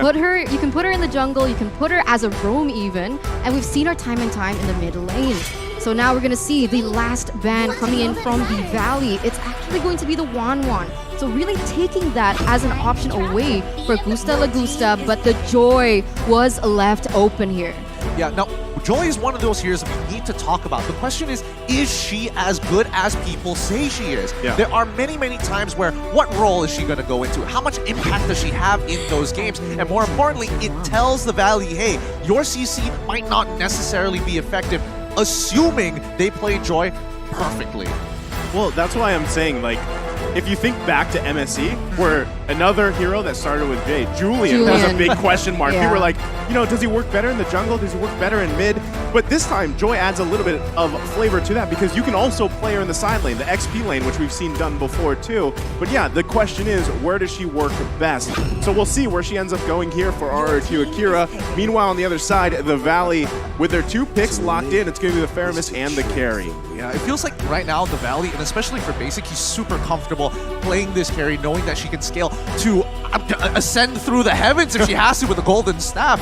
But that does mean that the laners have to be strong, especially when we're looking at Gusta Lagusta. If he's going to pick up something like Beatrix, he needs to win the lane. But even more so, something even safer is going to come down to the Claude. Louise is going to be locking in. Oh, sorry, not even RRQ Akira is going to be locking in onto that Lolita to ensure team fights can be disengaged. And finally, the Frederick. Okay, very, very quick picks coming through here. Now the Valley already taking that Fredrin for that side lane.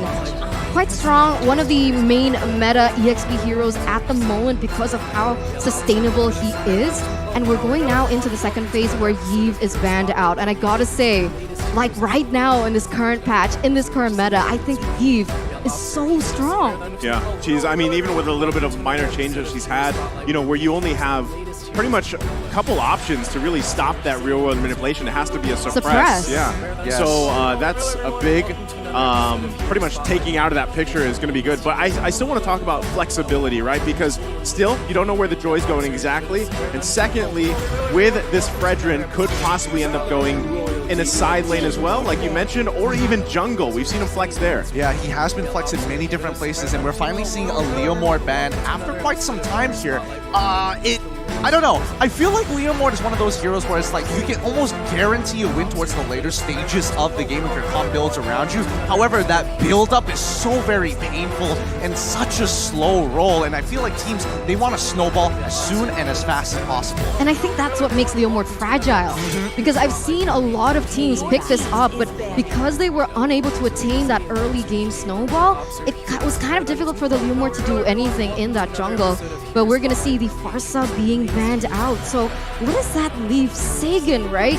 I guess the Xavier is something that we saw earlier, but what do you think here? I think the Lilia could be good as well. All right, it really depends on what they're trying to achieve. The fact that the Valley is banning out both Even as well as Pharsa does give the idea that they want a team fight, and more obviously so, the Faramis. So when we're looking at, okay, do we split push, or are we looking for the full-on team fight? There are 2 options. Xavier for team fights looking really good for the later stages of the game, and the fact that they banned out Grok tells me they don't want them to disengage. So it's going to be a bloody battle here. But remember, because the Lolita was picked up by RRQ Akira, that actually might give them an advantage going against someone like the Faramis, who naturally you want to clump up around for that ultimate to hit. So that's something that honestly the Valley needs to think about. But first pick here for the Valley, they haven't secured a hero. Oh, but we don't know yet because Fredrin's really flex. But has Mobazane used the Fredrin in that jungle? I wouldn't discount him the fact that he's probably played it at some point through the scrims here, right? Yeah. But with the Matilda coming up here, now you've got that roam choice available to you. So I still like this. There's a lot of mobility here for the Valley, right? You have the Feramis, you have Matilda, you can get into the action, you can escape it, right, with the Guiding Wind here. But still, the fact that you have for RRQ Akira, you also have that Claude and Lolita combination, but the Claude answers a lot of that Colt Alter pressure too, if placed properly, right? You still have to kind of dodge a lot here being thrown at you from the Valley. So really interested to see what the last two picks are going to be to round out this draft for RRQ Akira. Yeah, I think RRQ Akira need to foresee that there is good possibility that Akai is going to get picked up by Mobazane to actually help out. They're going to be playing around basic for the most part of it because carry junglers don't necessarily work with the composition that Akira has right now. Benedetta and as well as Xavier. I love Benedetta so much. I'm so glad she's picked twice with 100% win rate. However, it might be a little bit tough, especially with the Matilda, to help you get out of those tough spots. Last pick here for the Valley. It's either someone for that jungle or someone for that EXP, but at this point, I think they have enough sustain. I think they have enough mobility. I would really love Mobazane to pick up an assassin here going against the Benedetta. We'll see. Oh, it's actually going to be the Lapu. So there it is. Fredrin in the jungle. That's the flex, right? I mean, this is why, again, there's multiple heroes that do this for a team in the way that they draft.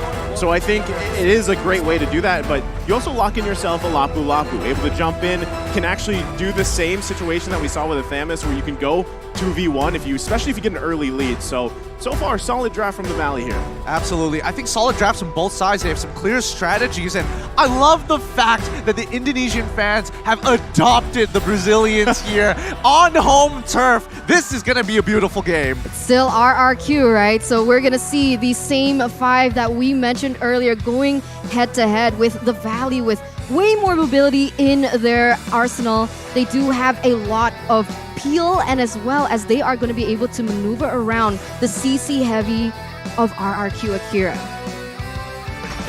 It's going to be tough here. I'm not sure. There's a lot of questions that need to be answered, but there's only one way to define it. It's through battle. Welcome, everybody. It's RRQ Akira going up against the Valley in this best of one. Good luck to both teams. Oh, this is getting so exciting. I mean, right now we can already see that Louise opening up the map, trying to give some vision, trying to figure out Mobazane's pathing, because everyone talks about the Valley, and they always say that Mobazane is one of the main pillars of their team. Yeah, I think, we even talked about this in Keys to Victory, right? A lot of this comes down to these two junglers here. And King being on the Joy jungle, I want to see how it plays out, right? If we're going to have our answer at some point here, Gideon. Absolutely. We want to see that highlight reel. Oh, no. That's already going to be the first blood drawn here by Takashi. That was a great Mystic Field. That was an interesting movement coming in from Takashi because there was, again, he's clearing up the wave against White Chicken. Did he also get the gold crab? He gets the kill, gets the gold crab. He's winning on all fronts for himself, all because of an individualistic play. And I'm quite surprised, right? Because the way that the Valley drafted, the mid lane is so strong on those rotations, because RRQ BR, because they brought in Xavier, they are going to have to wait for that level 4 to hit in order to maximize the potential damage. But even then, RRQ Akira, they've actually managed to get a point above the Valley at this point. Notice the movements across the map here. Again, Joy and Benedetta just cutting off the waves, making sure that White Chicken is just going to be stranded by himself, knowing that the turtle is going to be spawning 20 seconds on the bottom side of the map. The Valley understand this, putting their pressure on that top side to maybe draw them away. Yeah, I think this is smart moves by both teams, the way they're answering it, but still going to lead into that first turtle of the game. It's going to be up here in just a couple seconds. But you see them both. I mean, the question is, how does RRQ Akira play around with Takashi's lead that he has? Knowing that this first turtle comes up, it could be anyone's ball game, especially the Petrify's there. You've got the Electro Final Blow, and you're going to see them battle out for it already as both teams juggle it around. This turtle dance, Louise going to charge up the flicker in. Not going to connect, though. Still, the fight goes on. It's going to be red treat away by King. The King of the Jungle stands for now as they secure the first turtle. No, King. But he's going to get focused down. It's White Chicken to take out King. So, I mean, at this point, it is a 1-for-1 trade. Takashi is going to be able to get out of that situation alive, but King for a turtle. What do you think about this here, Gideon? King for a turtle, honestly, it's not the best in the world. Obviously, you would like to be able to survive and get the turtle at the same time. And especially when your teammate Takashi actually getting an amazing stun engagement onto the Valley, catching 4 people in that. Just no real way to capitalize on it, because again, their early game heroes is literally just Takashi, and maybe even you can make an argument for Gusta Lagusta at this point, but Sagan needs to scale up. King needs more farm, and Gusta Lagusta, just keep him in place. He's eventually going to carry at 2 items. Yeah, I feel like right now, RRQ here, they really are playing into the tempo that the Valley wants to create for them. You can see them already once again with the better rotations. They're much faster. They're looking to secure and maybe pressure those side lanes, and that's exactly what they're doing. Basic is also farming really comfortably at this point. Oh, they're going to put pressure here on the purple buff. RRQ Akira are going to do their best to just try to secure it, but King gonna go ahead and use those beats to get out just in time. Should be able to secure it, but still, Mobazane gonna park himself here. The battle for the purple buff. Luis gonna charge up, gets him right on target. It's Mobazane gonna be in trouble. Colt Alter plus the guiding wind. There's a flicker from Hoon as well, all for the purple buff. Oh no, that's so unfortunate. Sagan actually had a great opportunity to punish, but wasn't able to actually open up the gates there to lock him down, giving that moment, that small little moment for Mobazane to get on out of here. But now Takeshi is actually struggling against Fried Chicken. Now that Fried Chicken has all of his combat abilities ready, especially that ultimate, the all-ins could be devastating if he doesn't have his eye for an eye. 6 seconds left on the next turtle to spawn, and you can see RRQ Akira trying to set up first. We do see that Super Shark already on the way, already opening up vision. They don't want to give that early game lead that they've already attained for themselves over to the Brazilian representatives, but here we go. They're going to start it up, looking for it like the final blow did come out. Who's going to secure it? It's King, but Mobazane going in as well with the guiding wind and circling eagle combination. King falls again for the turtle. Ooh. It's another trade though, everybody low on the Valley. Shark? As one after another fall. Luis to get the double. Hoon and Fried Chicken the backside. Not going to be enough though, as another member's going to fall here. Fried Chicken only to stand. Man, 3-for-2 trade here, Gideon. What the heck? Yeah, beautifully played by RRQ. I mean, everything you could have imagined worked out for RRQ. The Valley were looking for an engagement. Did they have to go for it? I think they could have just backed away. The turtle was already gone. But we'll pull up the replay just in case you guys missed the action, and we'll break it down from there. Because number one, the position that we see from the Valley wasn't as good compared to RRQ. And more importantly, once the abilities start running on through, Takashi has already found his kill. Luis and as well as Sagan still alive, being able to overwhelm and out damage, isolating the right targets once Mobazane fell.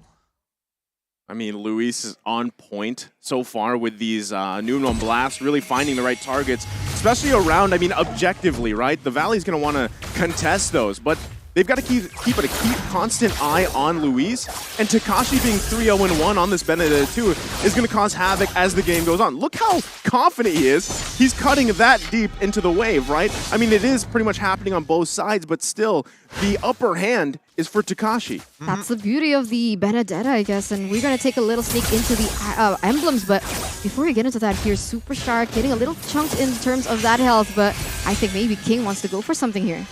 I think they're still going to put pressure here. Under the turret they go. Ooh! Everybody joining the fight on the top side. Electro final blow, the Petrify. Takashi able to get the double. Can't get Hoon. Mobazane a little bit too late to the party. Gets the taunt off though, with Hoon picking up the kill. But look at the backside. It's Fried Chicken. Finds one for himself. But ultimately now Takashi going to be caught in a position of a 1 versus 3. Does he still commit to it? He bobs, he weaves. Mobazane still sticking to him. Takashi should be able to survive. A 2-for-2 trade overall. A really good setup dive for the side of RRQ. And I think RRQ Akira had a really good idea. They should have cut their losses as soon as King was out of position. Back away. You don't need to give anything else, but the Valley's taking one step forward, getting and buying time for Fried Chicken to jump right into the middle of that fight to even out the score. Now we're going to see once again the setup for the next turtle, but I saw that Gusta Lagusa already had the golden staff as well as basic now, but remember that is going to be the key item for Gusta Lagusa as once again they're going in for an engage. They pull the trigger on Sagan, they push him back here. They get the turret though, Dawning Light's going to come out. Turtle still work on Gusta Lagusa though, able to grab a kill for himself, but they do trade the turtle. Nothing too much after that. Fly Chicken is playing so boldly, running right into the middle of that, knowing that the Golden Staff is already completed, taking a good chunk of damage from the Blazing Duet, and yet he still almost picked off a free kill for himself. 1,300 gold in their hands of RRQ Akira right now. I mean, at this point, I want to know, has the Valley been playing into Akira's tempo right now? But oh, wait a minute. Gusta Lagusta needs to be careful here. Yeah, there's three. Actually, Luis here to help him out, so this might just be a disengage. Luis, though, just there to help Gusta Lagusta out. It's going to be a poke battle back and forth. The rest of the team still in the vicinity, but nothing going to come in out of that just yet. As you were saying, Eterna. Yeah, I just want to know what's happening here. How did RRQ actually pick up the lead? I mean, earlier on, the Valley seemed to have the tempo. They seemed to be confident with what they were doing. Are they playing a little too aggressively into RRQ Brazil? Well, I think it comes down to the draft, right? When we're looking at Benedetta specifically, her relevance and her power, her strength in the earlier stages of Game 3, Level 4 is already pretty good. Unfortunately for Fly Chicken, that's not the same for Lapu Lapu. He only feels relevant as soon as he hits Level 4 and starts participating in these fights with the Bravest Warrior. So the fact that Takashi has already enabled RRQ Akira to get this lead is already great, because that was the toughest part. Now they just need Gusta Lagusta and Sagan to scale up and eventually outscale the Valley. Basic on this carry, yes, he can hyper farm and scale as high as he can, but if he can't get in range, it's still a tough game. Yeah, I think that's the downside of a carry, right? The range. The range is a big factor here. So you've really got to be careful on how your positioning is, right? Now, the Valley at this point, almost 10 minutes in, they don't have a turret just yet. So they got to be careful on especially losing map control. They already got their Cult Altar out. So that's massive before the next Lord comes. Actually, it's already spawned. So if RRQ wants to go for it, they have a perfect time. They can They can literally start pulling away, allow the Valley to actually move, because they've got priority on both bot and top side. Yeah, they're going to be bobbing and weaving here. The Lord still being worked on, half health so far. Mobazane, though, he is going to be just taking the front of this damage. They're going to go on for Super Shark. Sniped down with the Dawning Light. Gusta Lagusta going in. What a Petrify from Takashi. Able to find a basic, the perfect target needed. He's going to get cut off, but Luis with a kill for himself. 3 down for the Valley. And they're still going. What a Mystic Field with King for the cleanup. And now it's a Mobazane left alive. And that's going to be the wipe out for the Valley. What a massive play for RRQ Akira. That was insane. The way that they played that team fight was so beautiful, so textbook. And that's going to give RRQ Akira a massive lead. And not to mention this free Lord. I get it now. I get it why you were saying it was like a mini Blacklist International. A lot of their macro play is centralized around one objective, one thing at a time, but covering all of your bases, making it very difficult for the Valley to keep up, even if they're just slightly behind in tempo, which is rather frustrating, because RRQ at this stage of the game are breaking apart the Valley just by looking for these strong engages, and especially keeping your eyes on Sagan. His Mystic Fields have been on point. From start to here. I mean, that's what got them the first blood, right? And this all snowball Takashi, but they're still going to be focusing here on the bottom side. Fly Chicken and Mobazane to be the front. They've got the Lord to handle the mid lane eventually, but they might get sandwiched in here for that tier 2. Look at the backside. Takashi goes in, forces them back. And just like that, they're going to lose more space on the map. The front to back, the peel, the damage coming in from that backline from Sagan. You can feel it, and it makes sense looking at the items that he already obtained earlier. But once again, onto the mid lane. Here comes the assault. Lord's got to be handled here. They should be able to clear it up as they hold on to both inhibitor turrets. But still, do they press the issue here? Another Mystic Field. The Dawning Lights have all been on point, like you mentioned.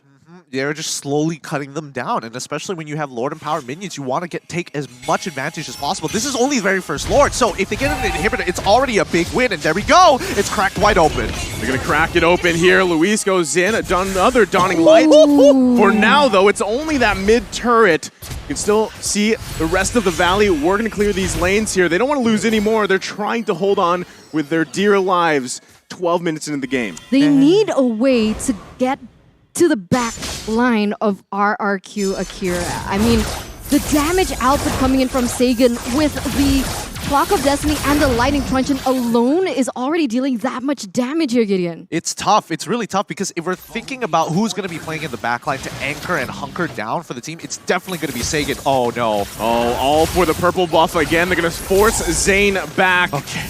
No one there to help him out. All right. The Valley make a very intelligent decision. Just back away. There's no need to fight right now. 50 seconds away from the Lord, 12 minutes into the game. Your biggest objective is going to be that Lord. But yes, as I was saying, Sagan is going to be the anchor of that backline. You would expect someone like Gusta Lagusta to go in and out of fights. Louise wants to stay in the middle, but then you have Takashi and King. They're allowed to go crazy. And I think that's what's really difficult to get on top of them because you have to go through multiple layers. And even if you gap close, there's a good amount of CC to keep you in place. So what do they do? I mean, at this point, I was like thinking about it, taking a little pause there. How is the Valley going to enter that backline? Because in theory, with the draft that they had, they do have Super Shark, Big Brother Shark on the Matilda here to dive into the backline with her ultimate, obviously, and bring someone with her as well. Well, the easiest way that they could possibly do this is to get Fried Chicken specifically on Sagan. But wait, a fight's about to break out here. They force Mobizain back, right? But he's going to be able to heal back up here. Still the battle for this Lord. It looks like everybody from each team is going to make their way here for this fight. Meanwhile, Takashi still trying to clear that wave a little bit. Put pressure here. Dawning Light going to be committed.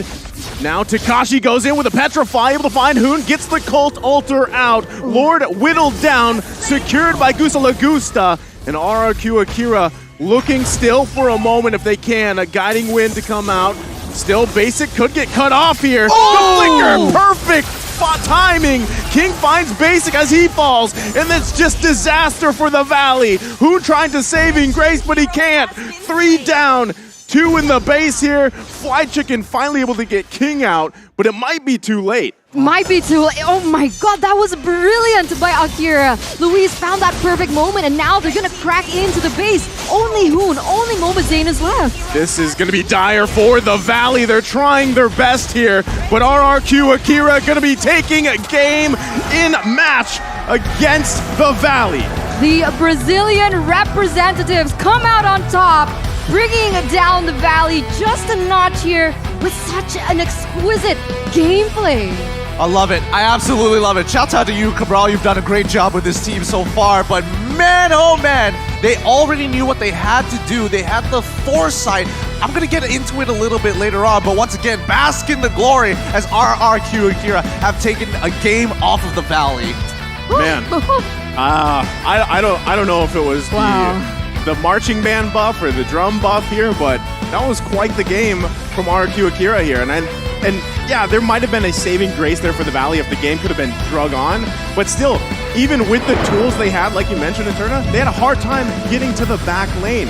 And I don't know if they could have solved that if the game went on. I mean, other than that, what I really noticed was the way that RRQ Kira played that entire game, right? They realized, okay, maybe in the early game we can't be too aggressive, so they went in for the objectives. They took the bottom and the top tower, and from there they had way more map control for them to play around with. Well, here's the thing. I'm very curious to know whether Takashi had the instinct to actually make that movement down into the mid lane to get that first blood, or whether or not this was pre-planned. Right. Because their entire plan, they understood that their backline was going to get threatened by one person, and that was going to be Fried Chicken. So they made sure he was at a level deficit and then continued to press their advantage afterwards. All of it, very genius movements coming in from RRQ Akira. That's why I'm saying, you know, Saigon with those Mystic Fields from start to finish was on point. The Dawning Light was great, but I mean, really the big factor here was just the Mystic Field after Mystic Field. And yeah, Takashi able to get that first blood. That's what I'm wondering too. Was it all planned? Was it all part of the plan because what they saw Fried Chicken do before, and they knew that was a key component for the Valley here? Either way, still a brilliant game from RRQ Akira. I mean, we're talking so much about Takashi, we're talking so much about Sagan, but nobody's talking about Louise. I mean, that play at the last minute, I think he's had those moments over and over again. Yeah. The brilliant Numenon Blast taking 2 to 3 members. That's all it took for everyone else to kind of rally, and you can feel the synergy coming in from RRQ Akira as well to follow up. For sure, and I think it's all about like understanding where your weak points are in the composition itself. So yes, it is very ultimate-centric, but at the very least, if things are going bad, then Numenon Blast can be used defensively or aggressively. majority of these Numenon blasts, very aggressive. Big plays being made when Flicker is up. That's what I'm saying. High risk, high reward, right? When you play with that Flicker on that Lolita pick. And there were, I mean, I think he maybe only missed one or two, but he made up for it for the perfect timing ones that he did land. 2-3 members of the Valley. That already made up for the misses, right? So great play also from Luis. I'm actually curious, did anyone from the side of the Valley bring Purify? Shark. Oh, Shark, Shark, yes. only Shark. I think Shark at that point of time, and I think it's important that he does have it because he's supposed to be an extending arm to the Valley, which got cut off very, very fast. Let's have a look at the item build, and I think we can dive in a bit deeper into the numbers because right now RRQ coming up in their debut game under the RRQ banner, 18-6. Wow. Wow. Oh, that's huge, right? That's super one-sided here. You can see the gold difference as well. 10K up until that end, 14 minutes of a game. And what else stands out to you here, Gideon, in terms of those items? Well, the things that are standing out to me, let me just have a quick skim through between each and every one of them. All right, so when I'm looking at taking very standard build overall, but when you're talking about the way that they're progressively, not really extending the game, but taking control over the game, they understood that they put a big, well, not the biggest deficits against Fried Chicken. He wasn't able to get to max level, but that's just good enough to allow the rest of RRQ Akira to start punishing the big members. Shark, for an example, in the draft alone, he lost his comfort pick in the Lolita and putting him on something, I don't know, not as tanky and forced to be an extension rather than be stronger. Ooh, do you see the goal difference between Mobazane and Luis right now? Not a good look, but we are going to take a look at the post-game stats here as well between RQ Akira as well as the Valley. Yeah, I mean, they have broken the system. They just Wow. they have That's done not- so well. What's going on? Exactly. Let's turn his brain. Yeah, I was loading. I was like, wait, I don't think anyone played Mia. Why are there 5 Mias on both sides? Just the crushing system's it. trolling me now. Look, that's what happens when Joy is just popping off at times. Here we go. With the correct stats here, you can see how wild it is. Just look at the Turtle Lord and Tart. It's pushed all the way. Even the icon is barely visible. This was, again, very slow, very painful, very much like Blacklist International. And that's what's frustrating because I was hoping for an absolute bloodbath here. This is crazy because, like, yeah, the Valley had no space to work with, and I feel like it just started very early on, right? And I'm wondering, too, does this answer the question about Joy? Did it work really well in the jungle, or was it a specific game to this one? I feel like she was an add-on, you know? She was more like a condiment to a great sandwich already. You're looking to try and jump into the backline, but doing it by yourself can be difficult, especially since the ultimate does, you know, pulsate, and it takes a good amount of time. But when you have Takashi, who already has a whopping lead joining with you and setting up for you, it makes all the difference. And now thinking about who got the MVP for that game, it's giving me a little bit of a headache, right? Because I felt like everyone really did exactly what they were meant to do, especially when it came down to those team fights. So we're going to have a little countdown here. Who won the MVP for that match? It is going to be none other than Takashi, the EXP lane on that Benedetta with a 709 KDA. But look at his KP. For an EXP lane, that is super high. I love it. I absolutely love it. Every time I see Benedetta, such a high skill cap hero with an 88.9% overall kill participation, no deaths, played it as perfectly as he can, but extremely efficient with the hero, especially when you have something like Petrify. As soon as it's off a cooldown, let's look for a play. Yeah, I mean, that's what I was saying, right? Like, it's such fitting for the name, too, because Benedetta is such a flashy hero, right? And you have the name Takashi, so just a great game again. And it started really just early. The whole game was going off with the Electro Final Blows. The Petrifies were on point, too.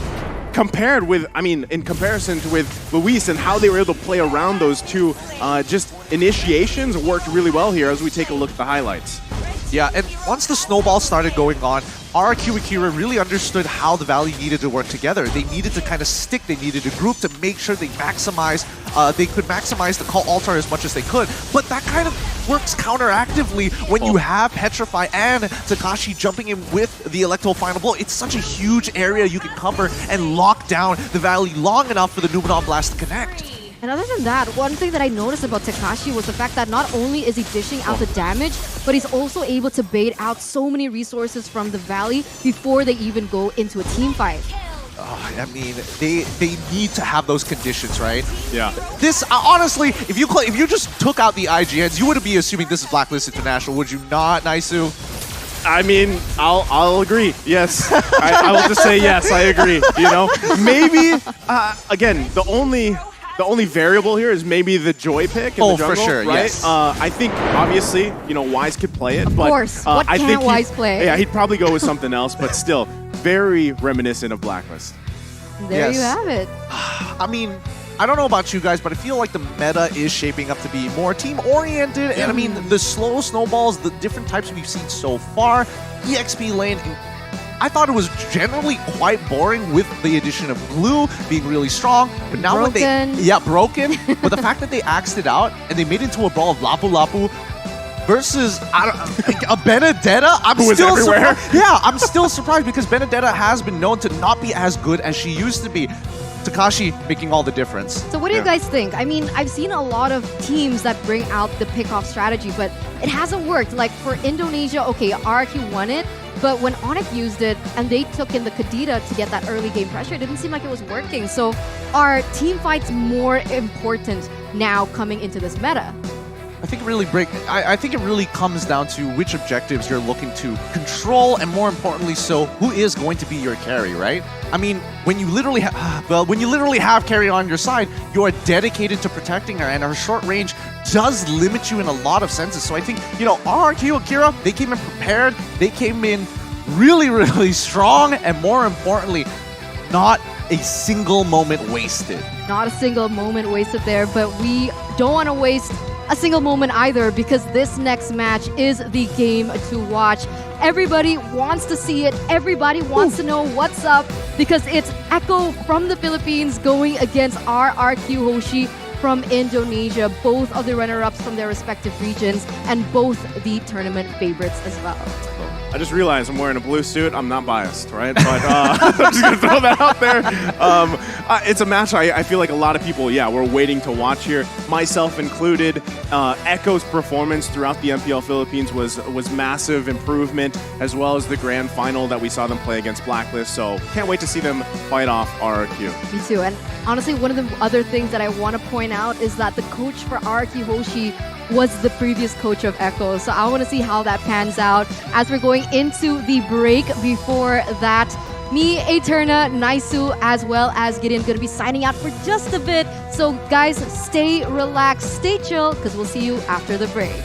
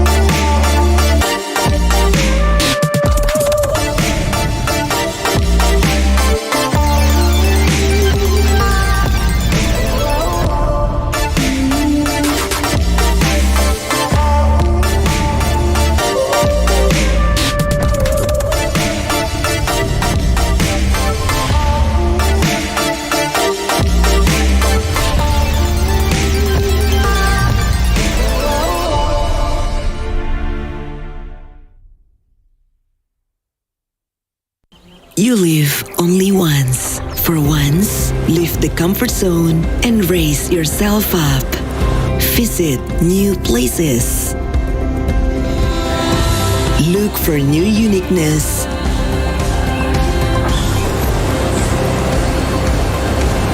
Take a new experience. Raise up your life through a wonderful journey.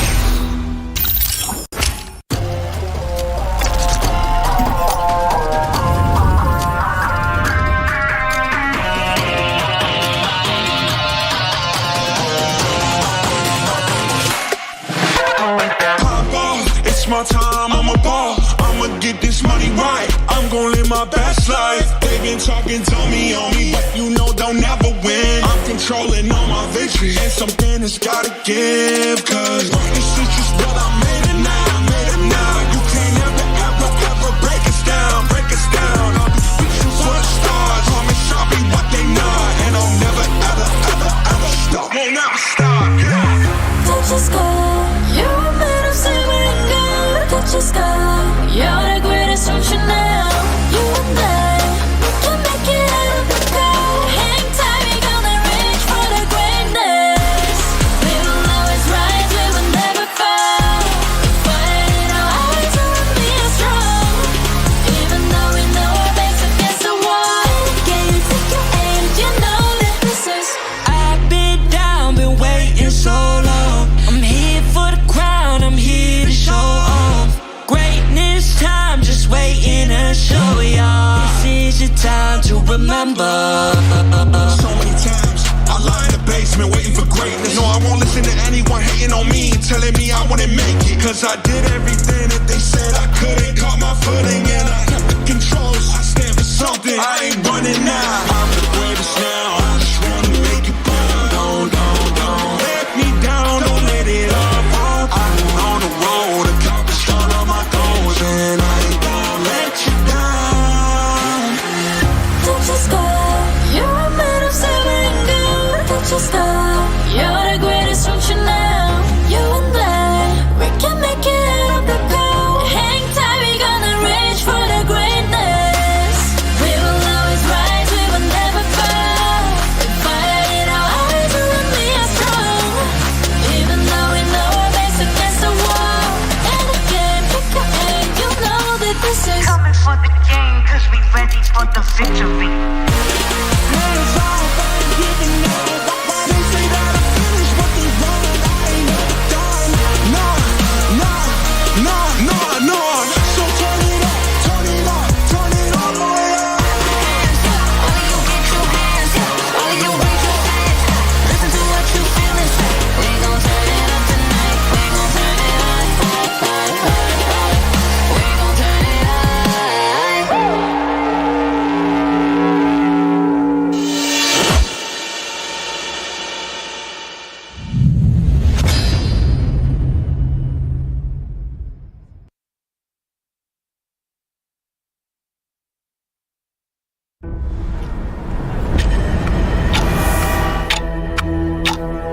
We are getting closer to the ultimate battle in Jakarta. It's an amazing, beautiful tournament. I can't wait to get to the game. All eyes are on one stage only. All for that ultimate prize, to be M4 World Champions.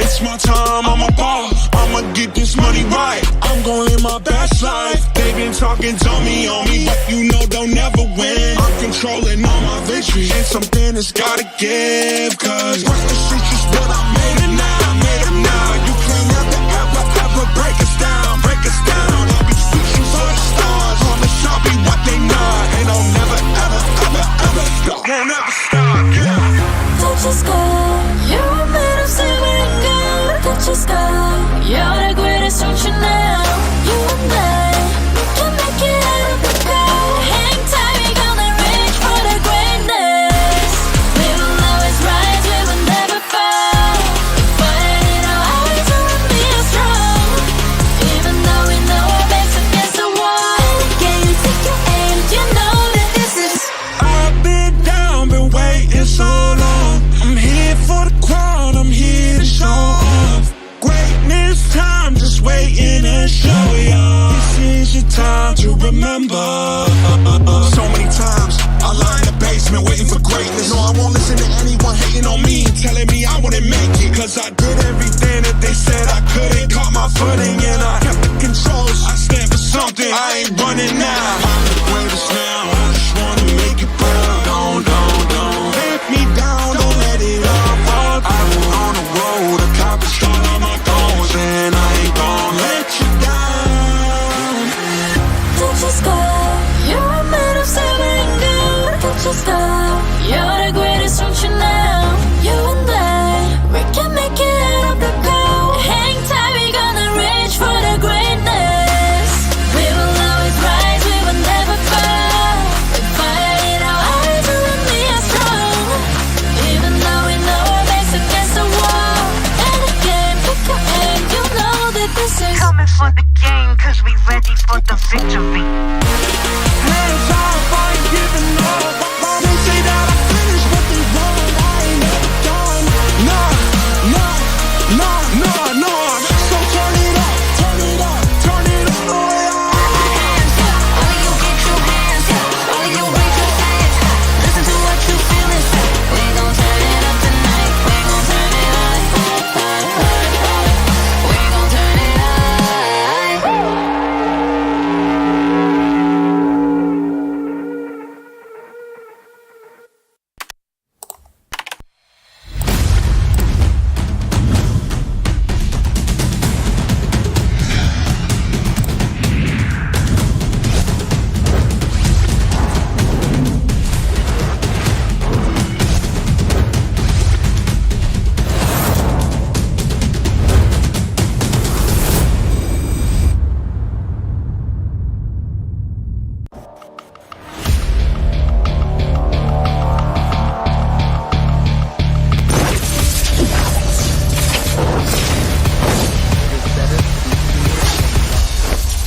If you cannot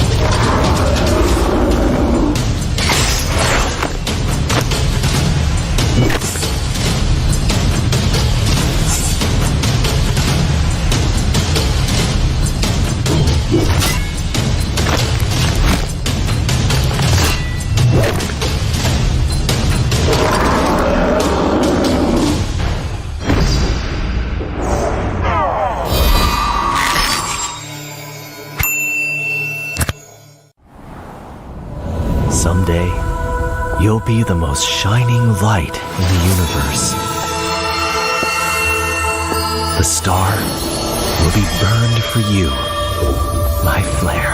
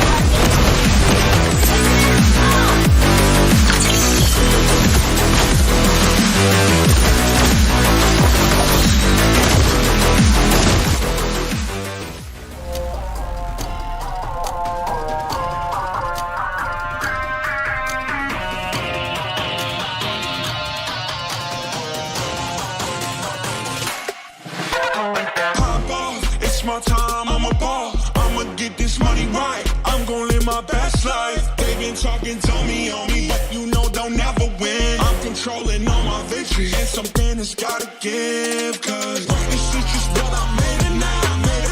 You can't ever break us down.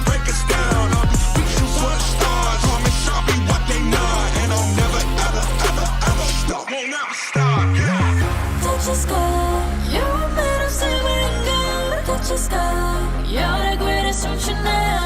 You and I, we can make it out of the cold. Hang tight, we gonna reach for the greatness. We will always rise, we will never fall.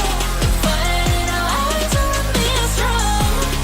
Even though we know our backs against the wall.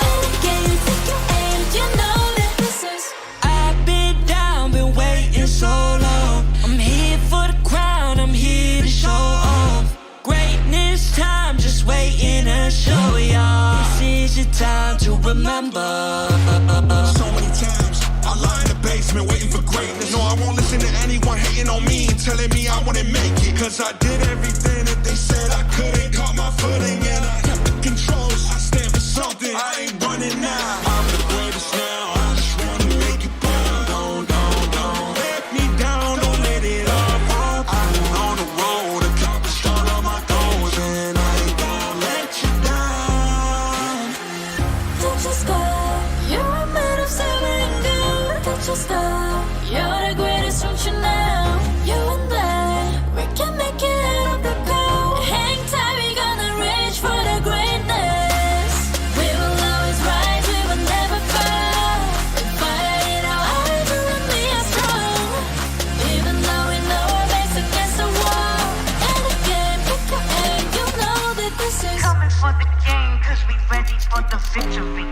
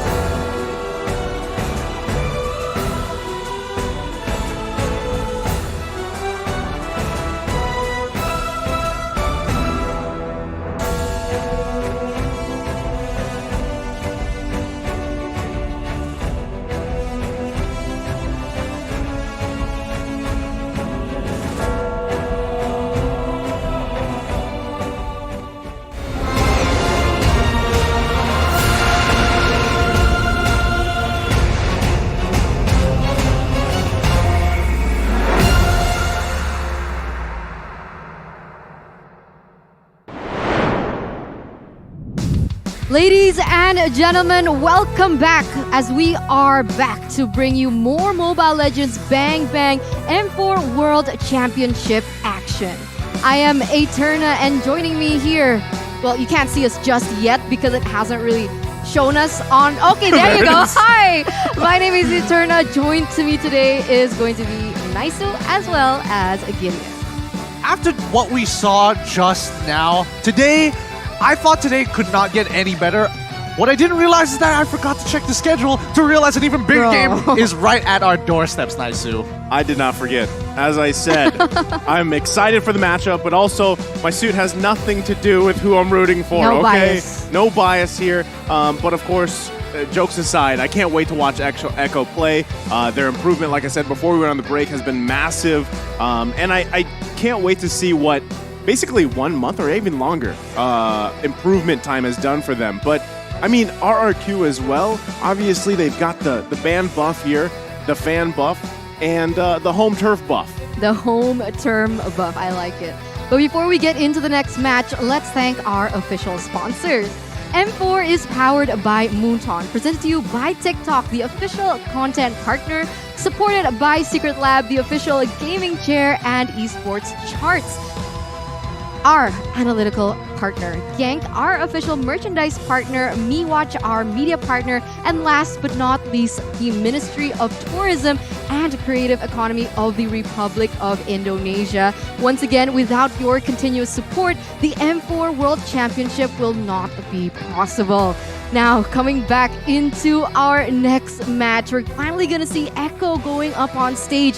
And there are just so many things on the table that we really need to discuss, because these two teams, a lot of you have actually predicted for them to be at least top 3. Yeah, I mean, again, I feel like a lot of people around the world, right, obviously have their favorites. And usually you're looking at those regions that have the MPLs, the champions, and everything else. But I feel like, if anything, from day 1 to today, day 2 so far, you've learned a lot about these teams that you may not know so much about, right? Even Occupy Thrones, the way they performed earlier, a lot of people were like, wow, now they stand out, right? So that's why I'm saying I can't wait to see what's more in store for the rest of the group stage. He's like Gani. Yeah, he kind of is. Can't wait. Right? Everybody just can't wait. can't Everybody's wait. getting the Gani syndrome here. But we also can't wait to take a look at today's schedule. From Group C and D, we just watched RRQ Akira go against the Valley. And next up ahead, it's going to be Echo going against RRQ. But that's the interesting thing about the format of M4, right? Nobody's going to be eliminated just yet, but this is going to set the stage of who goes to the upper bracket and who goes to the lower bracket. Conspiracy theory.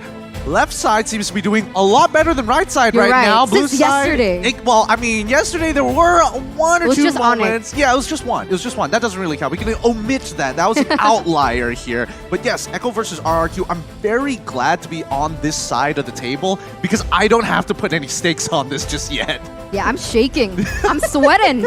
Echo looking strong. And as we're going to take a look now into the group standings, where RSG and RRQ, they are leading here with 1. But no, actually, it's Occupy Thrones who's leading.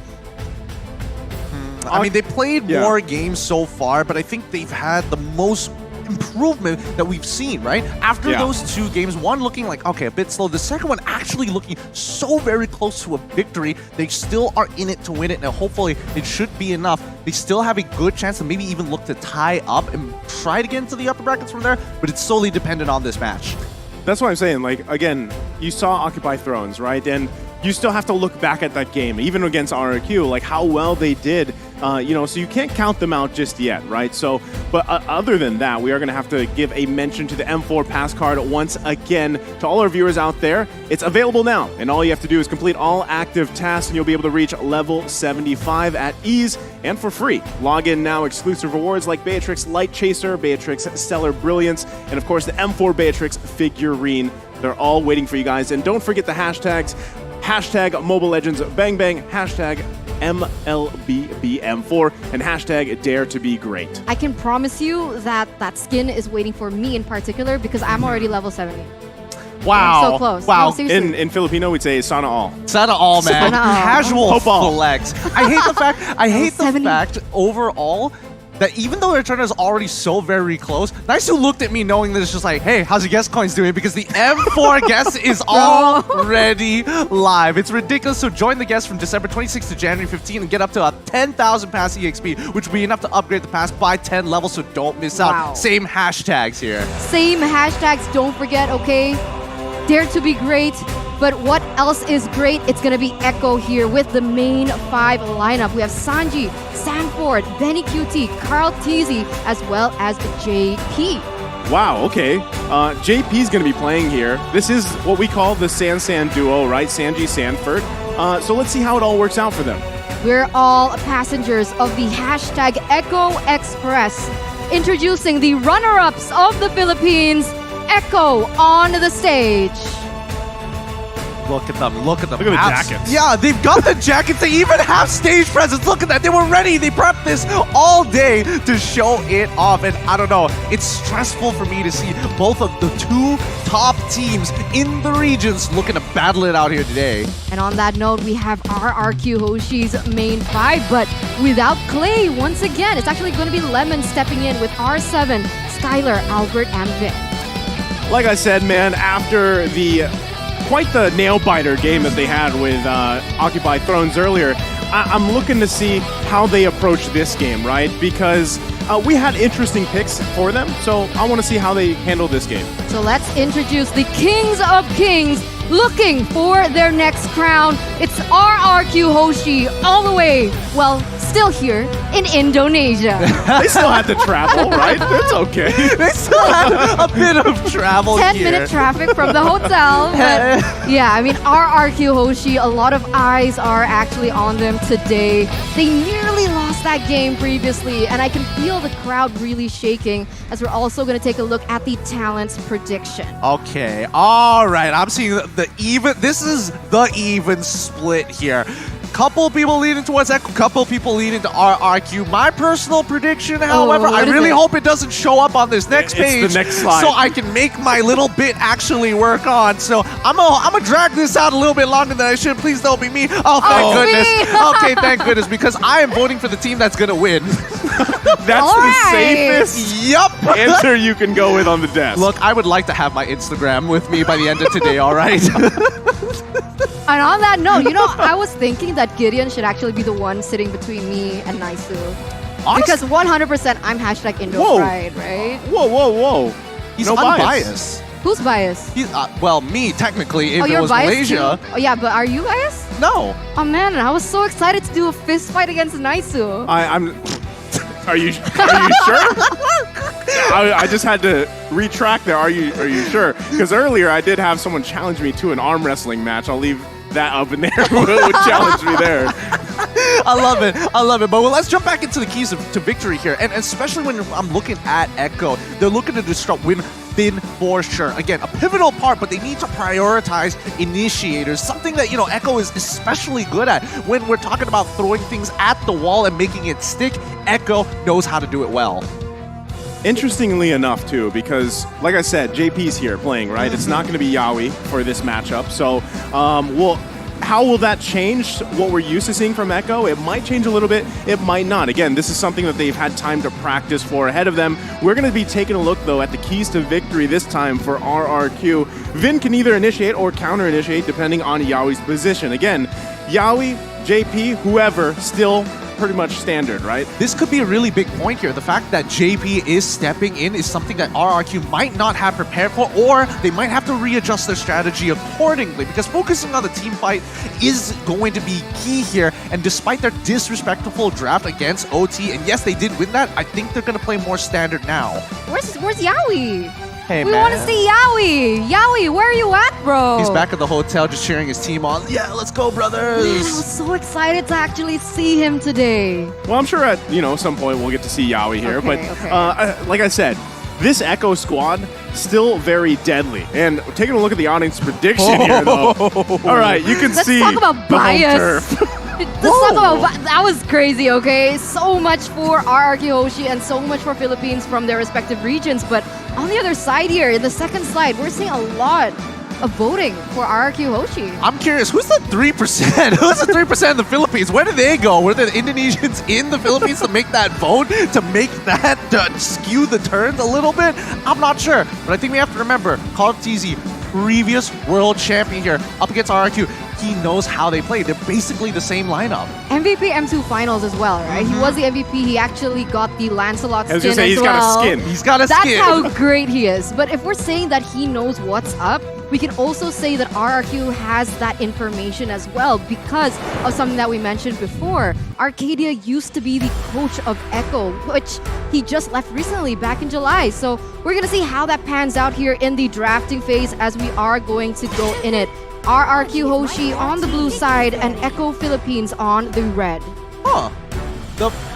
That's an interesting ban. The fact that they're banning out Diggy does kind of give some signals. They want to play CC, they want to play team fight oriented comps. It does have a good opportunity that Farmus might be thrown into the mix. They might even drop, well, this is what I'm hoping for, that personally Echo wants to take it a step further and start bringing out a Minotaur, because why not? You think Minotaur? I was gonna say I'm thinking Atlas. That too.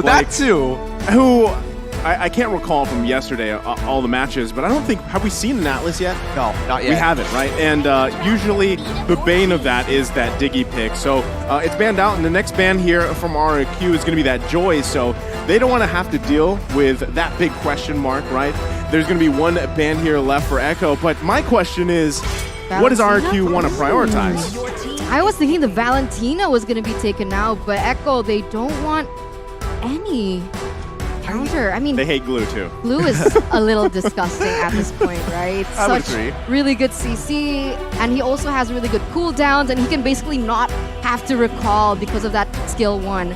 But now RRQ Hoshi, are they going to be prioritizing this Valentina? And if so, that is going to be a super great hero for Lemon in particular. It honestly is really difficult because this first pick is so very important. Most people, in previous metas, we've seen a lot of flex picks coming out first, but this Valentina is going to force, at the very least, Echo to adjust their comp to make sure they don't give too many valuable ults. But no, instead... Just as you were saying. They're like, nah, we'll fight you. We'll fight. Take my ult. Me. We got it. I was going to... And to build up on that, I was gonna say, Valentina's a great priority pick because then the other team's gonna be like, okay, we gotta be careful. But like you said, no, not here, right? So rear road manipulation on both sides, possibility there too. I like the carry pickup. I still feel like one of the biggest disadvantages of the carry pickup is obviously the range, like we talked about in the previous game, So if you get shut down to the point where you can't even get into the fight, and which, again, could be another opposing real-world manipulation that makes it even harder than that already is. Very possible, That's troubling, right? Of course, and I think, at this stage, now that you see Eve, do you want to pick up Suppressed? Yes, they do. Both Claude and as well as the Kaja, really smart options here coming up from RRQ. Kaja, at the very least, can lock down can lock down anybody, but more importantly, can stop the box, the real-world manipulation coming out of Eve. And obviously, you gotta have a Claude. I mean, Skylar, he's gonna be cracked at it. That's the question that I was thinking, because it's either the Kaja or the Franco. And we all know Vince Franco, especially in MSC. It was always banned from him in each and every single match. But the Kaja is going to be the choice this time around. It is a lot stronger. But now we're going to see here, coming in from Echo, the next pick, Fredrin. So they want to secure a really good flex pick as well. Not really sure just yet where this Fredrin is going to go. Yeah, so far, based on what we've seen in the pattern of day 1 and day 2, most Fredrins do go into the jungle just so that you can have your presence and at the very least be the shield for the rest of your team. But I think Echo, the fact that they're banning out the Lapu Lapu, they want to protect their backline as much as they can to ensure that nobody really gets in too deep on this carry. Yeah, because, you've already got obstacles in front of you, but that also makes me wonder, is the Fredrin jungle, right? Or is it going to be thrown in the XP lane? Now, with that Lapu Lapu ban, maybe they want to come in with a different matchup, right, for Fredrin if they park him there. Because like you said, if he is in the jungle, sometimes you really have to play around that, right? Now, Fredrin takes a lot of damage, but it's also sometimes you have to put yourself in a not so favorable position to get those knockups, the taunts off. And how often really do you see that Prazer's Wrath pick up a kill? When it does happen, it's awesome, right? Yeah. But it's still something that's difficult to pull off in the right moment. That's actually a really good point here, because when we look at RRQ, the fact is that their composition generally wants to limit what Echo plays around, right? Oh, you're looking for an engagement? We're gonna shut it down. Pick one of you off and then look for the all-in at the end of the day. The Lolita gets banned out, and finally, the Hayabusa coming in from Echo. Yeah, they're starting to limit any options for Albert here. What is he going to be picking up? But the crazy thing about Albert now is previously he was really known for those assassin types, but he's also evolved in case he wants to onto those tank or even fighters in the jungler. So with this much CC from the Eve, do you think he could pick up someone like the Martis? Honestly, I think it would be really, really disrespectful if he locks in Lancelot and plays Call TZ skin and wins this game. Oh, I'd like Think that. about that for I'd a like moment. that. That would be ridiculous if he pulls that off. A bit upsetting, of course, but the Yu's are going to be locked in. So I think that gives us our answer where the Fredrin's going, right? Fredrin jungle. And I was going to say this similar concept here was that Carl TZ, known for the assassins, right? But at some point in the meta, like a lot of these junglers, they had to force themselves to learn these objective-based utility junglers, right? So again, I feel like jungle is still a very important role for all of these teams here in M4, but at the same time, what we're seeing is XP, Roam, the mid lane especially, and then gold lane, the marksmans, or it's not always marksman, but the gold lane, they shine much later on. The thing is, the trend so far is we don't see these super long games, right? I mean, there's been a couple 20-minute games, but again, how does that all play out? And look at that, RRQ's gonna lock in an Akai as well as the Benedetta. I feel like this is like an RRQ classic, is it not, Eterna? Come on. I mean, they got the Benedetta, I mean, the Akai chorus. I mean, honestly, I would have loved to see a Lancelot. That would have been great, but Akai does the job so well at pushing back the aggression of Echo. I mean, it's Benedetta's on R7 on Benedetta, so that is a signature pick for him, in particular here in the Indonesian region. And now, what is Echo gonna, sum this up with? Because I really like that Yuzong pick initially, taking it away from RRQ to choose because they had a really strong backline in that heave. And as a result, they are gonna be picking up a CC hero here in Kufra. That's really interesting. I was thinking maybe some way to combo with the Eve, some way to kind of disengage. I was thinking Atlas. I was thinking Atlas as well, maybe even a Lolita, but Kufra I think is an interesting blend of both, right? It's still spatial denial, but the playmaking capabilities could be the difference in this game. There you go. The two final lineups coming in from RRQ Hoshi as well as Echo Esports. Who is going to come out on top as they have brought very distinct, different type of playstyle in the way that they drafted and their composition-wise. Yeah, and honestly, if they want to be playing for the later stages of the game, that's absolutely something that Echo can do. However, as we saw in our previous matchup of RRQ Akira up against the Valley, that Claude can make all the difference, including that Benedetta with a Petrify. So let's jump right into it. The Land of Dawn awaits us here as one of these teams are going to be walking away feeling real good about themselves. Is it going to be from the Philippines or Indonesia? Take your votes and your guest coins out now. Let's go. Coming into this first game here between two of the giants of their particular regions, we see that Benny Cutie is actually going to start off with helping out Carl TZ in that buff, and therefore he is going to be able to rotate quite faster than Albert. Whoa. What's going on the top side here? We see the Kufra actually looking for it, and he hits it. Yeah, he's going to find Skylar here, but BMI's out. Should be fine. Vin now there to help him too. So, and this is the thing, right? Where do you park these roamers, JP and Vin, to get the most value out of it, right? Because at the same time, XP lane, that Benedetta Yuzhong matchup, that's going to be more so interesting how they develop into these objectives, right? Especially the first turtle and where that first kill can be. And it could be up here. And that's the focus, but it's Lemon though. Sanji forcing the flicker out. He flickers in. Sanji with the first blood. I mean, you could see even from the beginning of the game that Sanji was really pressuring Lemon there in the mid side. Lemon is known to play really aggressively, and this time around, it actually put his team in a disadvantage. Yeah, this is great for Sanji as well. I mean, he's already got the mystery shop, so he's going to be accelerating even faster. Luckily, at the very least, Lemon only loses a bit, but now the catch comes through. Oh, that's going to be tough, but they do get the flicker out from Vin, so that's a nice pickup, right? Because he doesn't have the Divine Judgment just yet, but still, with that being down, this should make it a little bit easier to grab, or at least contest that first turtle. Right now, Albert already going into that bottom side, looking for the pressure because the turtle is going to spawn in under 5 seconds. And that's exactly where they want to be. They want to set up first. And even in the top lane, it seems like Skylar might be having a little bit of a hard time with the early game damage that Carry has. Yeah, I mean, it's all about like the timings, right? Level 2 is when Carry starts to get really, really good, but now they've already locked down Albert. Let's see how it goes. Okay, they're going to force this one. Turtle still going to be focused. One Retribution comes out, but it's focused by Carl TZ, able to secure it. And now they're still going to be focusing on the target as Albert falls here. So it's a turtle and a kill for Echo. 100% worth it for Echo there. I think RRQ Hoshi, they went a little bit too aggressive. They did set up first, but unfortunately, at least they couldn't have gotten a trade because Albert missed his Retribution.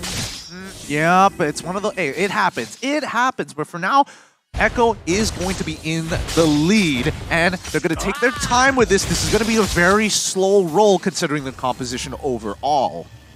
1,000 gold though. Relax. Guys, Relax. The table didn't do anything to you, Eterna. Don't abuse the table. The table didn't do it. I'm sorry. I'm getting very passionate about this game. But yes, Echo is leading with 1,000. You can already see that Benny QT has secured that corrosive scythe. So all these items are starting to come into play, and that might be bad for Skylar here in the top lane. Honestly, it's quite interesting that JP is hovering around the top side so much. I mean... that's the best case scenario for them. You really want to just park there. If you can find a pickoff, this is something that we were talking about previously in the backstages. Where does Kufra fit in now? It's high risk, high reward, and that's going to be the right target as they find Vin, forcing the flicker out. No one's going to go down just yet, though. Carl TZ now looking to back everybody out. There's probably not going to be anything committed just yet, but still, JP going to charge up. Do they go in on this top side? But for now, disengage. Yeah, they have to. 25 more seconds until the turtle comes back up. I mean, the proxy of the waves started by R7. They don't want that to go to waste, but he's not going to get caught here, right? No, definitely. He's R7. He's got a brand to keep. Hopefully.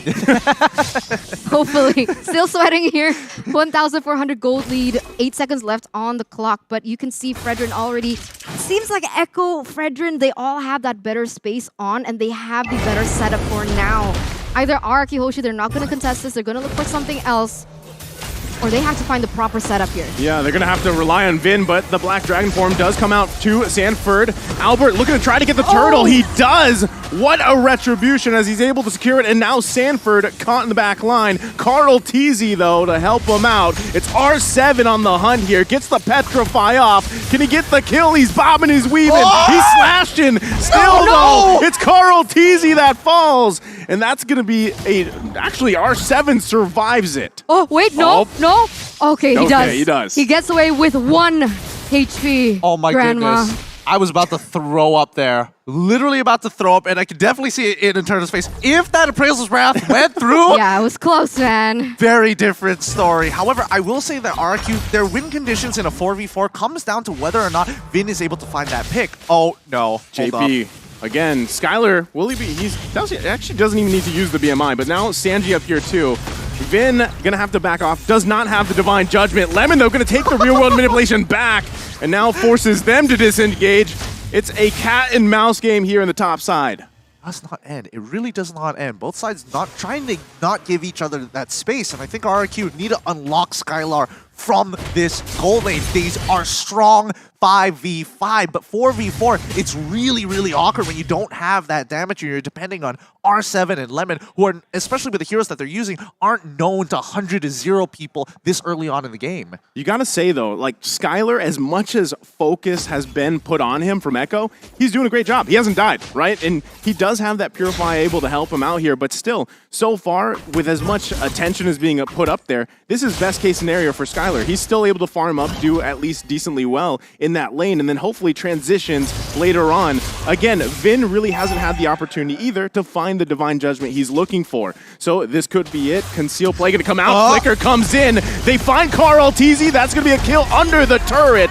Looking for another, but JP gonna charge up and not commit. The turtle has spawned, though.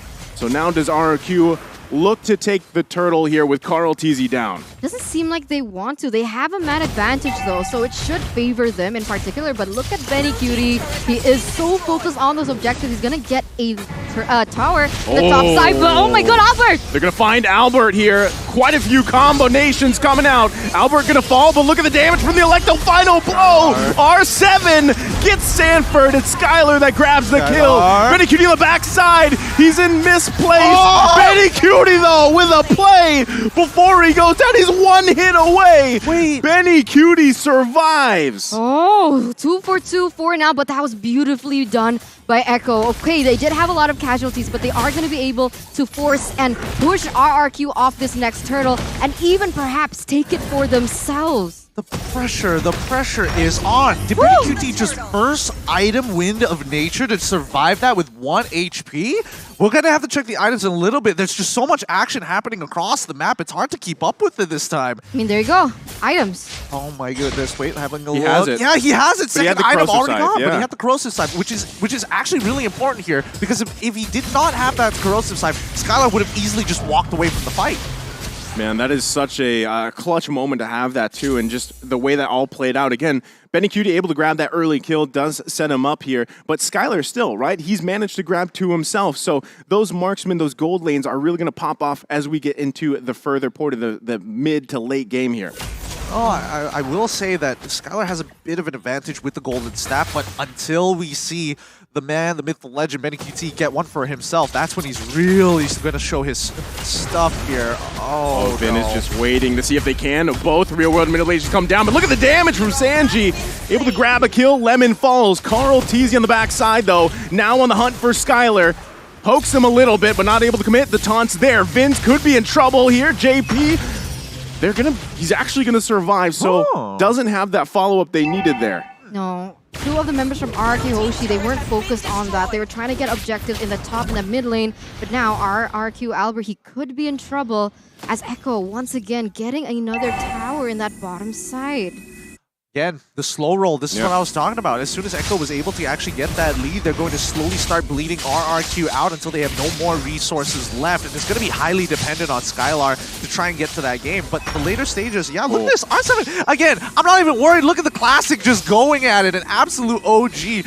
Naturally, with his own mechanics, gets out of the situation. But yes, Echo is playing for late, and that's where we have to keep our eyes out for.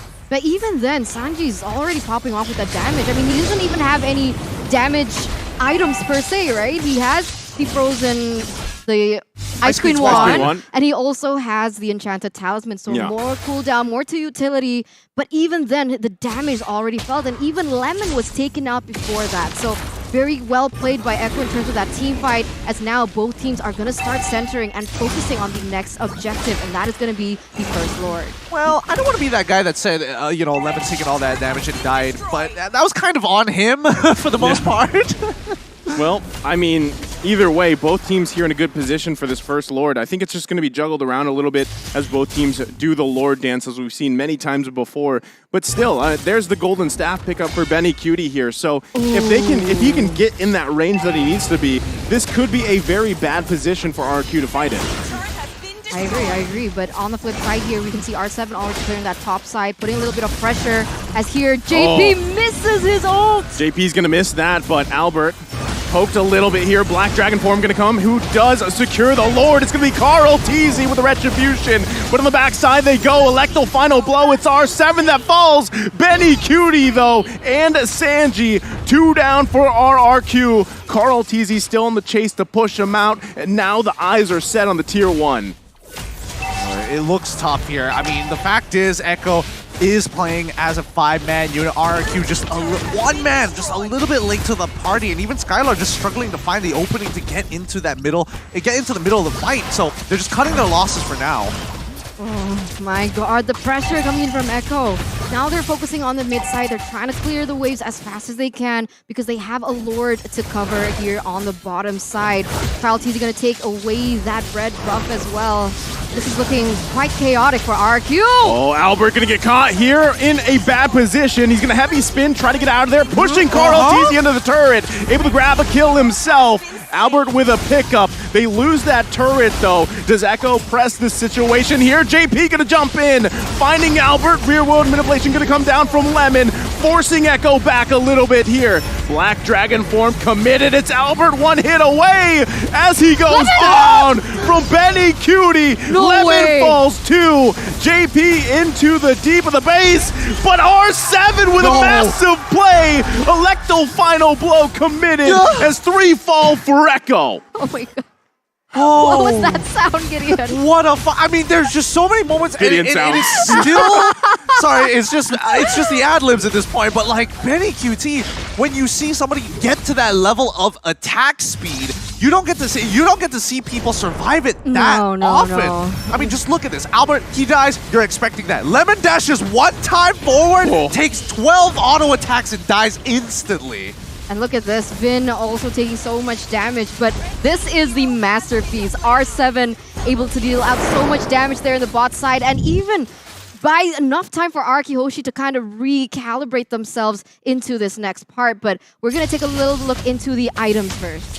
Looking at R7 right now, he's currently 3 items. And I think he's building into a Malefic Roar for his 4th. Looking at Skylar, he's in a good position with 3 items in and of itself. But if we're looking at supports, that's the big difference here. Because with the supports, they're building as tanky as possible, but Immortality makes all the difference for a Kufra. Yeah, I mean, I gotta say, the question about Kufra, you know, where does he fit so far? Because he's kind of, in a way, that hero has fallen off a little bit. But so far, JP's doing an amazing job at really finding the setups that he needs to, utilizing the Kufra here. Especially, I mean, with Sanji setting up those perfect real-world manipulations so far, Lemon's doing it too. But the thing is, I haven't seen Vin just yet exactly find the mark he does. He has the 7 assists. He's finding targets. But if he can cancel out Sanji, that's going to be a huge play for RRQ. Okay, that's a good disengage. Nobody is going to, bite the bullet for now. And I think RRQ also understands, like, yeah, we're slightly behind, but it's not the end of the world.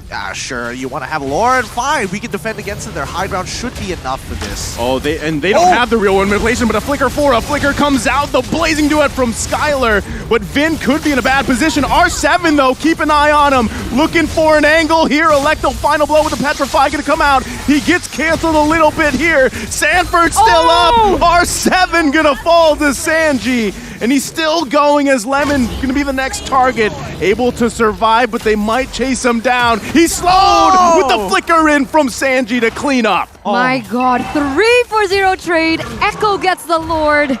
This couldn't be a worst game for RRQ Hoshi at this point. You saw that R7 was trying to do his best. The way that he does it, right? That's so signature R7. Which, whatever hero he chooses, whether it be the Benedetta, the Cho, he tries to looking for that flank, but unfortunately the follow-up damage from the other members are not there. And here we go, the siege from Echo. Gonna be a full force siege here from Echo here. One more turret to go up on the top side. They've got to handle this Lord. Echo setting their sights on the bottom side. Carl Teasy already handling that wave. Can RRQ defend here and keep in this game? Echo now full force bottom side. Sanford comes in with the Black Dragon form. RRQ looking for any angle, but Echo calls the back signal. Value. Just cash money all the way through. They've gotten a 7.7k lead for themselves. They don't need to go any further. No Lord empowered minions, no Lord in and no Lord as well. So they just back off. They don't need to do any more than this. They know that they're getting really close to the end game. Oh my god. Well, they're going to focus on R7. I don't think he was expecting that death bush either. Oh, that's so cheesy. It always works. It works every single time. Everybody forgets about the bottom and top rush, and this time R7 has to pay the price. Right now, when we're talking about this Kufra, there is, I mean, in previous metas, we have seen Kufra play into the Kaja because it doesn't allow Kaja to get away after the Divine Judgment. Oh man, Echo looking to end the game here as both real-world manipulations come down across from each other. Lemon and Sanji, still no commitment yet on that crystal from Echo. Anybody else getting bombing run vibes just to be like, just to show dominance? It's like, yeah, I can mess with you too. I can tap faster. Man, 8,000 gold lead for Echo up until this point, and the damage dealt is mostly coming in from Sanji. So that's why I love the Give in this current meta. I love it because you don't have to build too much damage. You can build for utility. You can build something like the Brute Force Breastplate, but still have as much damage as all the other members.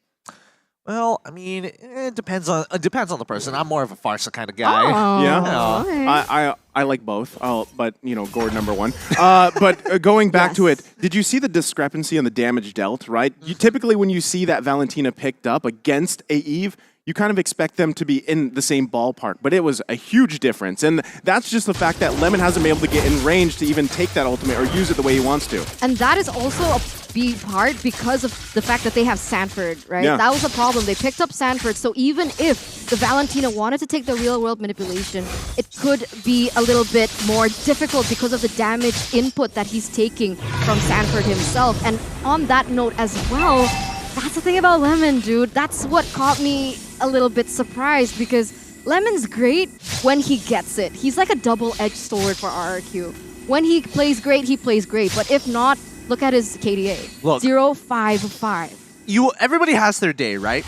Knowing Lemon and seeing his career over many, many seasons and many, many M series. Oh god, Oh R7's dead. man, R7 gonna just be deleted once again. Death Bush, but this time in the mid lane, Sanford forcing everybody back. The Black Dragon form, and just like that, Echo grabs himself another Lord. Oh, that's so brutal. This Kufra is just getting so much more value than I was expecting. I Yeah. feel like now is the time to respect the Kufra. Prior to this, they should have absolutely disrespected JP. Like, what was he really going to do? And the fact that they did have R7 on Benedetta, maybe they could have made some play towards the mid lane like Takashi did against the Valley. So that's what I'm hoping to see. But right now, Echo, they've got all the marbles in their court, and they're just going to slowly lob them down one by one until this crystal breaks. Look at JP charging up once again. Not going to commit to that, though. Lord here in the middle lane of the base of RRQ. They're going to set it up. Lemon with the real-world manipulation. JP going to go in, finds a couple of targets, but has to get out of dodge as well. It's Albert taking the brunt of the damage. It's R7 that falls again, though. Echo still pressing the situation here, looking to end the game as Vin falls and they find another. Benny Cutie free-firing in the backside, and now it's going to be the crystal worked on. Echo takes the game against RRQ. Clean from Echo from the Philippines. That was so beautiful to watch at the end. The damage coming in from that carry was just so terrifying. It was disgusting at that point. It is. You can literally see the light wheels just overlapping each other because there's so many auto attacks. Sometimes there's two in one. You never really know. But don't worry, RRQ fans. One loss doesn't mean the end of the world. Nobody gets knocked out. Don't worry, Eterna. No one's getting knocked out. if you heard the fist bump on the table, that was Eterna. I'm stressing in my seat, but I gotta say that was a really well done performance by Echo. I don't know why you're looking at me in the eyes. It was great, nice Hey man, great. I always support the winning team. I was gonna say the safest guy over there, Gideon. But still, again, going back to this, I think JP did an outstanding job, right? He really because did. JP or Yawi, whichever is going to be playing, and there's still more room for switch-ups too, right? As the tournament goes on. Again, the big question mark was how is Kufra? And I feel like we got our answer. Just like the previous series, we got somewhat of an answer for Joy at least. For sure. I think, Kufra in this particular case, there were moments where I thought, okay, Kufra is able to do multiple things at a time, but the question is, how do you distribute your resources across the map? And I think, JP sticking around and making sure that Skylar had an uncomfortable time really struck a nerve with RRQ. And Skylar is just frustratingly not entirely sure whether he can commit onto Sanford sometimes when the dive initiates. It's okay, Eterna. She's still recovering. I mean, Sanji too, right? Sanji, the early kill that he got, the way that he plays that Eve, it's just, man. I have a question though. I was curious, right? Because in the drafting phase, RRQ banned Cho in the first phase. Yeah. And I thought that would be great if he was going against Yawi in that roamer position because Yawi's really known for his Cho. But even without Yawi, is JP like a Cho player as well? Or what's going on? Because I don't know much about JP. The whole Philippines is a Cho player. I mean, interesting. They love their That's a good TikTok point. Cho plays, and it's there. I feel like any avid fan of Mobile Legends Bang Bang can usually they when they want that tricky, flashy hero, Cho's one of them. He's on the top of the list. Yeah, because somebody played Cho yesterday. I didn't really do good. Yeah. Well, to each their own. I personally feel that at the end of the day, the draft really made a huge difference here. And I think, RRQ, with the performance just now, the only thing that could have really been done a little bit better is the utilization of Valentina. There were other options than just the real world manipulation. Yes, it's the biggest bang for buck, but maybe consider going for, I don't know, Kufra's Tyrant's Revenge. That might have been the game changer here for RRQ. And it's confusing because Lemon is usually very sharp with those, because I've seen time and time again where he uses the perfect ultimate in the perfect moment, but I honestly didn't really see that. So is Lemon shaky? Is he nervous? Not really sure what's going on. Just one thing to add to that. I think it was the Bush play. Like they did such a good job at taking away that vision for Lemon to actually get those ultimates. Interesting. I think it's really tough here. Like, no matter what, nobody can really face check. And even so, I think Echo played a lot better when it came down, because a lot of the fights just came down to how many people do you have? 5 people compared to 4 people. 5 people compared to 4 people. Every single time. RRQ, whenever they won, they had 5 people. And again, they're banking a lot on Skylar right now, but the lack of damage from their overall team composition makes it very frustrating, because Echo, again, a lot of bruisers, a lot of real ways to slowly cut down your opponents. That's exactly what you think it is. What? It's called greed. Please explain. It's one of those cheat codes called greed is good, and then you I know it. popping off the Queen. Honestly, when you have Queen's Wings at this stage of the game, it's like you're top tier. You know that you're not going to die, and nothing really threatens you at this stage of the game. Well, that's what I'm saying. Like, if you're in the mindset of Benny Cutie here, you're so well protected. Why not go in that way, right? Because again, when you have Carl Teasy on that Fredrin, you had JP just all over the place, and then Sanford causing havoc with the Black Dragon form. Sometimes it was disengaged, sometimes it was to engage. It worked out so well for them to allow Benny Cutie to play like that. Now, coming down into the damage charts here, right? In terms of team fights, I mean, Vin was part of every single one of them, but Sanji makes his life so very difficult, because even if he catches anybody else other than Sanji punishes him. Not only that, you have the Kufra. Every time you land the Divine Judgment on the Fredrin to stop him from retribution, bam, bouncing ball, can't pull him back into his own team. He's stuck dead in the water every single time. He missed once. I saw that. Do you have a tally just like on a notebook separate? I'm so salty, okay? JP, you missed. That's all I remember. But yeah, I mean, these post-game stats are very dominant for Echo. You can see the damage to the turret, the objective takes. It was just so one-sided. It's very difficult to see RRQ Hoshi in this kind of position. And you're right. They really relied on Vin for that initiation, but he just couldn't get it properly. Even if there was any follow-up, they had to be aware if JP had his ultimate or not. So now we're going to take a look at who was the MVP for that game between RRQ and Echo. And it's going to be none other than, drumroll please, Sanji. Oh boy. Well, I would have given it to JP. Personally, I would have given it to JP. Sanji played a very pivotal role in terms of just utility. Look at his build. He's looking to make sure that he slows people down to ensure that his carry is able to get out the damage consistently, comfortably, and not really having to worry about the space as much as most people would imagine. I mean, Sanji here getting the MVP, like I said, he himself snowballed and then it allowed the team to. But yeah, I do agree with you. JP did work, especially putting the pressure on Skylar, like you mentioned earlier, Gideon. I mean, that alone, because even if Vin was able to find those divine judgments and everything and those setups were there, Skylar was a little bit delayed comparison to Benny Cutie, right? So that follow-up damage wasn't actually available for them, and Sanji was an integral part to start this whole snowball effect for Echo. Yeah, I mean, he got that first blood in the beginning, right? Against Lemon, and then kind of went from there. And honestly, a lot of the times when they went into those team fights or even skirmishes, I felt like it was Sanji opening that up. Yes, it was. I mean, the box is the real world manipulation is a really powerful tool, and if you can adjust it in the right way, then you can kind of limit the space and force your opponents into the most optimal way to get out of the box so you can predetermine their pathing. So when we're looking at these highlights here, I mean, again, Benny QT, he literally purchases it in the middle of that fight, utilizes it, and gets out with 1 HP. Well done to him. But now, moment to moment, keep your eyes on Sanji as well as JP. they're switching roles with each other every single time. JP trying to hold back as much of the aggression as possible with the bouncing ball, and when they can capitalize on it, quickly, you do see Sanji drop down the real-world manipulation, and with the Ice Queen's wand, it made it so difficult for RRQ to comfortably disengage, even for Albert. See, I mean, Lemon was finally able to pick up the real world manipulation, but if you notice a lot of these fights, he doesn't have an ultimate available. I mean, even here, right? Doesn't have one, because Echo did a really good job at counterplaying against that Valentina pick, and they just took away those opportunities to take the ultimates. I mean, it's a tough game here. I think both teams played as good as it could get. A lot of respect coming in from Echo towards RRQ. They took it seriously as well. Even RRQ doing their absolute best to be triumphant in this matchup. Hashtag Viva RRQ!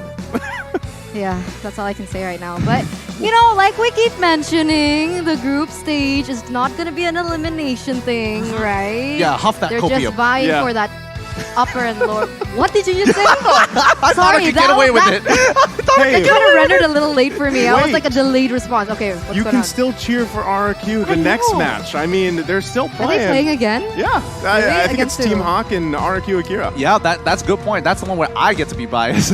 Why are you fooling Same your... RRQ though. I mean, you guys adopted them in, and the fans are willing to give their all, so therefore, we kind of expect you to do as well. Oh my, what a crazy match number 2 for our shift. And it's going to be insane to see the next upcoming one because, once again, it's the Malaysian team going against Brazil. So sassy. But that's RRQ Brazil, a turn up. RRQ Brazil. Let's see some smile. RRQ Brazil. There you go. Okay. I was channeling my inner Mara. Shout out Mara, we miss you. We miss you. You're at the desk. But yeah, I'm excited for this upcoming matchup. I don't know about you guys, but I need to huff my own copium a bit later. Oh boy. Okay, and on that note, we are going to take to break to give Gideon the space he needs for this next match. I'm fine. Naisu's fine, and I'm sure you guys are as well because you're excited for this last match of the day. So it's going to be me, Aeterna, Naisu, as well as, I was going to say Leo for the jokes, but Gideon. We'll see you after the break. Don't go anywhere. Bye-bye.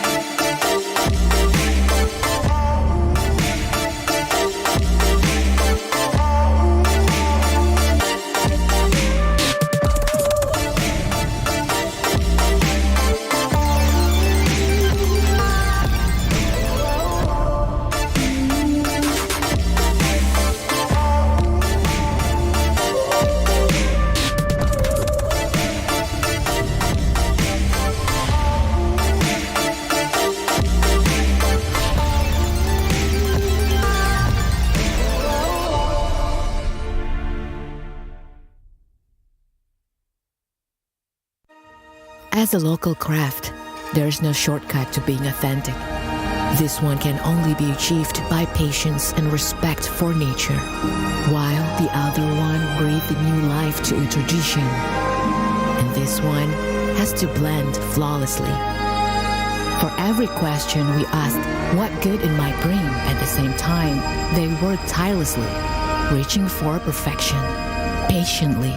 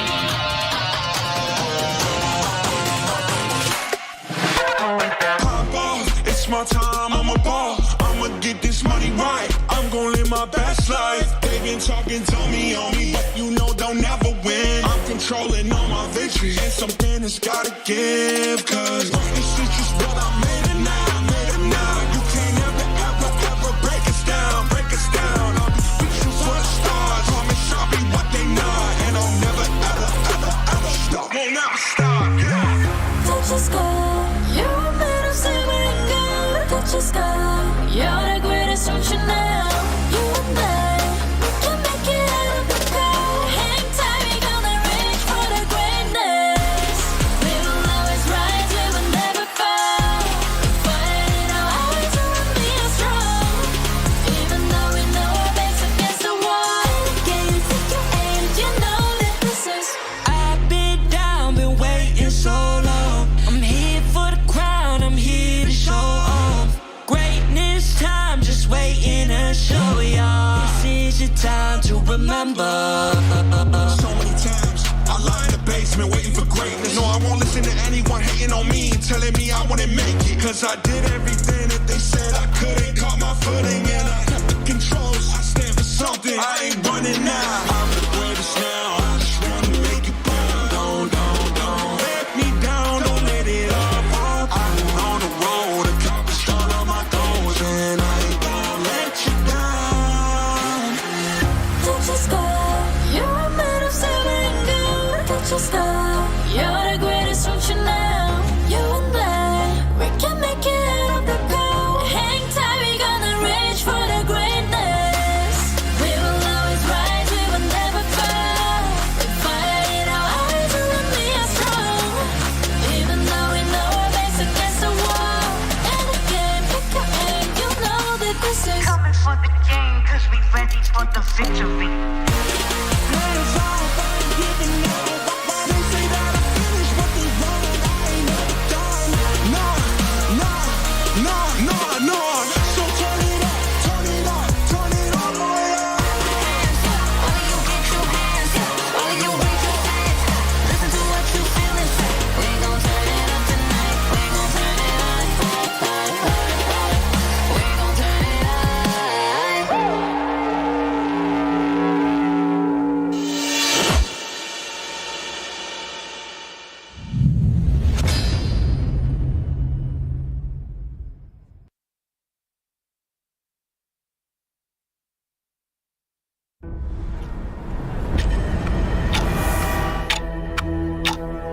We are getting closer to the ultimate battle in Jakarta. It's an amazing, beautiful tournament. I can't wait to get to the game. All eyes are on one stage only. All for that ultimate prize, to be M4 World Champions.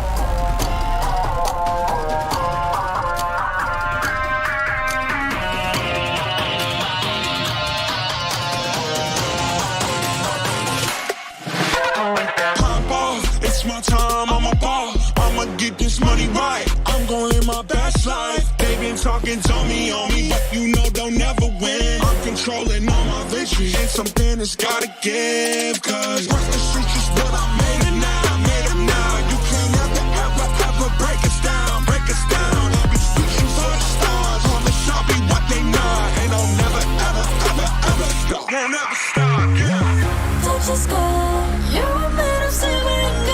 Touch the sky, you're the greatest, don't you know? You and I, we can make it out of the cold. Hang tight, we gonna reach for the greatness. We will always rise, we will never fall. Fighting our eyes around me are strong. Even though we know our backs against the wall. Can you take your aim? You know that this is. I've been down, been waiting so long. I'm here for the crown, I'm here to show off. Greatness time, just waiting to show y'all. This is your time to remember.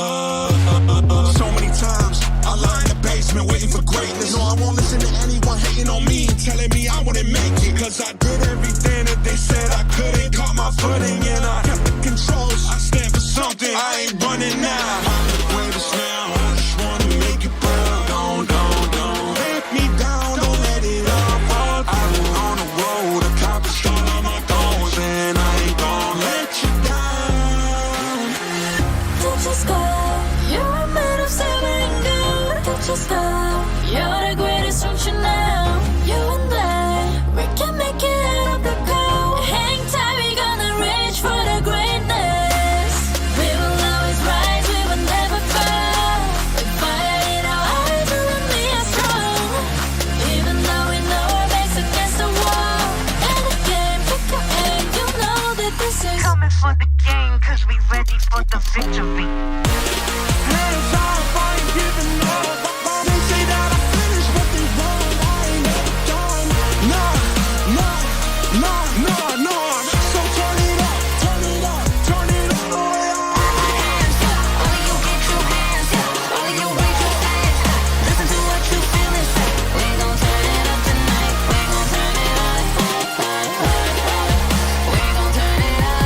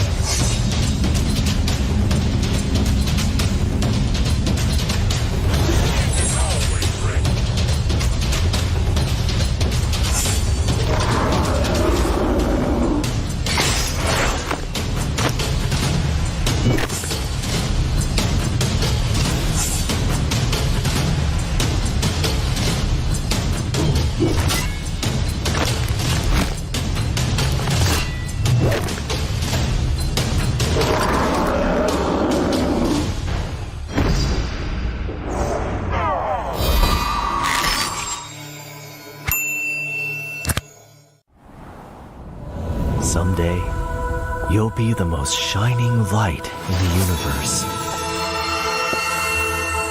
The star will be burned for you, my flare.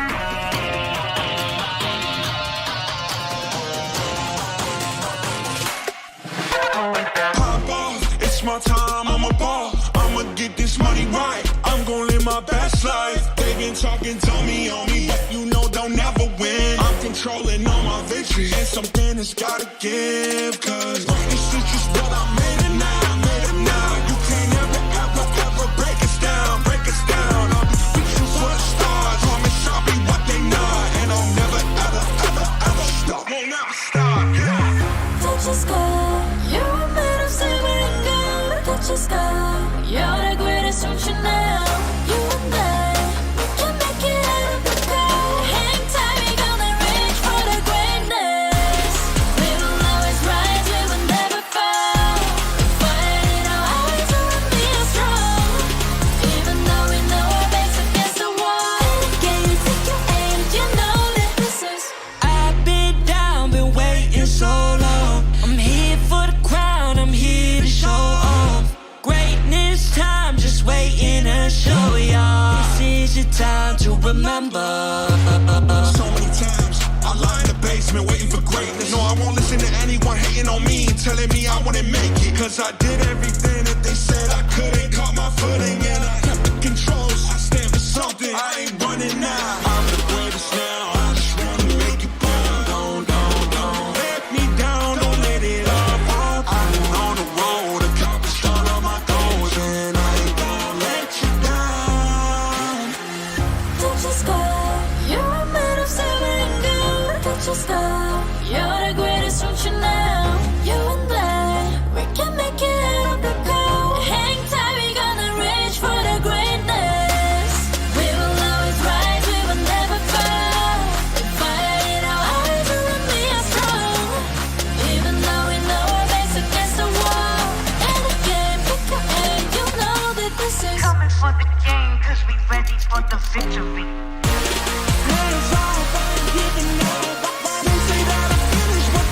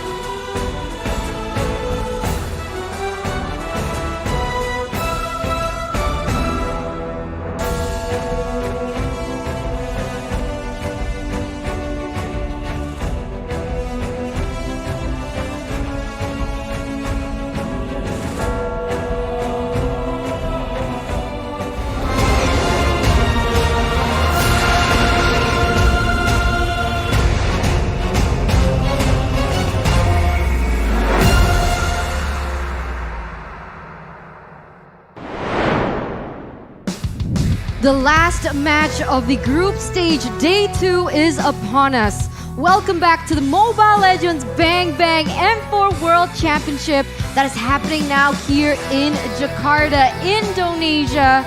And this has been an amazing turn of events. Welcome back to the caster desk. It is me, Eterna, with Naisu, as well as Gideon. Once again, I would like to be a fence sitter. This time I cannot be, and hopefully we can actually get it through. But I am scared that RRQ Akira might have a perfect group stage. Just the seed of doubt. I think they're in the right moment for that, the right position, right? And I think this is going to be a big thing for them, because if they can take out Team Hawk here, not out of the tournament, but in this match, they set themselves up at the top of the groups, I believe, with that 2 points. Yes, absolutely. They were looking really strong. I mean, I don't think anyone really expected them to be able to go that dominant against the Valley. So we'll see what happens, because before we get into the last match, we want to remind you guys that M4 is powered by Moonton. Presented to you by TikTok, the official content partner. Supported by Secret Lab, the official gaming chair, and esports charts, our analytical partner, Gang, as well as our official merchandise partner, MiWatch, our media partner, and last but not least, the Ministry of Tourism and Creative Economy of the Republic of Indonesia.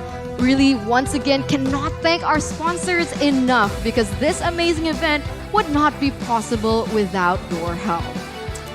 With that being said, the final match of today, Naisu. Now, you're putting a lot of focus on me here, Naisu, I want to know your thoughts about this upcoming match that's going to come up on screen.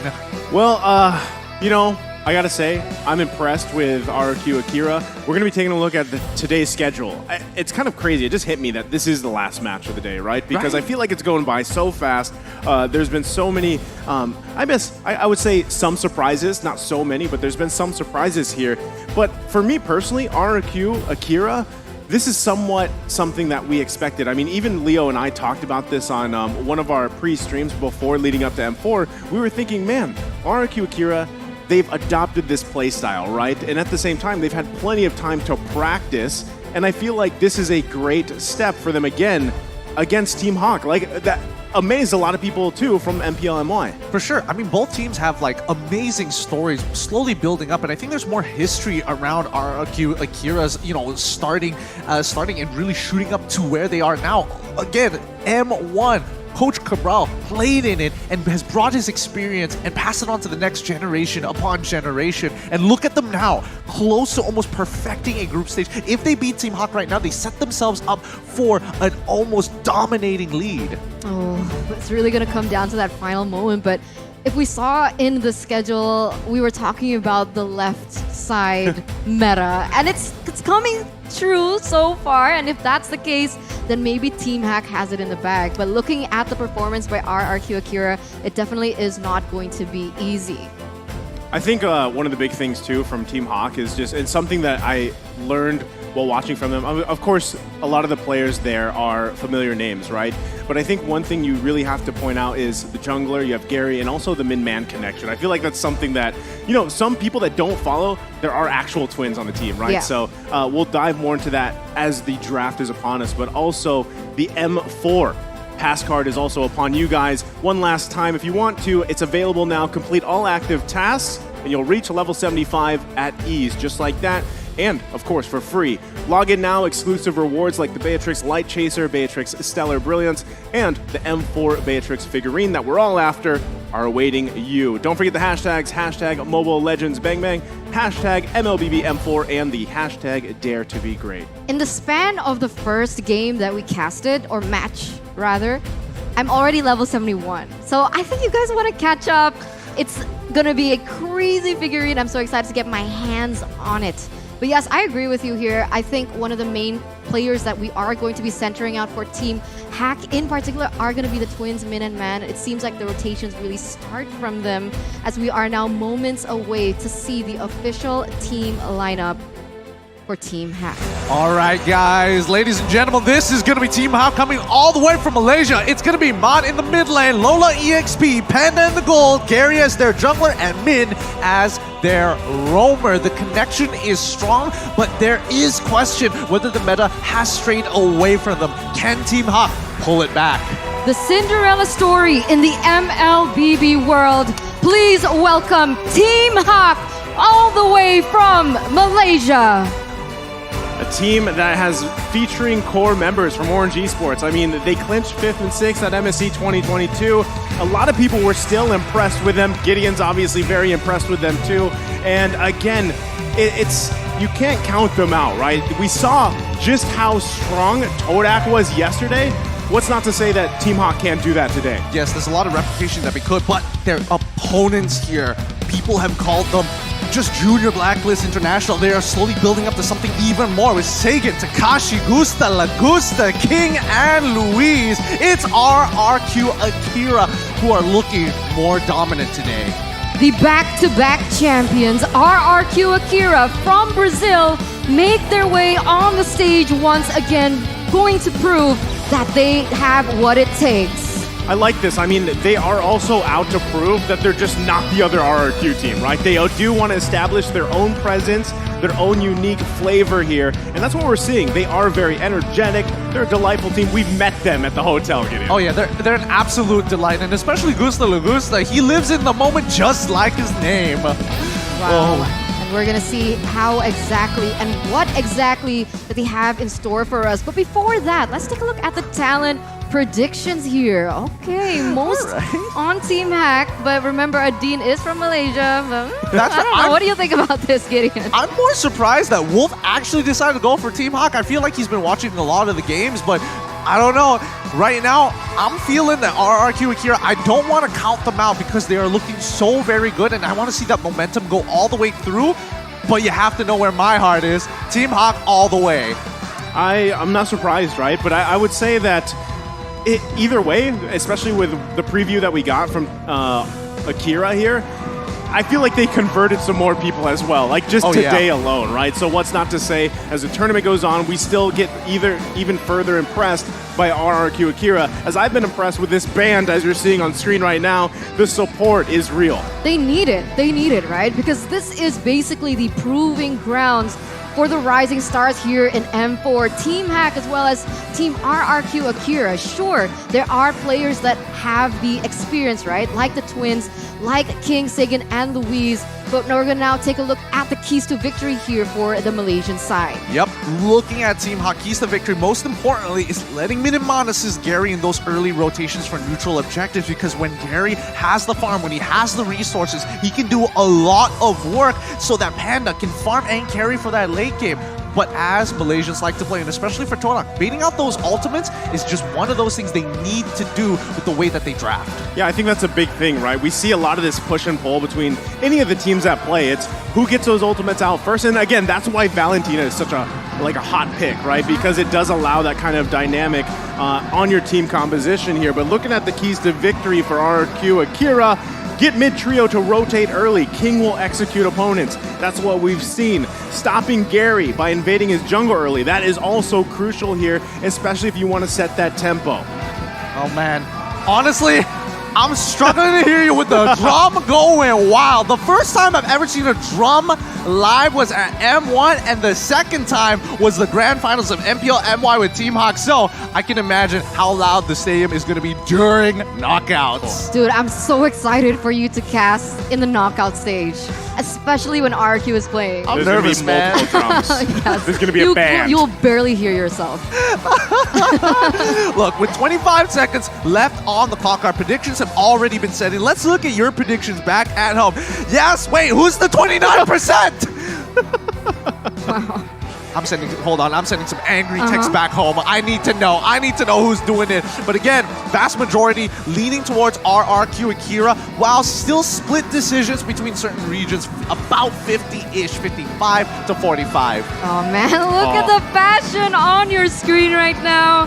The RRQ Kingdom.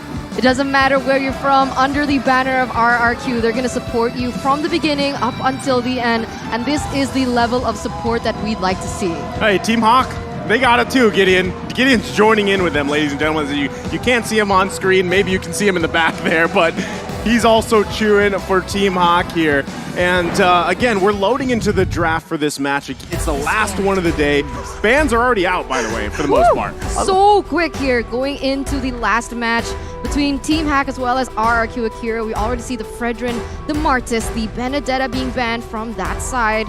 Whereas RRQ Akira, they've opted for the Fanny and the 1-1 ban. So fast, so crisp. They already know what they want to get rid of. And again, a lot of targets on towards flexible picks in the jungle and the EXP lane. The fact that they got rid of Martis is rather interesting, but I would like to see, because even though Team Hawk likes to play for those big team fights, there's so many easy, simple counters. Diggy, for an example, being just the end-all, be-all to team fight comps that rely on heavy engaged CC. I like that they took out the Benedetta as well, right? Because of the Takashi game that we saw earlier. So as we get further in the tournament, you'll start to see those respect bans come out, and we're already seeing them in day 2 here. Last ban, though, from RQ Akira is going to be that carry here, who we've seen picked up quite a bit of time. And just like we saw with Benny Cutie, the amount of damage and attack speed you can build on the carry deserves that ban right now. For sure. Right now, I'm sweating for Team Hawk. At some point, they need to lock in a hero for Panda relatively early on. Joy's still available, but it looks like Glue, of course, going to get locked in for the side of Team Hawk. At least Lola, I know for sure, is comfortable on this hero. Man, we totally forgot about the Glue. The Glue is going to be the #1 priority, obviously, with how crazy and dominant he has been when he gets opened up, right? The amount of level of cooldown that has been taken away from him is just so imperative, and it makes him kind of untouchable at this point. So now RQ Akira, they are forced in a position that the Valentina is open. Are they going to go for it themselves, or are they just going to go in for the other prio heroes? I think Valentina, they might want to hold off on. Pharma seems to be a more optimal pick, especially when you're up against the Glue. Although we did see day 1, there were a couple of moments where it's a bit awkward. So for now, they're going to be locking in the Valentina. I think that's not a bad pick regardless, but also the Joy. So I'm wondering if this Joy, we're going to see Joy again go in the jungle here in the hands of King. It could be a possibility. The Valentina still, I think it is a good priority pick, but you want to be able to ensure yourself that you're not cut off from the ultimates that you need. You still have to play around that like we saw in the previous matchup. And usually, more often than not, you have at least 2 choices of ultimates to take, and that's really up to you or your team on how do you utilize that, right? So again, those choices are going to be here for RQ Akira to make. But also on the other side, Team Hawk, now they've got to decide what their next 2 picks are going to be for the first phase of this draft. And there you go, it's locked in. It's going to be Dairoth's first appearance here so far in M4. And there's the Kadita, who we've gotten used to seeing up to this point. I respect it. I respect it a lot. The fact that Glue is already locked in, we know for a fact that Dairoth is going to go into the jungle, and that means Gary is going to be quite proactive throughout this game. So RQ, they need to start thinking of ways to either slow down Gary, and that could be done in 2 ways. Lolita as a way just to, target lock stun, and then make sure you disengage with the Numenor Blast later on, or look for a more invade-heavy, priority-focused composition, looking to push the enemy back, and then invade their jungle and steal resources. I'm thinking, right? Because with the Kadita being picked up, they are going to rely a lot on that early game pressure. They need to find these pickoffs. And before they go into the second phase, they've actually picked up the Claude. That leaves very little options for Panda. I mean, look at the bans so far. The Wanwan, the carry, they take away the Claude. That leaves Beatrix, which is most probably going to get banned out. Leslie's also gone too. So again, the gold lane hero options are getting narrower and narrower. But here's the thing. You don't necessarily have to pick a marksman for the gold lane. That's something that we're seeing here kind of from some teams, right?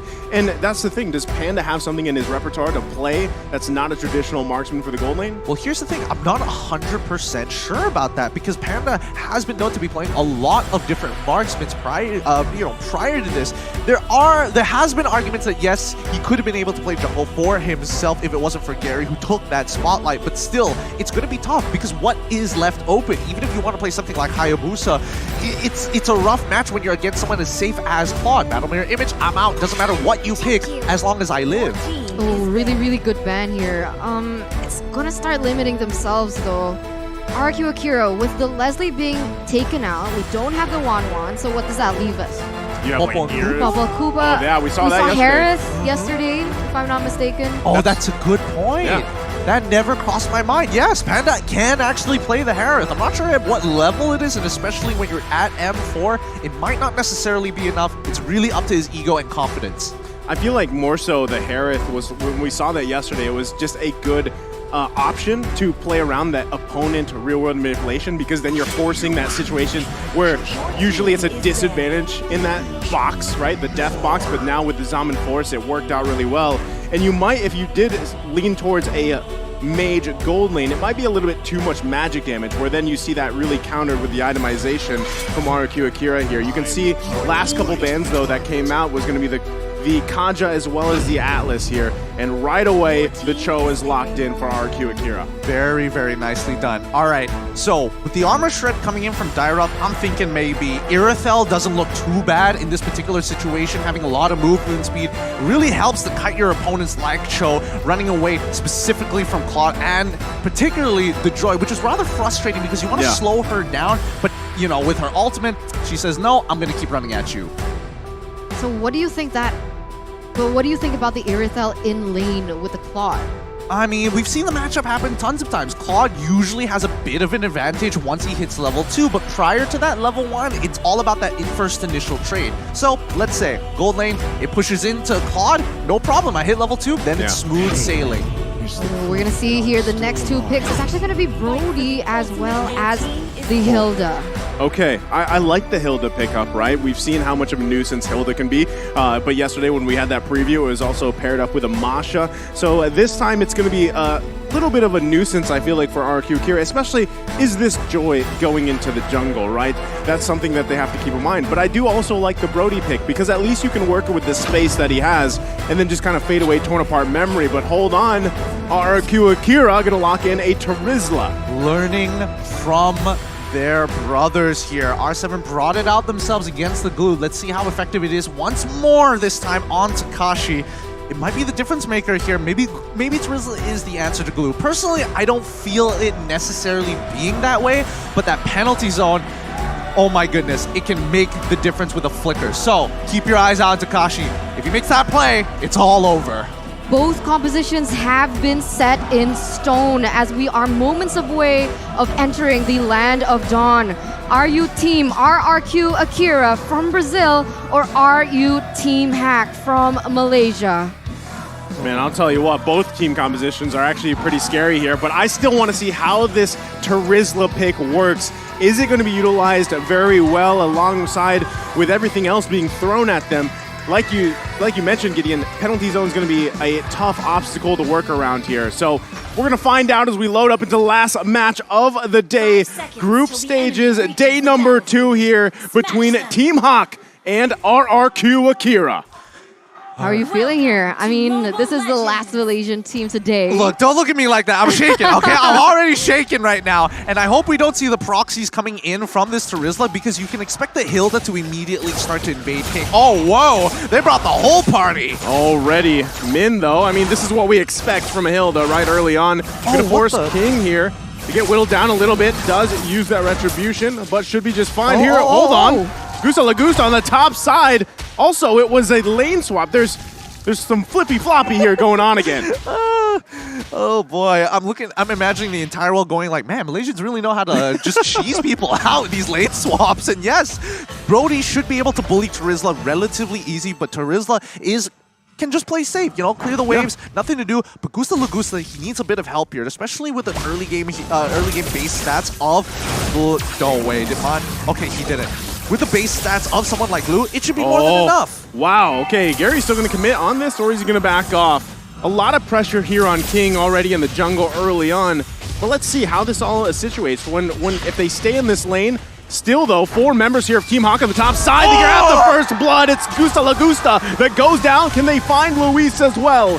Min has to back off. He's quite low, but already first blood for Team Hawk. Beautiful, beautiful pressure from Team Hack here. They know exactly the winning conditions for RRQ Akira, and that's going to weigh heavily on how Gusta Lagusta is able to farm. And in this early game, he's already been taken down once. They already have a lot of damage onto this tower in the top side, and they're going really crazily more onto this. they're getting hyper aggressive here. I think they're gonna proxy this wave. They might even, honestly, if they wanted to, they could have broken the first turret and traded for the turtle, but instead, they're gonna run down and focus on these neutral objectives. Oh, Takashi. Oh, Team Hawk making their way down to the turtle pit here. They're gonna find the target, and Takashi falls here with the setup. Now it's Saijin here. King still gonna be working on the turtle. The rest of the team coming to join the party. Can they grab it? It's King that gets the turtle with retribution. They're gonna force the flicker out from Saigon. And just like that, it's 2-0 for Team Hawk with a nice little bit of a lead.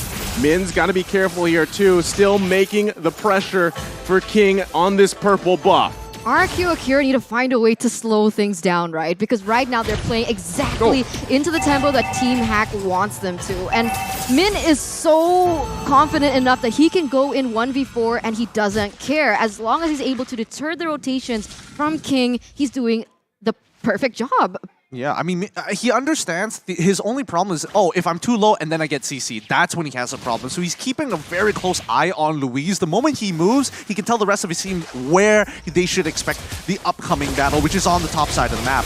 Okay, they're going to focus on Man here. He takes a little bit of damage, should be able to heal back up, uses the rough waves as well. Gets out of dodge for now, but still into the jungle we go. It's Min continuing on being a nuisance, but King's had enough. Can he get the kill? Here's going to be working on it. Lola there to help him out. Nobody goes down yet. Tell me, I mean, everybody can say, you know, EXP late, it's so boring, and Glue, he's not busted. Don't lie to my face. Don't you ever lie to my face. He is so unbalanced right now. Well, he's going 2 versus 1. Gets the way of the dragon just to disengage. But yeah, wouldn't you rather see this than the Esmeralda or Uranus matchup we always used to see before? Yeah, true. I mean, like, how many seasons did we see the Esme Dairoth or Esme Uranus? Hey, right? look, as the M series historian here, I'm tired of seeing Lunox Harith. You know, that was a very good amount of a long time. Same goes to Grok, but hey, you know, in this particular situation, at least Glue brings a bit of color. I mean, right now, RRQ Akira, they are trying to be aggressive as well, and that was kind of questionable, right? Because the last team fight that they actually wanted to go for, it wasn't Cho with level 4 yet, so he didn't have the CC that he wants, and now you can see once again how aggressive they're going, but here we go! Gary gonna get kicked into the wall. It's King that grabs the kill here. So a pickup for RRQ Akira, and Takashi grabbing another one as 2 fall. They're gonna look for a third man on the run here. 4 members of RRQ on the hunt, and Man can't escape that as Luis takes him down. That's what I was talking about, right? They need to know when their power spikes hit. They need to know that most of the members from their team require that level 4 to have an impact in the game, and that's exactly how they are going to be able to turn it around. They need to play patiently, look for the moments, and not force anything. Oh, just like that, another pickoff here from Luis, the right target. Min, though, gonna bob and weave the best he can. We've seen this before. He's able to escape with the sprint. What's up with us in Hilda? We're just cracked on it. We're so crazily good on it. Honestly, even during MPLs, they don't look this good. So here at M4, these supports are really waking up to the movements, and especially with the way that RRQ is handling them. But I do think that RRQ, they're starting to adapt to this. They're slowly adjusting. Man, that was like deja vu. Literally same pathing, same hero, same country. And just like that, another turtle going in the hands here. And Team Hawk, look at the lead that they're building, right? It is slowly but surely building in their favor, but I gotta say, RRQ Akira finding moments just like this. It might be another kill here, but Luis, look at the damage coming out! Gary punishing him with the strike, forcing the flicker back. Now it's King there, here to help Gusta Lagusta. And just like that, another pickup. Wow, they didn't actually get the trade kill there. Okay, good moves coming in from Team Hawk. Just fast guerrilla warfare, in and out. 1-0 trade for the moment, as we do have a moment to take a look at the items. It doesn't seem like Sagan or King want to commit onto this, so Gideon, take it away. I'm just looking at Glue, the fact that he's got 2 complete items already on the board. He's got the most gold on his team. And then I'm looking down at Panda, who's only got 41, and he's just like, yeah, this lame swap was great. Hey, you know what? You can call it a cheese strat if you want, but it seems to be working, I mean, for the most part, right? Now, how will that continue as the game goes on? Again, you have to look at the small lead that they've built themselves up to this point, right? 7 minutes in, they can still work around that, but still, Luis doing an amazing job trying to find any kind of pickup he can with the way of the dragon, so he's got to kind of get past this mid-man combo. King now trying to poke away here. Look at the ultimate also that Saigon has, already forcing the rough waves. That's big. Conceal play going to be committed here. Lola, though, like you said, the front line. King, though, still going to be committing. They know Man does not have the ultimate here. They're going to go in with the flicker. The TikTok play comes out. Lola still trying to survive, but it's Panda that takes out Takashi on the top side. But Min falls here in the mid lane. Lola's still on the run. Do they find him? Lola can't get away. Oh, he does, though. Panda there. Now it's Luis that gets taken down by Gary. Huge back play from Team Hawk. 2-for-1 trade here for RRQ Akira, and it seems like they're going to look for more. But they do have the man advantage now to be able to go and center their focus and the neutral objective, which is that turtle. Oh my goodness. Right now, Team Hawk, they're just slowing down the game by, again, just harassing, consistently poking at the opponent. They don't really necessarily need this turtle, but denying it from RQ is even more important. Oh, they're just going to focus on King here. Look at the damage already. The Retribution came out, too. So Gary just going to go ahead and grab that turtle away. And just like that, Team Hawk furthering this objective lead now. Focusing also in the mid lane. Might be looking to get the tier 2. Can RRQ hold on to it? So far, they do. Oh, this is an exciting match, and honestly, with Team Hawk, the way that they're playing, again, a series of unfortunate events for RRQ. While they were actually looking for that engage in the previous fight, Team Hawk were actually opting to go for a lane swap. So they caught Lola midway into the river, while you see someone like Brody Panda just taking out the first turn, coming down to join the fight, and cleaning up what he can. Yeah, that sucks. Yeah, it's just... that sucks. Like, what can you do? Plain like, and simple. You look at the VOD, imagine like Brawl sitting there, it's like, well, I mean, that's just awkward timing, right? What can you really say? Oh, I mean, on top of that, Gary now already has a Malefic Roar, so that is more so going to be shredding into the members of RRQ Akira here. Takashi. Still, though, they're actually able to fight off a little bit here. Man on the run. Not going to find anything just yet, though, but, you know, there's focus on the right places here for Team Hawk. It's RRQ Akira responding to the tempo being set, and a lot of that has to do with Man even on this Hilda, like we were mentioning. Let's see if they can play around this. Gary waiting patiently in this death bush, possibly. They know he's there. No one going to commit just yet. Poking back and forth here as everybody goes back. Lola, though, had to split out of there. All right. We need to talk about the compositions right now. So, because as good as Team Hawk looks right now, in the later stages of the game, they're going to get outscaled by RRQ. Brazil, and oh, they're not going to die this, are they? Man has to be careful here. Still has a flicker, though. Gary going to get out of there. Luis, though, finding a target. It's Min that falls. Panda, though, punishing Takashi. Knockup, they still hold on to the tier 1 turret. Man, 1-for-1 trade for the moment, but in the grand scheme of things, Team Hawk, they are still holding on to the lead. Man, the min-man synergy, the combo that they can actually go for is insane. And you can see that RRQ Akira, they respect it a lot, right? They try and bait that out. They try to bait the ultimate coming in from Man out before they try to engage onto anything. But here is the next Lord. We see that Gusa Lagusa, he doesn't have his ultimate just yet, so that's actually going to be something that Team Hawk can use to their advantage. Absolutely. If Team Hawk get this first Lord, they should be able to get at least a couple of the outer turrets to secure a 5k goal lead. And that's important because, again, Team Hawk are playing for a very early game composition. Oh, there you go! Okay, and Min's not even there, right? He was going to go top side. Now he made his way back down here. Lord reset. They're just trying to get out any ultimates, like going back to the keys of victory here. Whichever team is able to bait out those ultimates, they get that upper hand. Look at the positioning for King and Saigon. They're still working around. Lord still being focused. Bob and weave between both teams, though. They could get sandwiched in here. Panda, though, going to find Takashi. That's Gary that grabs the kill. Another flicker going to commit. Man is the one to fall. King on the retreat here. Still, again, a 1-to-1 trade. Lord still for the taking. Honestly, RRQ is just doing a phenomenal job here at slowing down Team Hawk. They just need time, and if they have to trade 1-for-1 while Team Hawk is ahead, it's such a big win for them. Look at that. Min forcing back King. Luis, though, another initiation with the Way of the Dragon, but he gets punished by Gary. Lord's still going to be worked on. Lola flickering out. King has to back off. He's too low. Min, though, Saigon able to grab a kill. Min to fall. Lord still up, working by Gary. And now RRQ getting in position. Lord's going to go in and reset. Gusa Lagusa trying to focus on this tier 1. Can he grab the turret? Man taking the damage. But he finally clears the minions, and we're back to square one. I mean, after all of that, nobody has gotten their hands on the Lord, and they're doing this really nicely. Team Hack, they need to I like the dancing, guys. That's right. I like the dancing. Oh my god, what?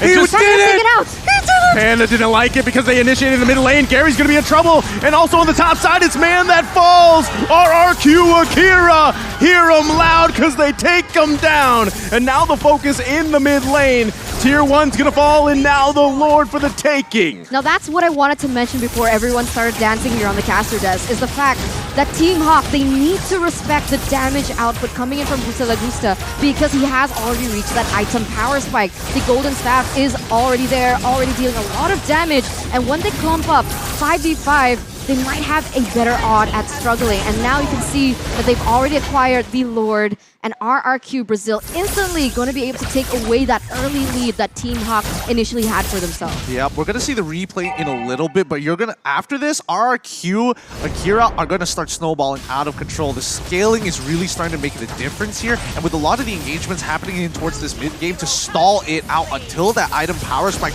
it's putting a huge stall on Team Hawk's plans. They need to end this as quick as possible because at the end of the day, Panda, he has to only farm, and when even at max items, he doesn't scale as hard as Gusta Lagusta. Oh, they're going to be looking to take out Min here as he's going to be the focus. Takashi going to miss that ult. A little bit short here, but still Min on the run. Can't get away, though, from Saigon as he cleans up the kill. Focus on the tier 2 on the top side. And RRQ just in a comfortable lead right now.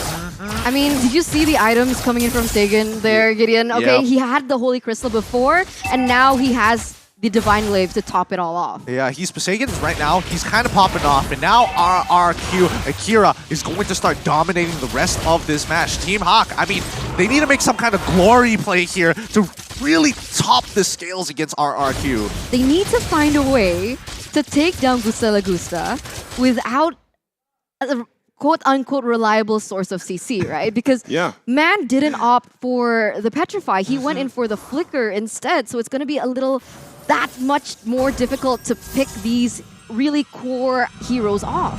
And he doesn't, I mean, even looking at the items, he doesn't really have that burst potential just yet. I mean, he could probably get someone half health low, but King going to be the focus here. Getting caught in a lot of CC as Gary's able to get the kill. But still, can they play around with that? Team Hawk might be looking for something. The flicker is going to come out. Lola, though, looking to get a pull, but can't get it. Takes quite a bit of damage. Luis is there. Saigon's going to flicker in to grab the kill, but into the penalty zone they go. Takashi unleashing. Oh my God. We grab another one after another falls. It's a wipeout. A triple kill for Gusta Lagusta as he was able to just dish out so much damage with that ultimate. I mean, he was basically like free hitting from the backside, and that's it. Wiped out. Is this the final moment for Team Hack? I mean, they're cutting it down one by one, and I think this might just be it here. They have more than enough damage, and unfortunate to say, I told you so. No! That RQ's lane game, that's what we were looking for. Oh, so unfortunate. It only took one moment, one wipe out for the early lead that Team Hawk had set for themselves to be instantly taken back from them. Well done to RRQ Akira. You know what's crazy? Like, how many times did Takashi, like, mess up the ult? And even, I don't know if you guys caught that, but even in the early game, right? The mishap. But the one that mattered to really turn that team fight around even to clean it up was that final moment where he landed, I believe it hit 2 or 3 members of Team Hawk, and then they cleaned up from there. And like Eterno was painting, you know, that picture of Gusta Lagusta being online, especially with that Malefic Aurora being locked in, everything just fell into place for them. Yeah, I mean, honestly, if we're looking at the way the game was going to go based on the compositions alone, it follows the script, you know? If you aren't able to get that first Lord to secure that lead, the game just becomes more progressively difficult for your team that does not scale, which, again, that's why a lot of teams, if they take up Brody, there's only 2 ways of playing it. Killing spree for that early game, or they're going to go for that weapon mass to ensure that they have enough stats for the late game. Yeah, you're right. You're happy again. Huh? You're happy again. Casual smiling. Casual smiling. Who's happy? Not There was no hitting the desk in this one. No. Ino wasn't playing, but yeah, that was really entertaining to watch. I just wish they went in a little more all in for Team Hawk with the Kadita Petrify, because I felt like their composition kind of lacked CC at the end of it. Like, they were really good at rushing, they were really good at that in the early moments of the game, before level 4, but as soon as all the members from RQ Akira had that, it looked a little bit more difficult for them to put the same amount of pressure that they had earlier on in the game. No, I totally agree with you, and I think, that's a fundamental flaw, unfortunately. But again, they didn't get the snowball as much as they want to. If they had a 10K gold lead, very different story, very difficult to come back from. 5K gold lead, it's about 60-40, and that's the odds that Team Hawk was looking to get. Like the crazy thing though is because of that, cheese track, call it what you will, in the beginning, the lane swap basically. It got them that early lead, but still I think Luis especially on that show did an amazing job at just kind of forcing the team to get back into the game with a lot of those on-point way of the Dragons. Even if it didn't result into a kill, it disengaged things for a little bit for the team to catch up. But then there were times where it did convert into a kill, and I feel like they did a great job at just working back from that lead that was Team Hawk in the beginning. Man, so patient, so patient. I loved it. I loved it. Are you sad? Maybe a little. Little. It's okay. Maybe a little. Wait, yeah, because we're on the second day of the group stage, which means on the 4th day, they're going to be playing again, right? Yeah, that is true. Yes, that is correct. But hey, hopefully things are going to change in that time. I'm curious to see the item build here because I'm pretty sure they went with the double support blessings for the side of Team Hawk. So when we pull that up on the screen, then we can get a bit deeper because I want to see what Takashi built as well. Okay, so now we're going straight into the item builds for that team. 10-16, 15-minute game. RRQ Akira winning it out. Winning it out, Gideon. I'm sorry, I got distracted with the chanting going on. It's like, who's still chanting? The game's done. But yes, besides my distractions here, again, number one, Sagan, almost full item build here, consistently not dying to a lot of these situations, mainly because, yes, he has 2 dashes on top of the fact that he does have the flicker. But looking over to Mon specifically, if we see his boots, he has dire hit. He is looking to one-shot someone. Although I will still question why did he not take the Petrify to almost secure or guarantee kills on people like Gusta Lagusta, or maybe he just agreed or knew he would go for the Purify.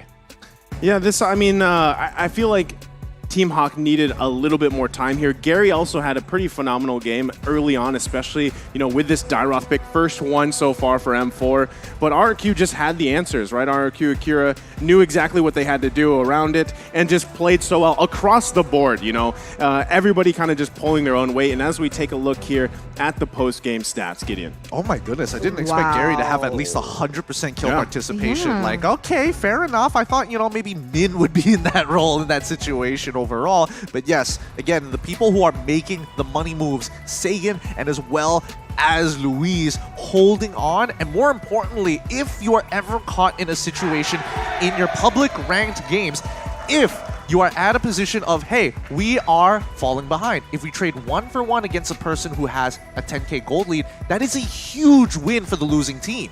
But honestly, on the note of the statistics that we see, it made sense, right? Because Min wasn't really participating in the team fights. The way that he was playing was he was trying to pressure the members from RQ Akira, and so it made sense that they needed the damage coming in from Gary. But my god, I gotta say, from RQ Akira, Sagan played insane. Look at his 94% KP. Gusta Lagusa 2 with an amazing 69%. That's actually matching the Cho with 69%. Yeah, we're going to take a look at the MVP here for the match. It's going to be Sagan here on that Valentina pick. 93.8% kill participation. Wow. I mean, the guy was just making moves all around. A lot of times we saw him use that flicker offensively to pick up kills, and it just worked so well for them. Yeah, I think Sagan, he played a phenomenal game this time around, especially with all the shenanigans going around, not only in his own jungle, but even at the side lanes. He played so very well, and he was very calculative about what ultimates to take. Yeah. And especially in those last moments, stealing Dairoth's ult on top of the penalty zone, that was beautiful. Yeah, we saw that moment. That was actually quite one of the moments that RQ Akira had that kind of turned things around at the end. And he only died once! Yeah, I mean, this is so like a very different game from what we saw for Valentina previous game, right?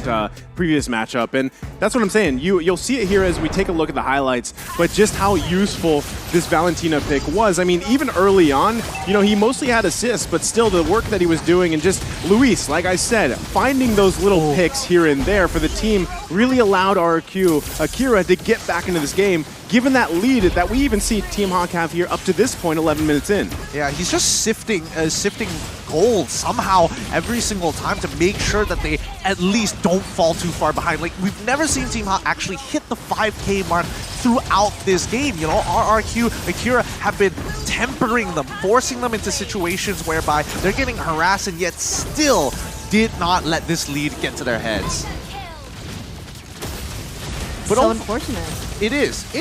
And more importantly, so when you're looking at these towers and the way that they're controlling the map, you would optimally ideal that Brody should have been the one taking out these towers a lot faster than usual. Although it was rather slow, I will give it to Sagan to put on that pressure on the gold lane. It was an amazing game by RRQ Akira. It was an amazing game by Team Hawk as well, but at the end, RRQ Akira had to come out of that game on top. And that's putting the questions on the standings. I'd really like to see what that's going to look like.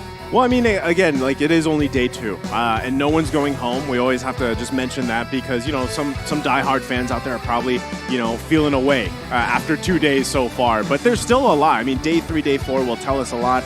And like we mentioned even before going in, we are going to take a look at the standings and everything. But we do know that this puts RRQ Akira at 2 points, right? They're going to be at the top of their group so far. They still have 2 games. I believe their other games will probably be on day 4. I'm assuming as we go back to 8B tomorrow.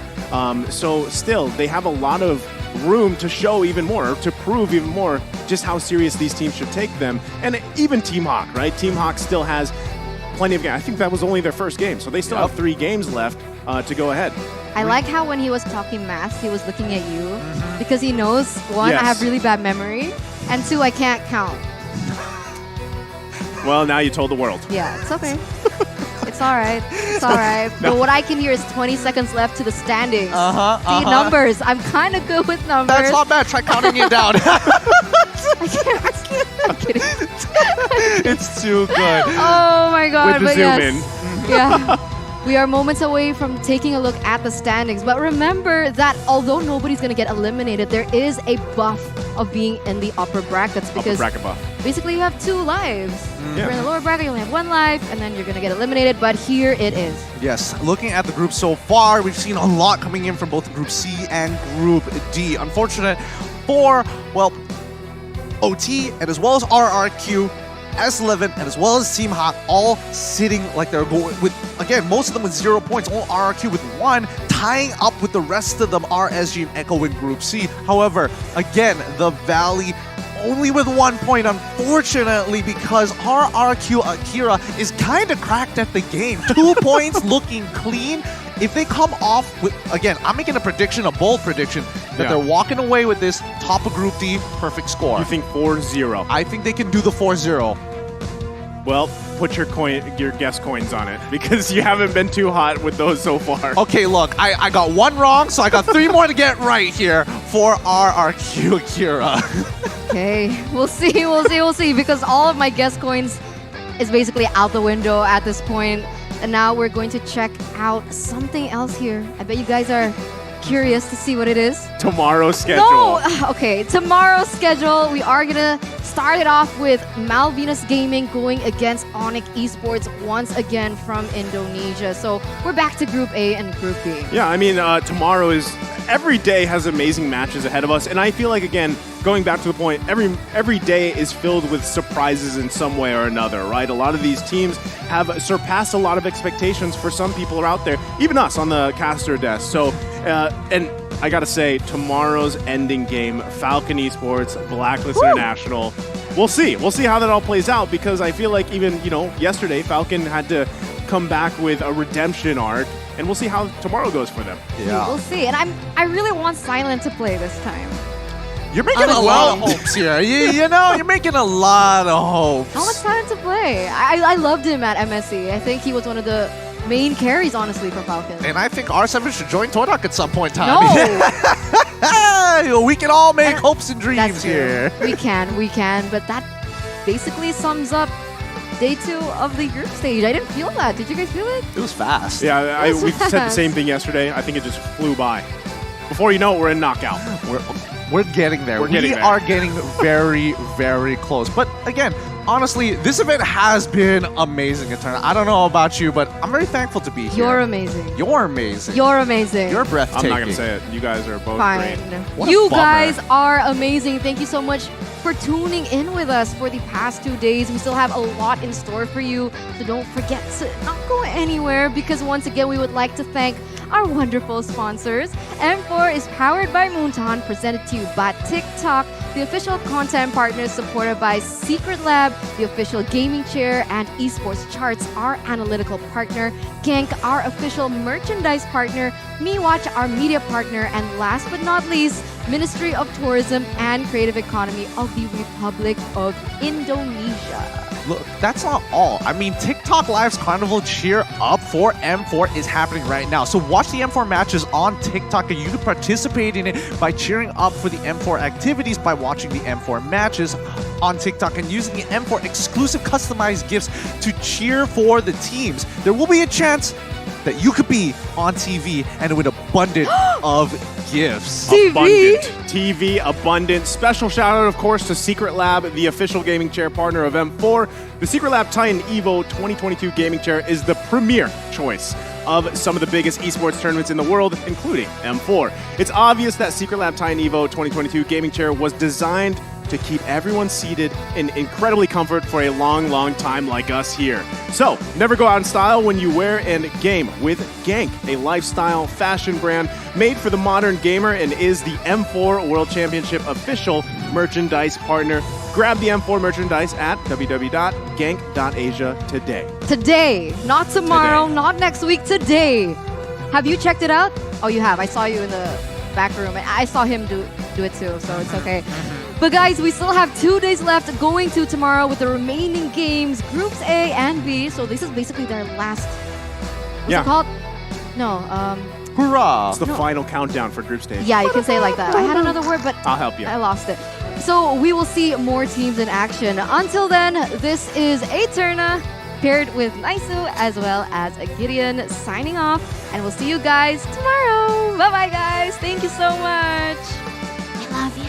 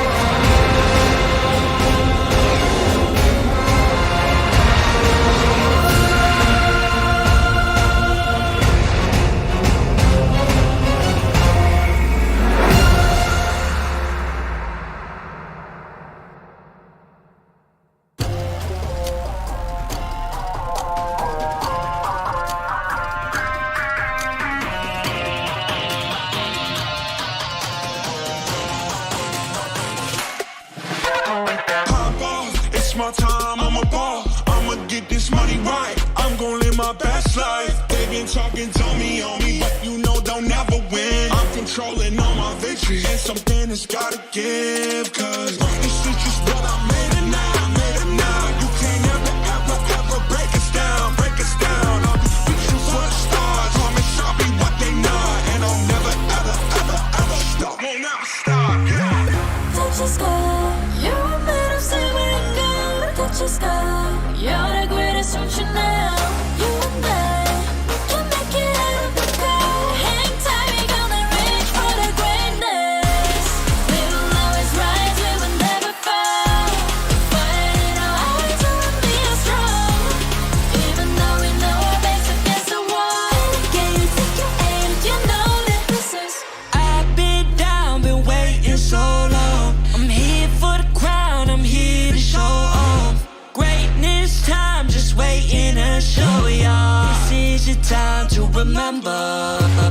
So many times I lie in the basement waiting for greatness. No, I won't listen to anyone hating on me. telling me I wouldn't make it. Cause I did everything that they said I couldn't. Caught my footing and I kept the controls. I stand for something, I ain't running now. I'm the greatest now, I just wanna make it proud. Don't let me down, don't let it all.